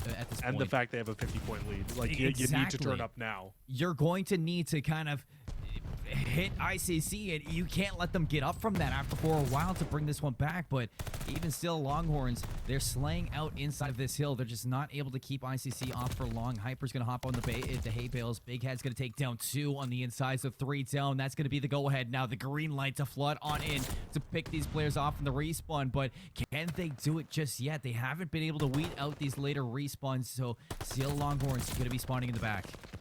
It's going to be so important for the likes of the Longhorns to hold on to those left-hand spawns. But I think they've actually flipped out already. So ICC, wow, in the very last seconds of P1, will flip the spawns. They will get exactly the spawns they want here for P2. So now Austin is going to be needing to fight this from the front, and it's so hard to do, especially against a talented team like ICC. Velocity keeping in the contention. Saucy watching their back. J-Cirx, though, going to clean that one up for free 4 in a row, by the way. Keep your eyes on this player. See if J-Cirx can turn this into Shrieks, but no Mickey. Nice shots to shut that down. Still, though, Jesse, Pirates have a huge lead right now. Longhorns, they don't really have room for mistake. Really don't, but this is good time for the Longhorns. So you're getting a decent amount of time here on this hill, well fighting from the front. We said it's very hard to do, so the fact they're doing it and getting as much time as they are, very, very big for this roster. You're still down 40 points, which realistically is 90 in the overall score line here, because ICC still only needs 80 seconds to close this one out. I think the good thing for Austin at the moment is not only are you still gaining time on this hill, but you look like at the moment you're in control of the spawns you're heading in towards Grandma's. Yeah, that's one thing that we really haven't teed up, Jesse, is the fact that they start with 50 points. ICC, they only need 200 to close out this map 1, whereas Austin, they're going to still need all 250 points to close out this game and find this map number 1. ICC spawning up in the front, fighting on in. Hyper through the front doors, could find it, but look at that, coming alive. Longhorns, they find 3 in a row, and they're going to flip out the Pirates, Jesse. This isn't the worst case scenario, though, because you can just pick these ICC players off spawn now as they come up. This could work out so well here for the likes of Austin. They still know Velocity on the crossfire. Can't find J-Circ in the end. ICC looking to come alive. They find 3 down. They're looking to break on in for the contention. Mickey, 6 in a row, has the strafer run. Can't turn it into a glide bomb. The Pirates are going to find the break, but for how long? Because you still have some pressure out here from Saucy. As he falls, scrap time should be locked down for the Pirates. So, big or small, still massive here on this map, especially if we get back over towards T5.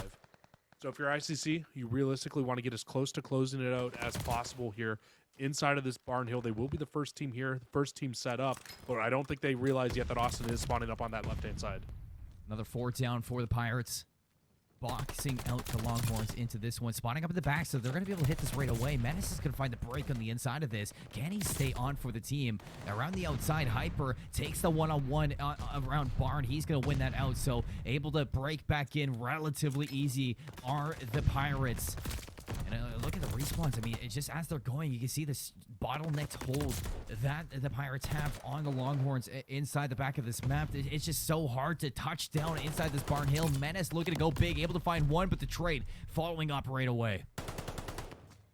And these aren't 20 seconds that you can give up if you're Austin. You need to keep challenging this because ICC is 40 seconds away from closing this game out. So any little bit of time here is good for ICC to be able to get up and be able to get closer and closer to being able to win this game. Austin doing a great job of fighting this from the front, not allowing ICC to get any closer. 35 seconds still left for ICC to close it out here, but early setups and early spawns going to the Lake of Austin. Velocity spawns Hyper. Big Sun there. He's able to take him down. You look at where ICC are spawning, and they are going to be fighting this from the top side of the hill. So let's see how this hit is going to fare on out. Big Head looking to clear out Grandma's. He's going to fall. Menace wins a big fight on the opposite side, so lessens the numbers of ICC, but working the flank. The Pirates still trying to find their way in, but it's Hyper right over the wall to take down Menace, clear out Longhorns from this site. It's enough to allow ICC to get in a good hold to deny time. Oh, Big Head's in such an annoying spot. As soon as anybody on Austin starts to get anywhere near this hill, Big Head can just shut them down and drop them out. And now Alessio will actually be able to get in from the front. You get a 4-man wipe here for ICC, so this should lead to at least a little bit of time, but still, Austin, they got those top side spawns. They break right back in immediately, but after 2 sets of rotations, all ICC needs here is 25 seconds and this game is over. And look at that game clock, only 45 seconds left. Yeah, this might not even go to a full 200, which is crazy, Jesse, because I mean, they only need less points to put this one away, but still the time clock very, very playable inside of this. But they're going to hop this on. They're looking to trap them out into Grandma's. 12 seconds needed to close out this map number 1. Here comes the Longhorns for one last break. Mickey's going to find J-Zerk, but cleared up right off of that kill. 3 go down for ICC, so it's not over just yet. Longhorns still keeping their toes in the water. Oh, they're keeping it just enough to stay inside of this game. Only 13 seconds left here for ICC to close it out, and they want to do it here on P1. They continue to hop in. They continue to contest this time. 9 seconds left needed. Last break attempt here for Austin. Here they come. They're going to find the kill onto Big Head. Velocity being the one push that through. You still need 7 seconds, so you know that it is still they get all doable. 4. But 4 down, and they flip this out, Jesse. This is absolutely doable here for Austin. They hold on to the good side spawns now. They just need to zone out ICC. You can't let them sneak through. You can't let them spawn in the back. You need to be perfect from this point on if you want to win the game here for Austin. Time clock's going to be what you need to play if you're the Longhorns at this moment. Big Head finds 3 in a row, so he's going to be looking to break on his own. 4 down for Big Head. 5 seconds remaining. He's going to fight 5 in a row. Look how far they're spawning. ICC, they needed 1 break. They find it, and they're going to be taking Bokaj. Wow, what a map number 1.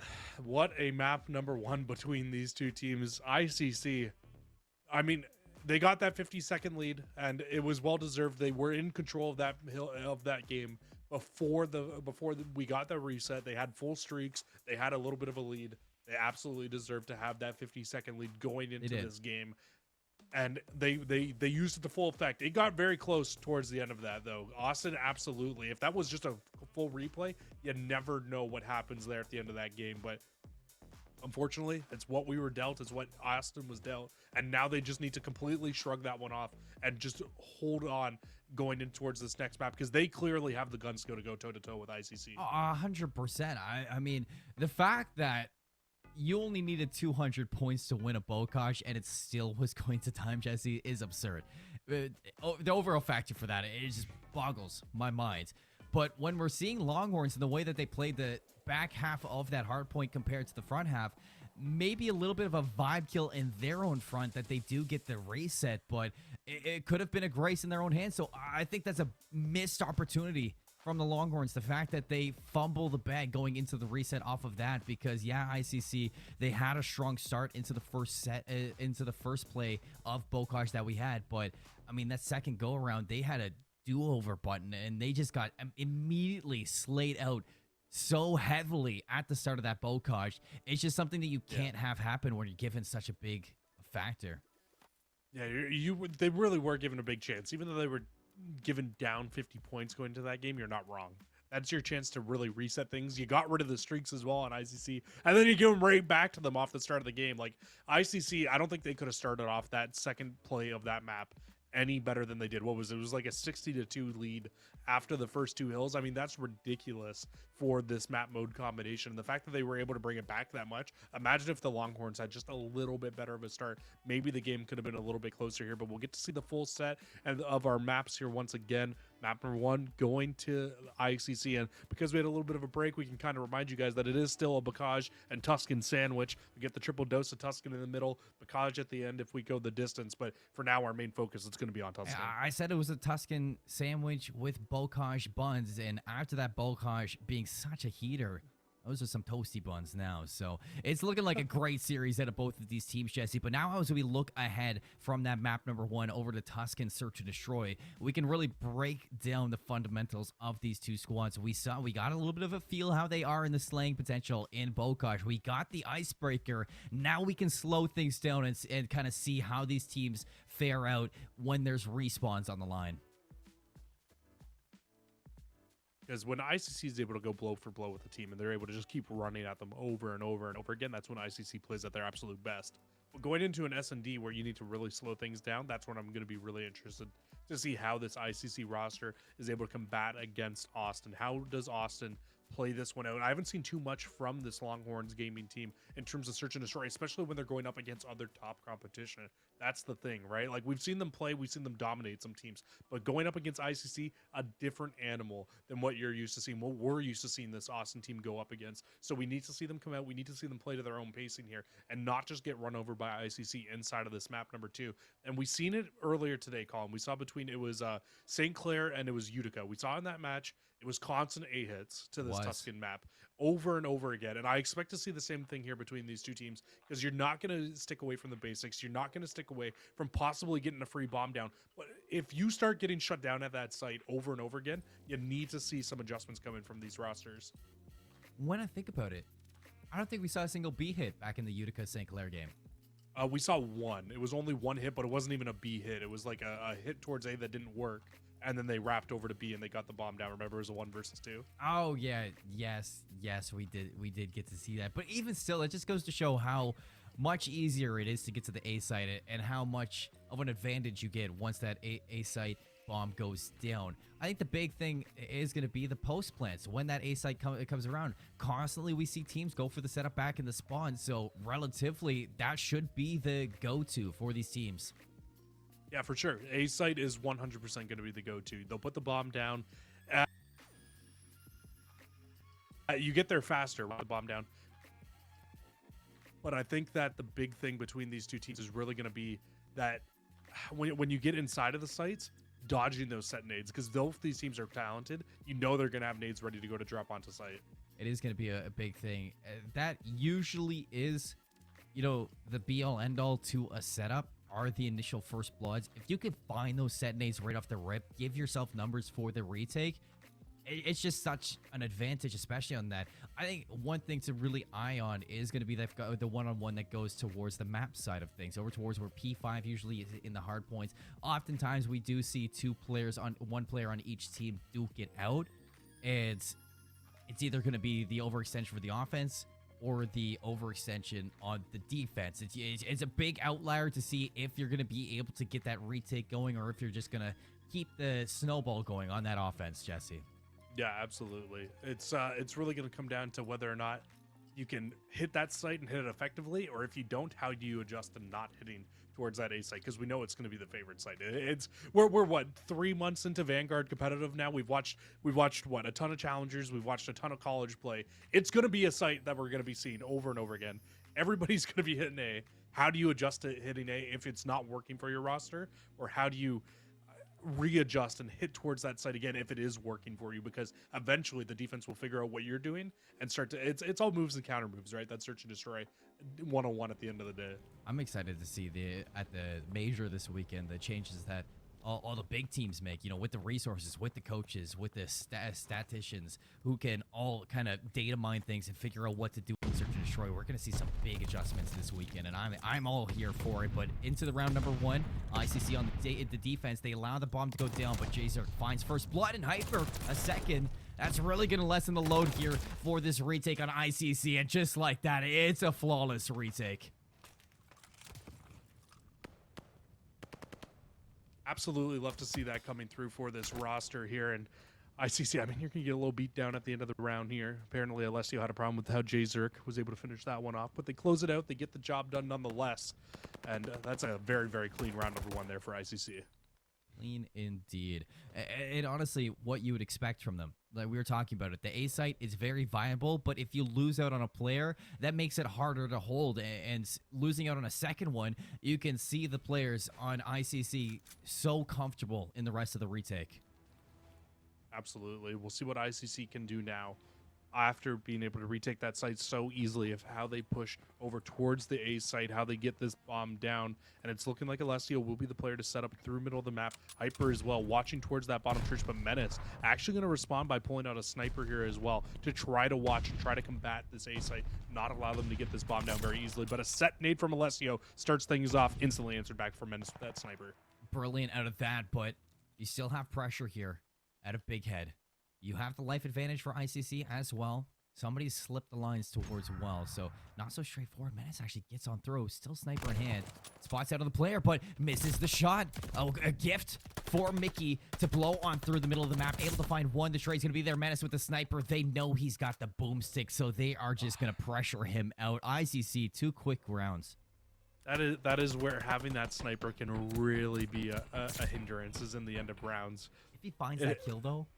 Oh, yeah. If he finds the kill, it makes it that much easier, right? But that's the blessing and that's the curse of having the sniper in your hands, right? Like, it's great early in the rounds to find those early picks, but once you get caught in a 1v2 or in a 1 versus 3 and you're pistol sniper only, it's so tough to win those rounds. And unless your name is Clayser or Simp, it's very, very hard to see that happen, at least in a consistent manner. But you know what? We'll see what can happen through the rest of this game here. We saw a great retake from ICC in the last round. And this round, it looks like Austin decides, hey, you know what? Let's maybe play a little bit more passive here. And first and second blood will go into their favor. I really like this setup. You know, they still keep A side viable, but they play a lot more passive. Now with 2 lives up, Mickey's looking to fly instantly at that. A little bit too over aggressive. ICC pulled this back into the life. 2v2, Alessio spots out Velocity, able to slip away with his life, and nice bait and switch out of Menace. 2v1, Big Head last alive, pressuring from the middle of the map. They know they're there. They play this for the trade. Big Head looking to stay alive, still dancing with the Devil, and the Devil's gonna win.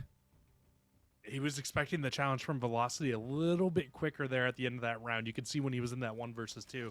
He took the first fight, didn't want to swing the corner right away because he figured Velocity would be there to swing immediately, but Velocity plays that really well. Doesn't swing immediately, swings a little bit later, and catches a really good timing to be able to close that round out, to be able to win the round for Austin and actually only take their first round here. How do they respond, though, on defense now? Because Austin's defense did not look great in that first round. It was a set nade and Alessio through middle of the map, just dominating things off the start of the last round. But this round, it looks like, once again, ICC favoring towards the safe site. And it looks like the adjustment that's coming through. We're going to get a 2-player flank coming in through the command center side of the map here from Austin. Mickey gets the info with the stun. He doubles back. They instantly plug the hole inside a church because you got Saucy in a position to check this bomb, but not able to find the shots needed. He's going to have to be forced off this position now. Still a tough situation to be in. They don't spot Jaser Kid in the gun. Okay, they do spot Jaser Kid. The bomb down. Velocity, not just finding one, but finding Alessio up top inside of map. Suddenly, ICC, they're in shambles, and Hyper's last alive in a 1v4. It's a really, really good adjustment there. So what Austin does is they send the 2 players to command center. They actually don't go on a full flank. One stays inside command center. The other one hits up through mid, sits on that box heady, watching over the A-bomb site, and just shuts everything down. And now Hyper, I think he was just hoping somebody was going to get a little aggressive through this map, trying to pick off a couple of these players as they come through, but not able to find any success. And he's by himself now. 1v4 situation. He knows as well as we do that this is a very tough round for him to win, but he will find one with 20 seconds left, bomb down still, and needing to get this plant.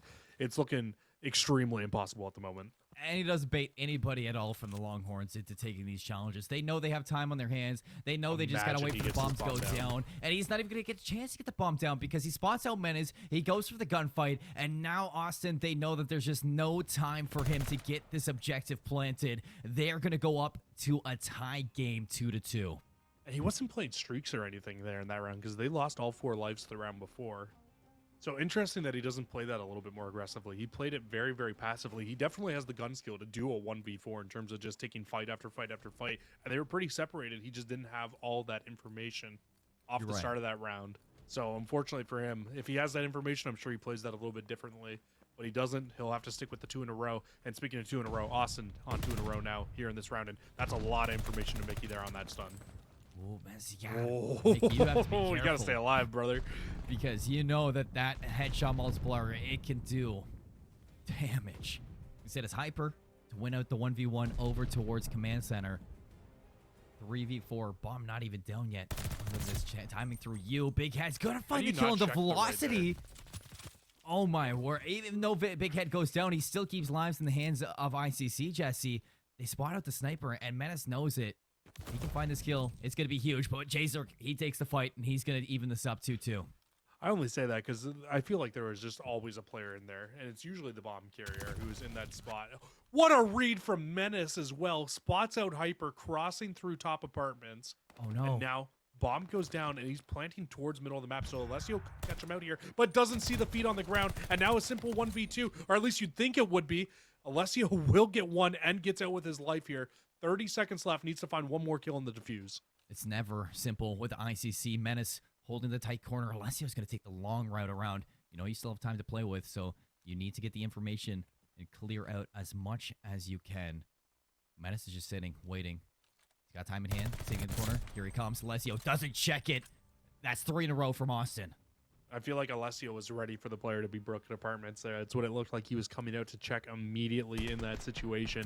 But imagine if he sees that player on the bomb in middle of the map. That completely would have mitigated any push that ICC would have had there. Sorry, that University of Texas and Austin would have had there. But no, that's 3 rounds in a row now. UTA really starting to bring themselves back into this game. The Longhorns absolutely not going down without a fight. And that last kill as well shuts down the streaks onto Hyper, onto ICC. So we got to be looking at Menace here now on 4 in a row as well. Maybe even looking towards some streaks for himself. Jesse, they've made the right adjustments. Nice shots at Alessio. You get the answer back early from Mickey. It's not going to be advantage to any team off of the rip. 3v3 bomb leading over towards the A site, but Saucy still scratch in the back of his mind that there's the possibility of an extension through command center.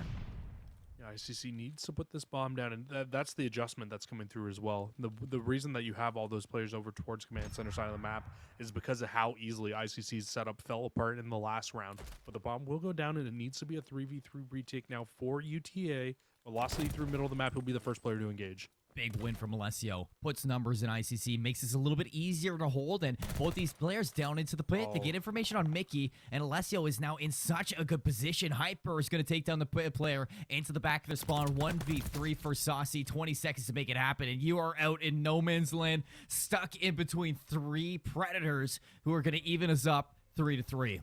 When Saucy through 6 rounds, 0-6 right now, he's going to need to pick it up. You need all 4 players playing at full 100% here if you want to be able to take ICC the distance. If you want to be able to take a map off this roster, you need a full team effort. 0-6 and they're 3-3. That's not the easiest thing to do. It just means he's probably the first player into a lot of these situations, and he's just unfortunately not finding a lot out of his first kills. But it's going to be a full 4-man hit for UTA here, going towards the B side of the map. You don't see this very often in Vanguard. Big change of pace. Big Head, the only player here, doesn't get the right stun, but still finds the first blood.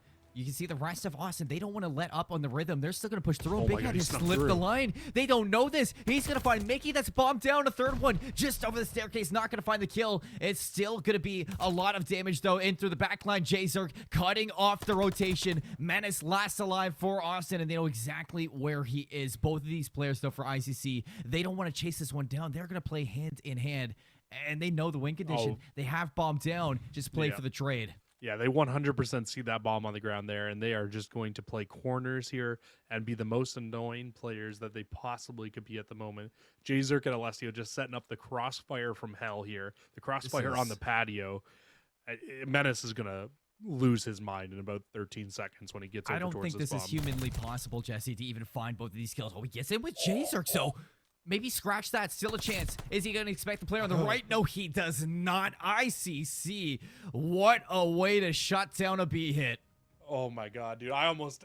That would have been the caster curse from hell, Seymour. If I caster cursed that one there. Thankfully, they're able to close that round out. ICC.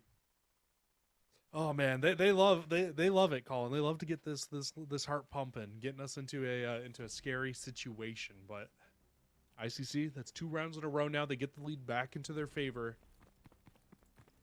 These rounds have been absolutely insane. But in that last round, Colin, I said you don't see a hit towards that B side very often, and that's why it needs to be absolutely perfect if you want to get that bomb down there. And that one just was not executed very well there for the University of Texas at Austin. But luckily for them, their defenses have looked fairly strong off the start of a lot of these rounds. But Big Head will find opening kill over towards Command Center once again. Forces Mickey to rotate on through. Put a plug into the overextension. ICC not done with it, but they haven't dedicated themselves to a site. Player number 7 trying to slip through. It's Big Head. He does it successfully in and out with a second kill. That's going to be bombed down on a 4v2. Now UTA, they need to hit from the right side of the map here. They're just not in a great spot to really be able to hit into this site, especially in a 2v4. Big Head will find one more, and that's just Menace all by himself now. And he already was weak. They had his positioning, and that's another ICC round win. It just feels like since UTA won those 3 rounds, ICC has just made such great adjustments through getting map control that that UTA has not been able to answer back themselves. I mean, you saw that as soon as they lost that gunfight all the way over into Command Center, the option for the extension was there. Austin, when you lose a player in that sense on the A site after losing that pressure on the overextension, it is so hard to pull yourself back out from that because you're just sitting there guessing on what's going to happen. And this time around, Jason again, first blood for ICC. Velocity is able to trade it out, but if they find Alessio, that's going to be what gets this bomb down. But they find him, and when they do, it's already a 1v2 for Mickey to try to stay alive. They know where he is as well. Both of these players, they have the information on where he's playing, and Mickey's going to pick this one up. He's going to get all around. If he has an MP40, would definitely favor him for this gunfight inside church, but auto in hand. This is going to be a big comeback if you make it happen. And he's going right up the ladder. This player to his right spots him out. Right below him is going to be Big Head. He doesn't check that. 1v1, Jesse. Yeah, Big Head, I think, was hoping that he would just hop back over, try to get this bomb down at A. And Big Head has not moved yet. He is still sitting in this situation, in this spot, hoping that that's the situation that comes through. And Mickey doing almost the exact same thing here, just waiting and hoping that you get an over-aggressive Big Head, trying to make this challenge. But Big Head's been in this situation many times before here. From top of church, I don't think he spotted him. So neither player still with any information on where each other are. But Mickey, at the least, is moving around the map and clearing things out and should know that he has a free plant over at this B site. Well, the thing is, though, Big Head, with the time so low, he knows that the hit's not over towards A. So the bomb's going to go down. Bottom church. These players are going to meet each other. But Mickey, the smallest sliver through the door, he spots Big Head bottom church, and he's going to keep the Longhorns alive. And so you see that round there. The reason that Mickey plays it like that, Colin, is because he clears out all the sites on that map. So as soon as he puts that bomb down there, he knows that Big Head is just playing a 50-50 over towards the A site at that moment. He knows that Big Head is probably just sitting there waiting, saying, hey, if you push the site, you're dead. So I'm going to plant at B, and then I'm instantly going to wrap towards church and watch the drop down, watch bottom church, and he finds the kill. Drops Big Head, wins the round out here for himself. Now back over onto offense for ICC. It doesn't look like UTA is out of this game yet. ICC, though, back on offense, bringing this bomb towards A. And it's looking like a free plant unless a couple setonades come in to shut this down. And Jzerk finds a huge first blood. Brilliant nade at a velocity, though. Not going to go down without a fight. Saucy! Where did Saucy die? How did Saucy die? He died in mid-connector. I have no idea how Saucy just died there. We'll have to find that out at some point here in this game.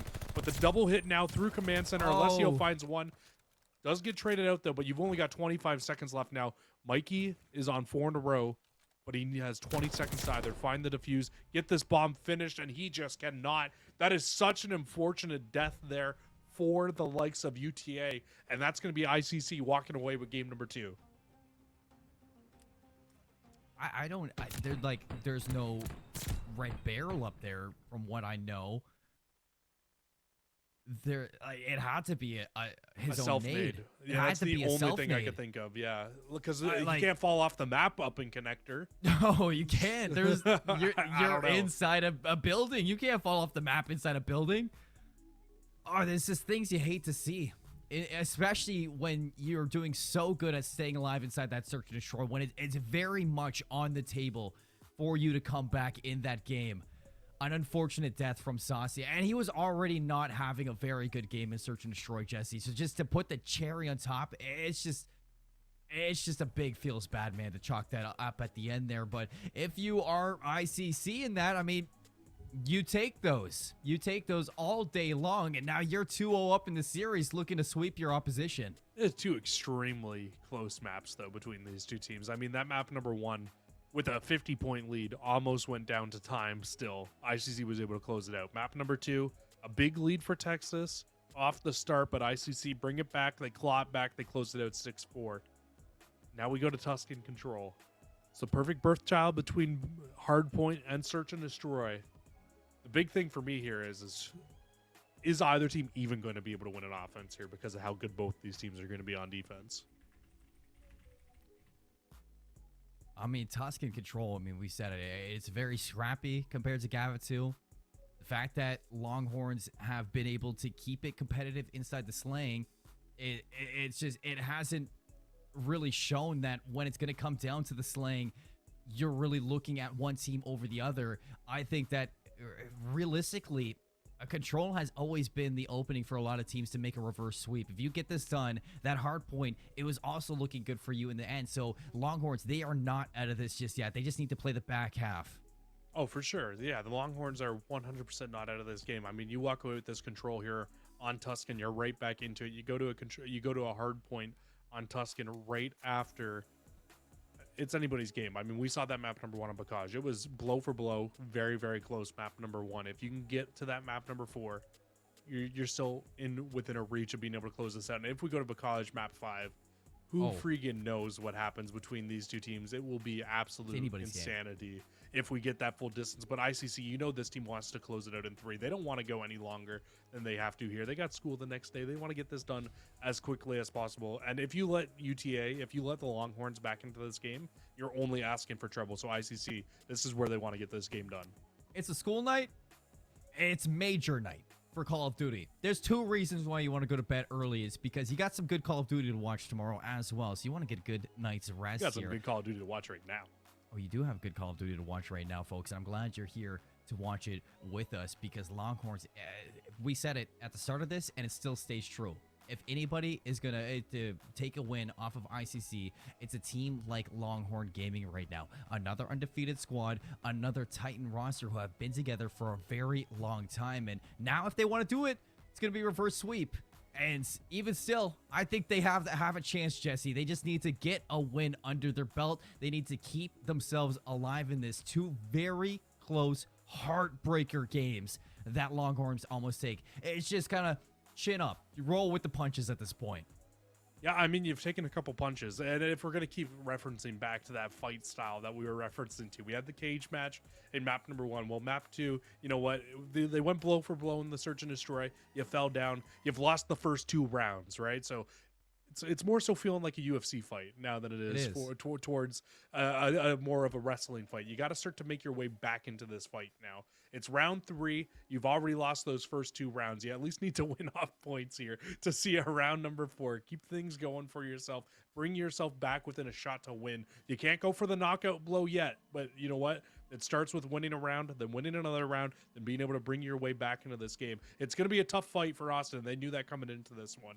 But I mean, you don't go up against a team like ICC without coming into a fight prepared to go down early on to come back into it.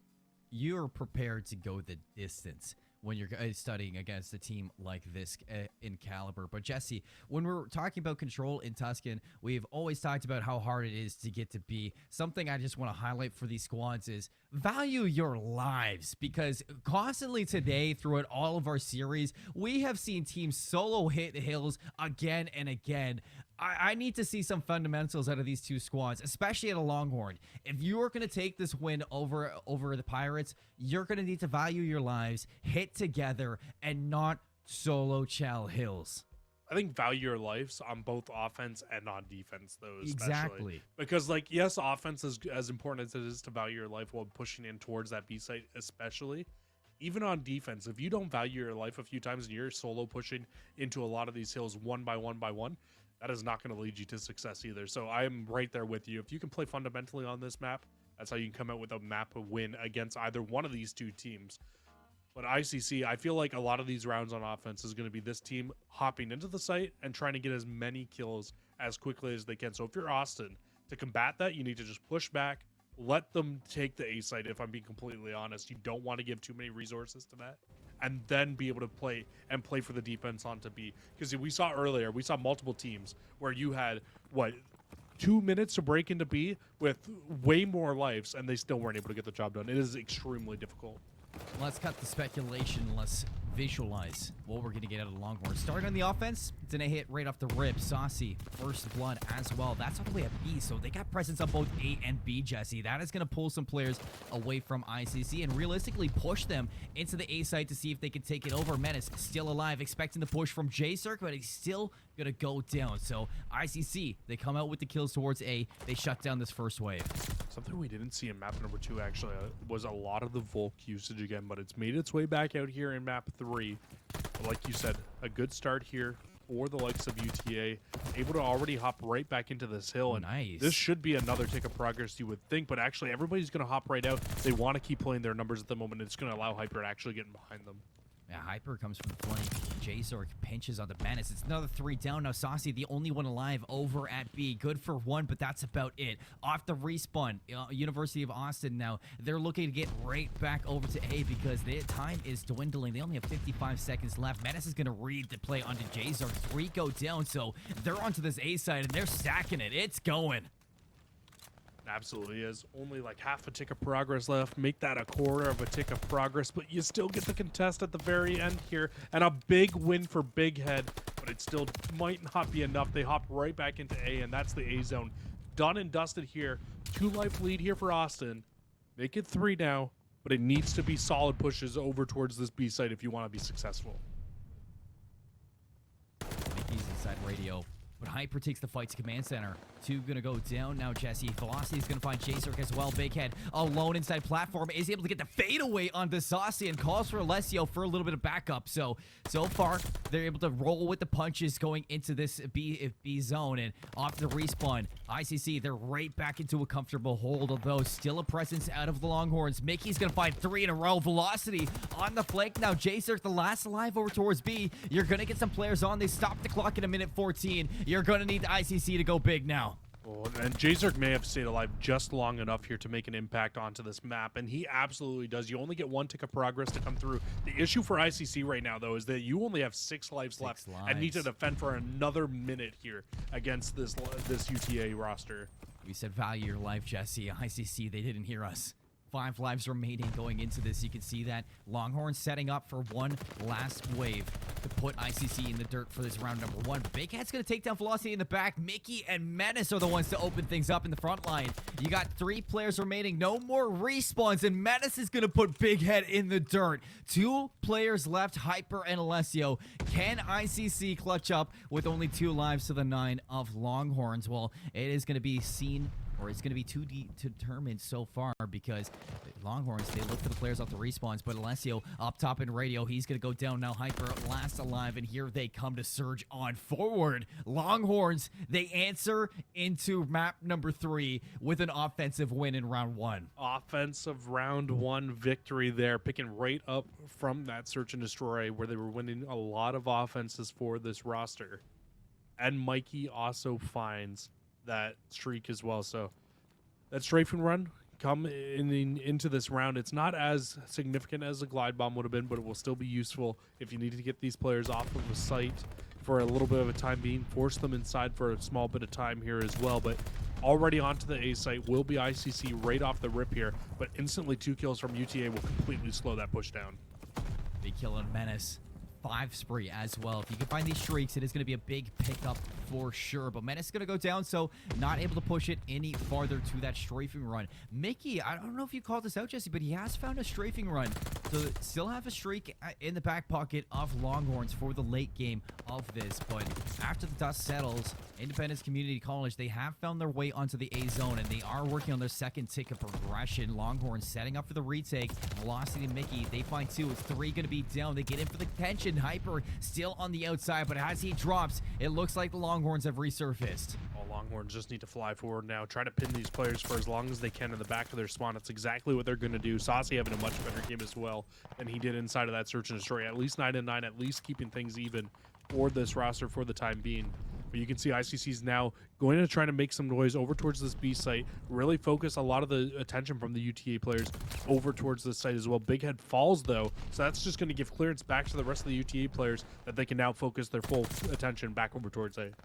This map choice was the Longhorns, Jesse, and you can see why they wanted to go to Tuscan. They look so ironed out on this map, but Independence Community College, they have doubled back. They're hopping onto this A site, working on their 3rd tick of progression for the zone. Here comes Saucy on the back. Good for 1, but that's about it. The A site, it's gone. Add another minute. Life's practically even right now as well. So definitely not out of the question for ICC to be able to answer back with an offensive win, but you saw what UTA had to do. They got a huge wipe and then got a second wipe right away. And what that did was it gave them not only a lot of numbers, but also gave them a lot of ticks of progress onto the site. But 2 go down right away here, and now you can start to fly forward if you're ICC. And And Mickey goes down the flank, so all eyes forward for the rest of the Pirates. Velocity, there's the opening. Gonna find J-Zerk sitting behind that monument. The rest of them, can they find their one-on-ones? Mickey wins it out in top burning, so there's the go-ahead now. The green light for the Longhorns to surge forward. Saucy's gonna find Big Head, clear out that B zone. They get one tick of progression, Jesse, but for now, that's gonna be all. But they're still right here. They're still able to reinforce this hill. But now as you lose another player, Alessio just needs to stay alive at the moment. You can't overchow this. Unfortunately, he does. That's just a very big individual challenge. And I feel like you just need to wait for your players to come off spawn. But look again, player 7 going to push individually by themselves here. That was Big Head.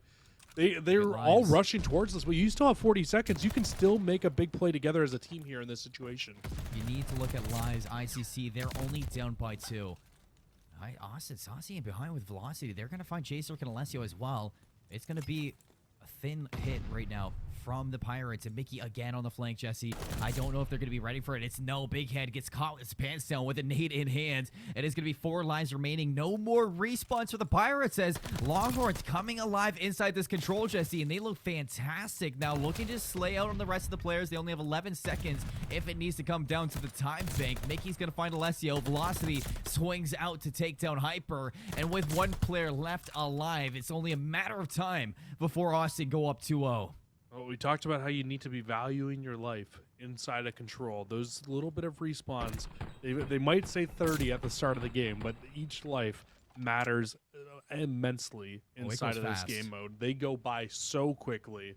So the fact that you had so many individual challenges from ICC through the middle of that round, that's the reason they lose that round. I mean, that is an exponentially hard site to hit towards that B site. But I mean, they could have taken better attempts at it. You had 40 seconds left, even 50 seconds left at one point, and it was just individual hit after individual hit after individual hit. Need to be a little bit better than that, and UTA looks like they're throwing another curveball to this ICC roster. Beautiful set nades over the top, clears out Big Head off the platform, and now they're right onto the B site to start this round. It didn't work in the search and destroy, but they are sitting pretty now inside this B hill. Already take a progression by the time ICC get here. Hyper's going to be able to lock down 2. J-Zerk a 3rd. They clear it out flawlessly, but right off of that respawn, they're going to go to A. Exactly what you expect right off the restart to go towards this A site, and it looks like that was exactly what ICC expected to, but they just weren't able to get the job done here. And the fact you already have a tick of progress over towards B, you are seeing just how comfortable this UTA team is in control. Yeah, they are fundamentally getting everything done when they need to. Saucy now looking to go big on 4 in a row. Can't find the 5th, the huge one out of Hyper. It's not only going to deny those streaks out of University of Austin, but it's also going to stop this 3rd tick of progression towards A. Off the respawns, Longhorns, they've made the OE. Menace is going to be over at B, so it's going to draw some of the Pirates out. But as he drops, again, you're going to be tailing your eyes off to the respawns, off the Longhorns, as they're taking another hit over towards A. The big thing right now for UTA, though, at the very least, even though you're not getting all the ticks of progress, and you're still not even knocking a lot of time off this clock, because you're at least giving constant fights, and you're constantly attacking at least one of the 2 sites. You're constantly leaving a body on it to keep things going for yourself, but that's a big 4 down. That's a 5 life lead now to the likes of ICC, but again, you only need a few players to hit over towards A, and they did it in the last round without numbers into their favor to win the round. So I mean, they absolutely can do it again here, and this A zone looks like it's going to be done after this. Running at them, it's a 4 down, Jesse. Last one alive for Hyper. Off the respawn, he was able to slip into top church, but Mickey's going to sniff him out as well. You still have the streak in his hand. The strafing run definitely could open things up for this attack to the end. They know J-Zerk's going to be back here. Saucy looking to take him off that Godheady, but no, it is way too strong. ICC, they're still holding on to those back spawns. Mickey looking to surge on with his team through top burning. Big Head aware of this, waiting for this push to come on through. Inside the hill, Big Head able to find 1, now finessing his life for the rest of his team. Hops right back into the platform. Alessio, nice shots on in. Into the hill is Saucy, but as he falls, ICC, they deal with the wave. It's a much better defensive stance here from ICC than what we saw in that first round, and now finding that 4 down. As soon as they find that next number, that's going to be the go-ahead for these ICC players to all fly forward and try to lock these down. Job isn't done yet. You still have enough time here for UTA to take 1 more solid hit at this hill. They've got 7 lives, so after this hit, no respawns will be remaining if they all lose. J-Zerk finds 2 through the middle of the map. Now, this is something you have to be careful of as well, Jesse. You might have streaks, but if you give streaks up to Big Head now, that's going to make this exponentially harder to get for the rest of these rounds, as he's got 4 in a row, so you have to keep your eyes on that. You see one last hit remaining if Longhorns want to do that, but losing out on those last remaining players, I think they're just going to let this time bank draw out with 4 respawns or 4 lives remaining in this. No respawns in your bank. Here comes the last couple of players looking to do a little bit of damage to the remaining ICC roster. Alessio on 4 in a row, a player you'd love to take down, and Mickey is going to put him 6 feet under. Saucy finds Hyper, so maybe making it a little bit interesting, but now Mickey last alive in a 1v7. He's going to hop off this hill and let the time drain. So that last little bit there as well, not only is that really big towards those streaks like you were talking about, but also ICC really start to bring some of the slaying back into their favor towards the end of that round as well. They've been close rounds for the majority of this, so I'll have to do the math towards the end of this round to see if we do end up going the full distance. But the hard part for ICC right now is you had an offensive win from UTA early on. ICC needs an offensive win here to just get to possibly that 5th and final round. Let's hop right into it, Jesse. Can the Longhorns push us the distance, or are we going to 5th round inside this control? ICC, they're going to have to win an offense. If it's not clean enough, they might have to win 2 offenses, Jesse. It is close, but still, you got to be thinking about that. Coming around the corner is Menace. He finds 1, but that's going to be it. To answer back, it's 3 down, and a chance for ICC to stack A zone. So if ICC want the final defense, they not only need to win this round, but need to win the round by 9 lives into their favor. So just keep that in mind as this goes on longer and longer. It's going to be extremely tough to do, but that's already 2 ticks of progress into A. Should be the A zone completely finished here. You might see one more player try to take a swing at things here, but a big 3 down, make that 4 down, and that just gives the opening for ICC to fly from one zone completely to the other. If Alessio wins that gunfight, it makes things so much harder for UTA, but he ends up dropping, and that should give them enough time to now be able to stabilize into their defensive spawns and set up at B. It could have been big, but they fall flat on their face. Now, still putting some pressure on. Jazer's going to drop. Got a player in the back, Hyper. Play this slow and steady. You might be able to put this, but right away he's going to drop velocity. Try to draw some of these arrows back. Freeze from Saucy. 3 go down into the feed, so an opening. This B site. Set Nate into the back. And hit Saucy over the railing. They're going to find him. 2 go down. They're going to sack the site now, Jesse. Off the respawns, you can see the Longhorns spawning up to the north side of Church. So hitting this, it's going to take a little bit of time, and it's going to take a lot of precision to hit this at the exact same time. The pinch is set. Saucy's going to get big head. Nice Nate and a menace. It's 3 going down. They get back into that hill, only giving up 1 tick. ICC can play their numbers here, though. They still have a minute and a half. They can just try to slay out the other team. They've got 6 lives into the lead of their favor at the moment. They just need to make sure they don't allow this player in Saucy to sneak through here, because this was the same issue at round number 1. They just kept letting Mikey slip through, but they actually sniff him out this time. They shut him down, and this should be an opening to hop back onto the B site once again here. Saucy back onto the timing struggle bus is going to force Austin to hit this retake from the front lines. Velocity, big turn and burn onto Alessio. Locks down 2 in a row to shut down this wave. Make it 3 in a row as he swaps to the auto. He gets it done with the AR as well, Jesse. Now a 5 life lead for ICC. They're going to have to go back to the drawing board. It gives a lot of clearance for UTA to push out as well. Starts trying to spawn these players on ICC further and further out, and Alessio has no idea Saucy is in this close left corner here. Oh, and unfortunately, nobody checks the corner. Saucy finds 2, and what was once, an 8 life lead, now down to a 2 life lead here, and they have 0 map control with 30 seconds left. Saucy's looking good, Jesse. Honestly, he could be a bunch of different sauces, because there's a ton of good one out there, but this guy's looking like sweet and sour sauce, my favorite at the moment.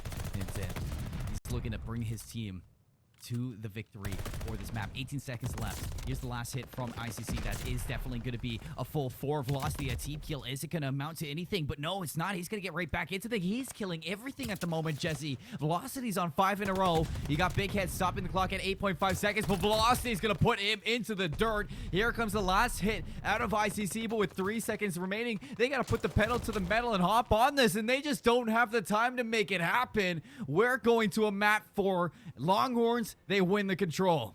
Oh, this is getting really interesting here. UTA come out and they take a respawn off ICC, handing our defending champions their first map loss of the year. And let's not forget that map 1 absolutely could have gone in their favor. That map 2, 100% you don't cook a nade and drop yourself there in round number 10. Could have gone to the way of Austin and forced a round 11, and who knows what would have happened there. It's those little things, but Austin, they clutch up there inside of the control, and they force us into a game 4. Tuscan hardpoint, anything can happen. Oh, it definitely can. You thought we were done with Tuscans after the first 2. We still got one more to go through. A hard point coming up next. Can the Longhorns push this to a map 5? It's the big question on everybody's mind. We're going to head to a break, and when we come back, this is going to be a banger.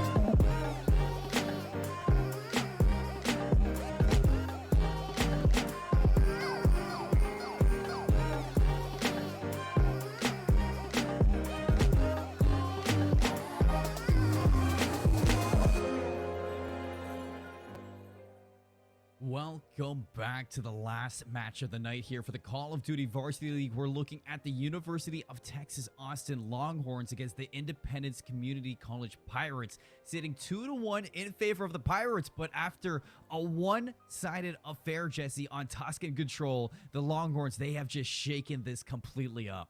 Well, I mean, one-sided is a little harsh. I would say we had 3 extremely close maps between these two teams off the start so far. I mean, the first two go the ways of ICC.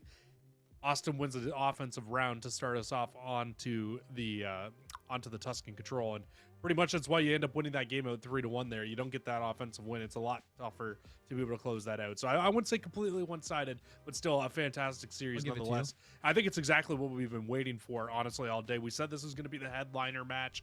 It was going to be the main event, and it's absolutely lived up to all the hype here so far. As you can see, ICC, they take games 1 and 2. Longhorns, they go with game number 3 into their favor, and we go back to Tuscan now for map number 4 here. They've split the Tuscans even 1-1 here. If Longhorns could take this and force us into a game number 5, it's absolutely anybody's guess who wins this series. Oh, 100%. But, I mean, if you're Saucy, you're hoping that there's no environmental explosions, no teammates to take you down into that bolt car search and destroy. You thought we were done with the Tuscan. I told you guys before the break, we are not done. So one more map to go through for Tuscan. Or maybe even one more map for the series if Independence Community College are going to shut them out here. But Longhorns, they're looking for the long run, Jesse. We're going to hop on board with them first. Tuscan hardpoint. Let's tussle. Yeah, we'll see what happens right off the rip here. It is ICC with the close response. So again, first team to get inside of this hill. But you can see they're trying to put a fight on from the front for UTA. But it's only Velocities who's close. And that's a clean start to this game for ICC. And this should lead to at least a good 20 seconds to start this game off. Saucy through the middle of the map, looking to put some pressure on these rotations, but as he drops, it's just going to put ICC in such a comfortable position. The rest of it, Velocity is able to slip on in with the pistol, gets the kill onto Hyper, and while this is happening, Big Head winning the battles in the backline, forces Austin to turn around, try to hunt this player out. Big Head has completely turned around this rotation, but he still has some kills to get for this. Here he comes, peeks on up, and he's going to find 2 more. He's on 4 in a row, Jesse. Yeah, too bad Big Head couldn't get to this position inside of the control. Otherwise, you can see the damage that he can do here. On 5 in a row, still hasn't flipped these spawns out completely yet, though. But he is not missing right now. Does not want to lose this map. There it is, 7 in a row to start the game off here for Big Head. And still yet to flip these spawns out, but those streaks are going to be monumental towards the back half of this game. I mean, this guy, he is big on the map, and that is why he's Big Head. He finds a nice set of kills to get full streaks. He's finally going to go down, but it's enough damage to give ICC that pressure to keep Longhorns out of this hill number 2. Hyper looking to do his best cosplay and get right back into things of Big Head. He's going to hop on in with J-Zerk, clear off this last remaining player, Mikey, and he's going to find Saucy as well. So they're going to grab the scrap time, Jesse, and they're already on the rotation. Yeah, they all spawn up on player number 2, on Big Head, who actually doesn't push too far forward off the start of this spawn. They realize, hey, you know what? We're probably going to start to spawn these players out, and as soon as UTA comes off spawn, they start trying to make the rotation, but Big Head completely shuts down that initial hit, and you still have a lot of members here for ICC to shut down any more numbers that come from Austin, and that's a clean 4 dead. Look how far Austin spawned away from the new hill. You see the rest of ICC who dropped early into the gunfights. They're able to get right back into things with squad spawns. All of on Longhorns, hitting from Vines. The ICC, they're set up. Here they come. Menace opens things up onto Big Head. It's a 3v3 now for this fight. Menace doubles down into Alessio. Still a split feed, though, and ICC, they're okay with that. They have the crossfire. Mikey last alive, and he goes big for the squad. Big kills for UTA. They needed that break as well. You can't just let ICC start to run away with this one. Yeah, it's the one that Big Head gained on that second hill when he found that big 7 spree, but not going to get too much value out of it here. At least get Austin off the hill for a small bit of time, and actually might allude to the scrap time here, but UTA, in allowing that to happen, they'll rotate fully over towards this new hill, get a full setup here for this church hill, and they need to answer back with a big hold for themselves. I mean, that shriek, it's a big usage out of it. I mean, it just keeps Austin on the struggle bus, Jesse. It doesn't allow them to come back with the last 30 seconds into that hill, so big usage. Keep the snowball going. Now looking to bully their way in from the front line. J-Zerk clears the hill, but still a few more players to get through before it is clear and cut. And it's a 3v2 on the inside. Alessio finds the kill on the Velocity. Well, Velocity gets the team kill on a Menace, so it's going to be a solo break and Alessio in the front. ICC is just not letting UTA get anything going into themselves. It's exactly, you're right, why they use that glide bomb in that situation, to not allow any momentum to start to build into these players' favors. And you're seeing it again here. As soon as you start to see anybody on the likes of UTA start to pop off, ICC picks them up and just rock bottoms them back down to the ground. Continues on here inside of this slug match, and now a 100-point lead through the first 4 hills here onto Tuscan. You will get an early setup again for UTA, but they need to absolutely start to bring this game back. It starts here. You need a big hold. It's hard to find in maps, Jesse, but you absolutely do need to see a big hold inside this set. You have a pinch starting to form out of ICC, but while the player goes down inside well, it's going to be eyes forward towards the platform. Well, and ICC hit this as a 4-man. Big stun out of Menace. All eyes on. Looks the nade. Out comes Mickey. He's good for 1, but it's the nade from Big Head, and he follows up with killing Mickey. So 3v2 inside. That Velocity is going to even us up. Big Head keeping up with the carnage. Jazer comes out to help him out, and the break's going to come out nonetheless. But off the respawns, Longhorns, they're going to get right back into the business. Menace is going to clear out Big Head. Still some players to clean up. Still Saucy in a 1v2 now because ICC, they've doubled back, and they clear it up for the scrap. This will be easy. Last little bit of time here to the likes of ICC. It's going to be a free 15 seconds, but the full focus is the rotation back over towards P1. 100-point lead still very much so intact for the moment here. And this is a pretty clean 3v3 right now for initial time, and it absolutely goes the way of UTA. You said he needed to come back into that hill 5. Well, nothing's changed going into the reset.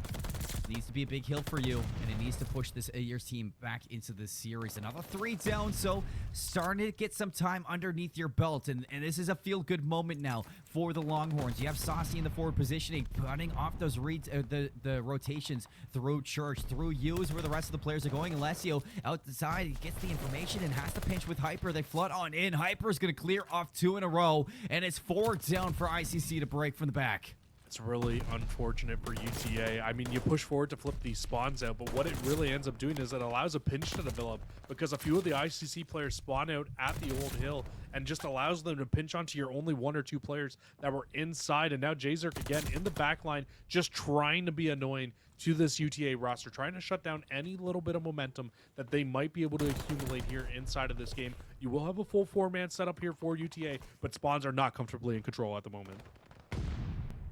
Up top, Big Head goes 1 for 1. It's a 3v2.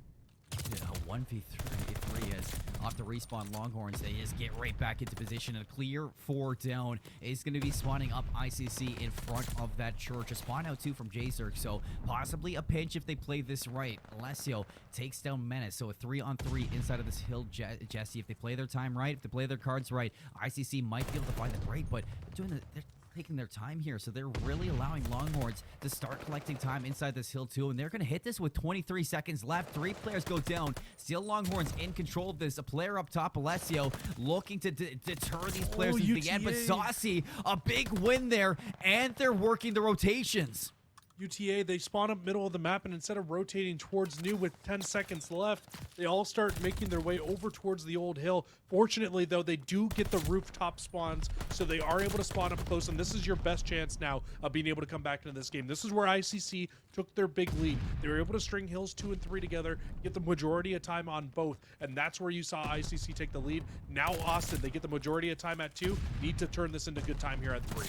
3v3 inside of things. Jzerk on the pinch. Here comes the collapse out of ICC. Menace caught looking the wrong way. So far, so good. Looking flawless into the break. They're able to fight from the front, get into this Fountain Hill, Jesse, but you still have the respawns inside rooftops. For that, it doesn't matter. Hyper is going to find 2 on that. A set nade from Menace. That's the saving grace for the Longhorns. So not used to the same effect, but at least you don't have a lot of time. Go to ICC here inside of this round, and this will be the back 15 seconds for free, going to the likes of UTA. But now comes the hard track, the hard run across the entire distance of the map to try to lock down these spawns over towards this P4 hill, towards this Church Hill. It's very, very tough to do, and you can already see they're losing a ton of lives over here right now. But players 5 and 7 going absolutely massive right now for UTA towards this backside. But unfortunately, it's just not enough. Spawns stay in the favor of ICC. They've got the early setup they need. They got the early spawns, and they only need 36 seconds to close this game out. Trying to hold on to the Longhorns. Jzerk comes out big with 2. Up top, still have a player, Velocity, picking these players off as they go on in. But while this is happening, Jesse, Pirates are fighting this. You need to get into this hill soon if you're Longhorns, because the time, it is something that you just can't afford to give up at this moment. So Break's going to come in late. They fight from the they fight from the back. They clear things out, and now they're going to be collecting time in church. Yeah, but now comes the foot race once again, Colin. You should be able to get this to right around a 25-point game, holding on to the remaining bit of time here for UTA. But here comes the hard part. Going back to Command Center, an extremely scrap-heavy hill, you need to make sure you don't allow ICC to dominate in the back half of this hill like they did in the last set of rotations. That big 3 down will help you with your numbers towards the hill for initial time. But again, it's still looking like it might be a 1v2 at the hill. And look at Alessio. Alessio's in a position to lessen the load for the rest of ICC to take these gunfights on the inside. Big Head swings on out. J-Circ not even needed. It's a clean break to get control of maps early. Only 20 seconds remaining for them to take the series, Jesse. And Longhorns, they're going to be spawning up through Ords burning. And I think ICC, they're well aware of that. You see the nade getting cooked from Alessio. Tossed on out. It's going to find Velocity. Going to find 2 before going down. Menace and Saucy, they hit the pinch. 1 player to deal with inside of this hill. Saucy's going to find that. Hyper goes down. 10 seconds remaining for ICC, but Austin's still alive. Just barely by the skin of their teeth, just staying alive for the smallest bit of time here and still keeping the good fight going here. They're keeping it contested just long enough to stay alive, and that's a huge piece for Saucy there. They find the remaining kills, but now the battle towards P1 is where this game will be won or lost for UTA. Oh, Velocity just got worked. Big Head might have just saved things for the team. 3 go down. ICC is going to have to set up Jesse. Look at where the Longhorns are spawning. They're going to be spawning towards the north side of Church, so only 1 hit to bring themselves back in. Alessio's got the power position. They're shutting them down. Nobody's going to touch. And ICC, they win it in for the champs. They're not going to go down today. Yeah, but this is the biggest we've seen this team get tested. And I mean, get tested, they have.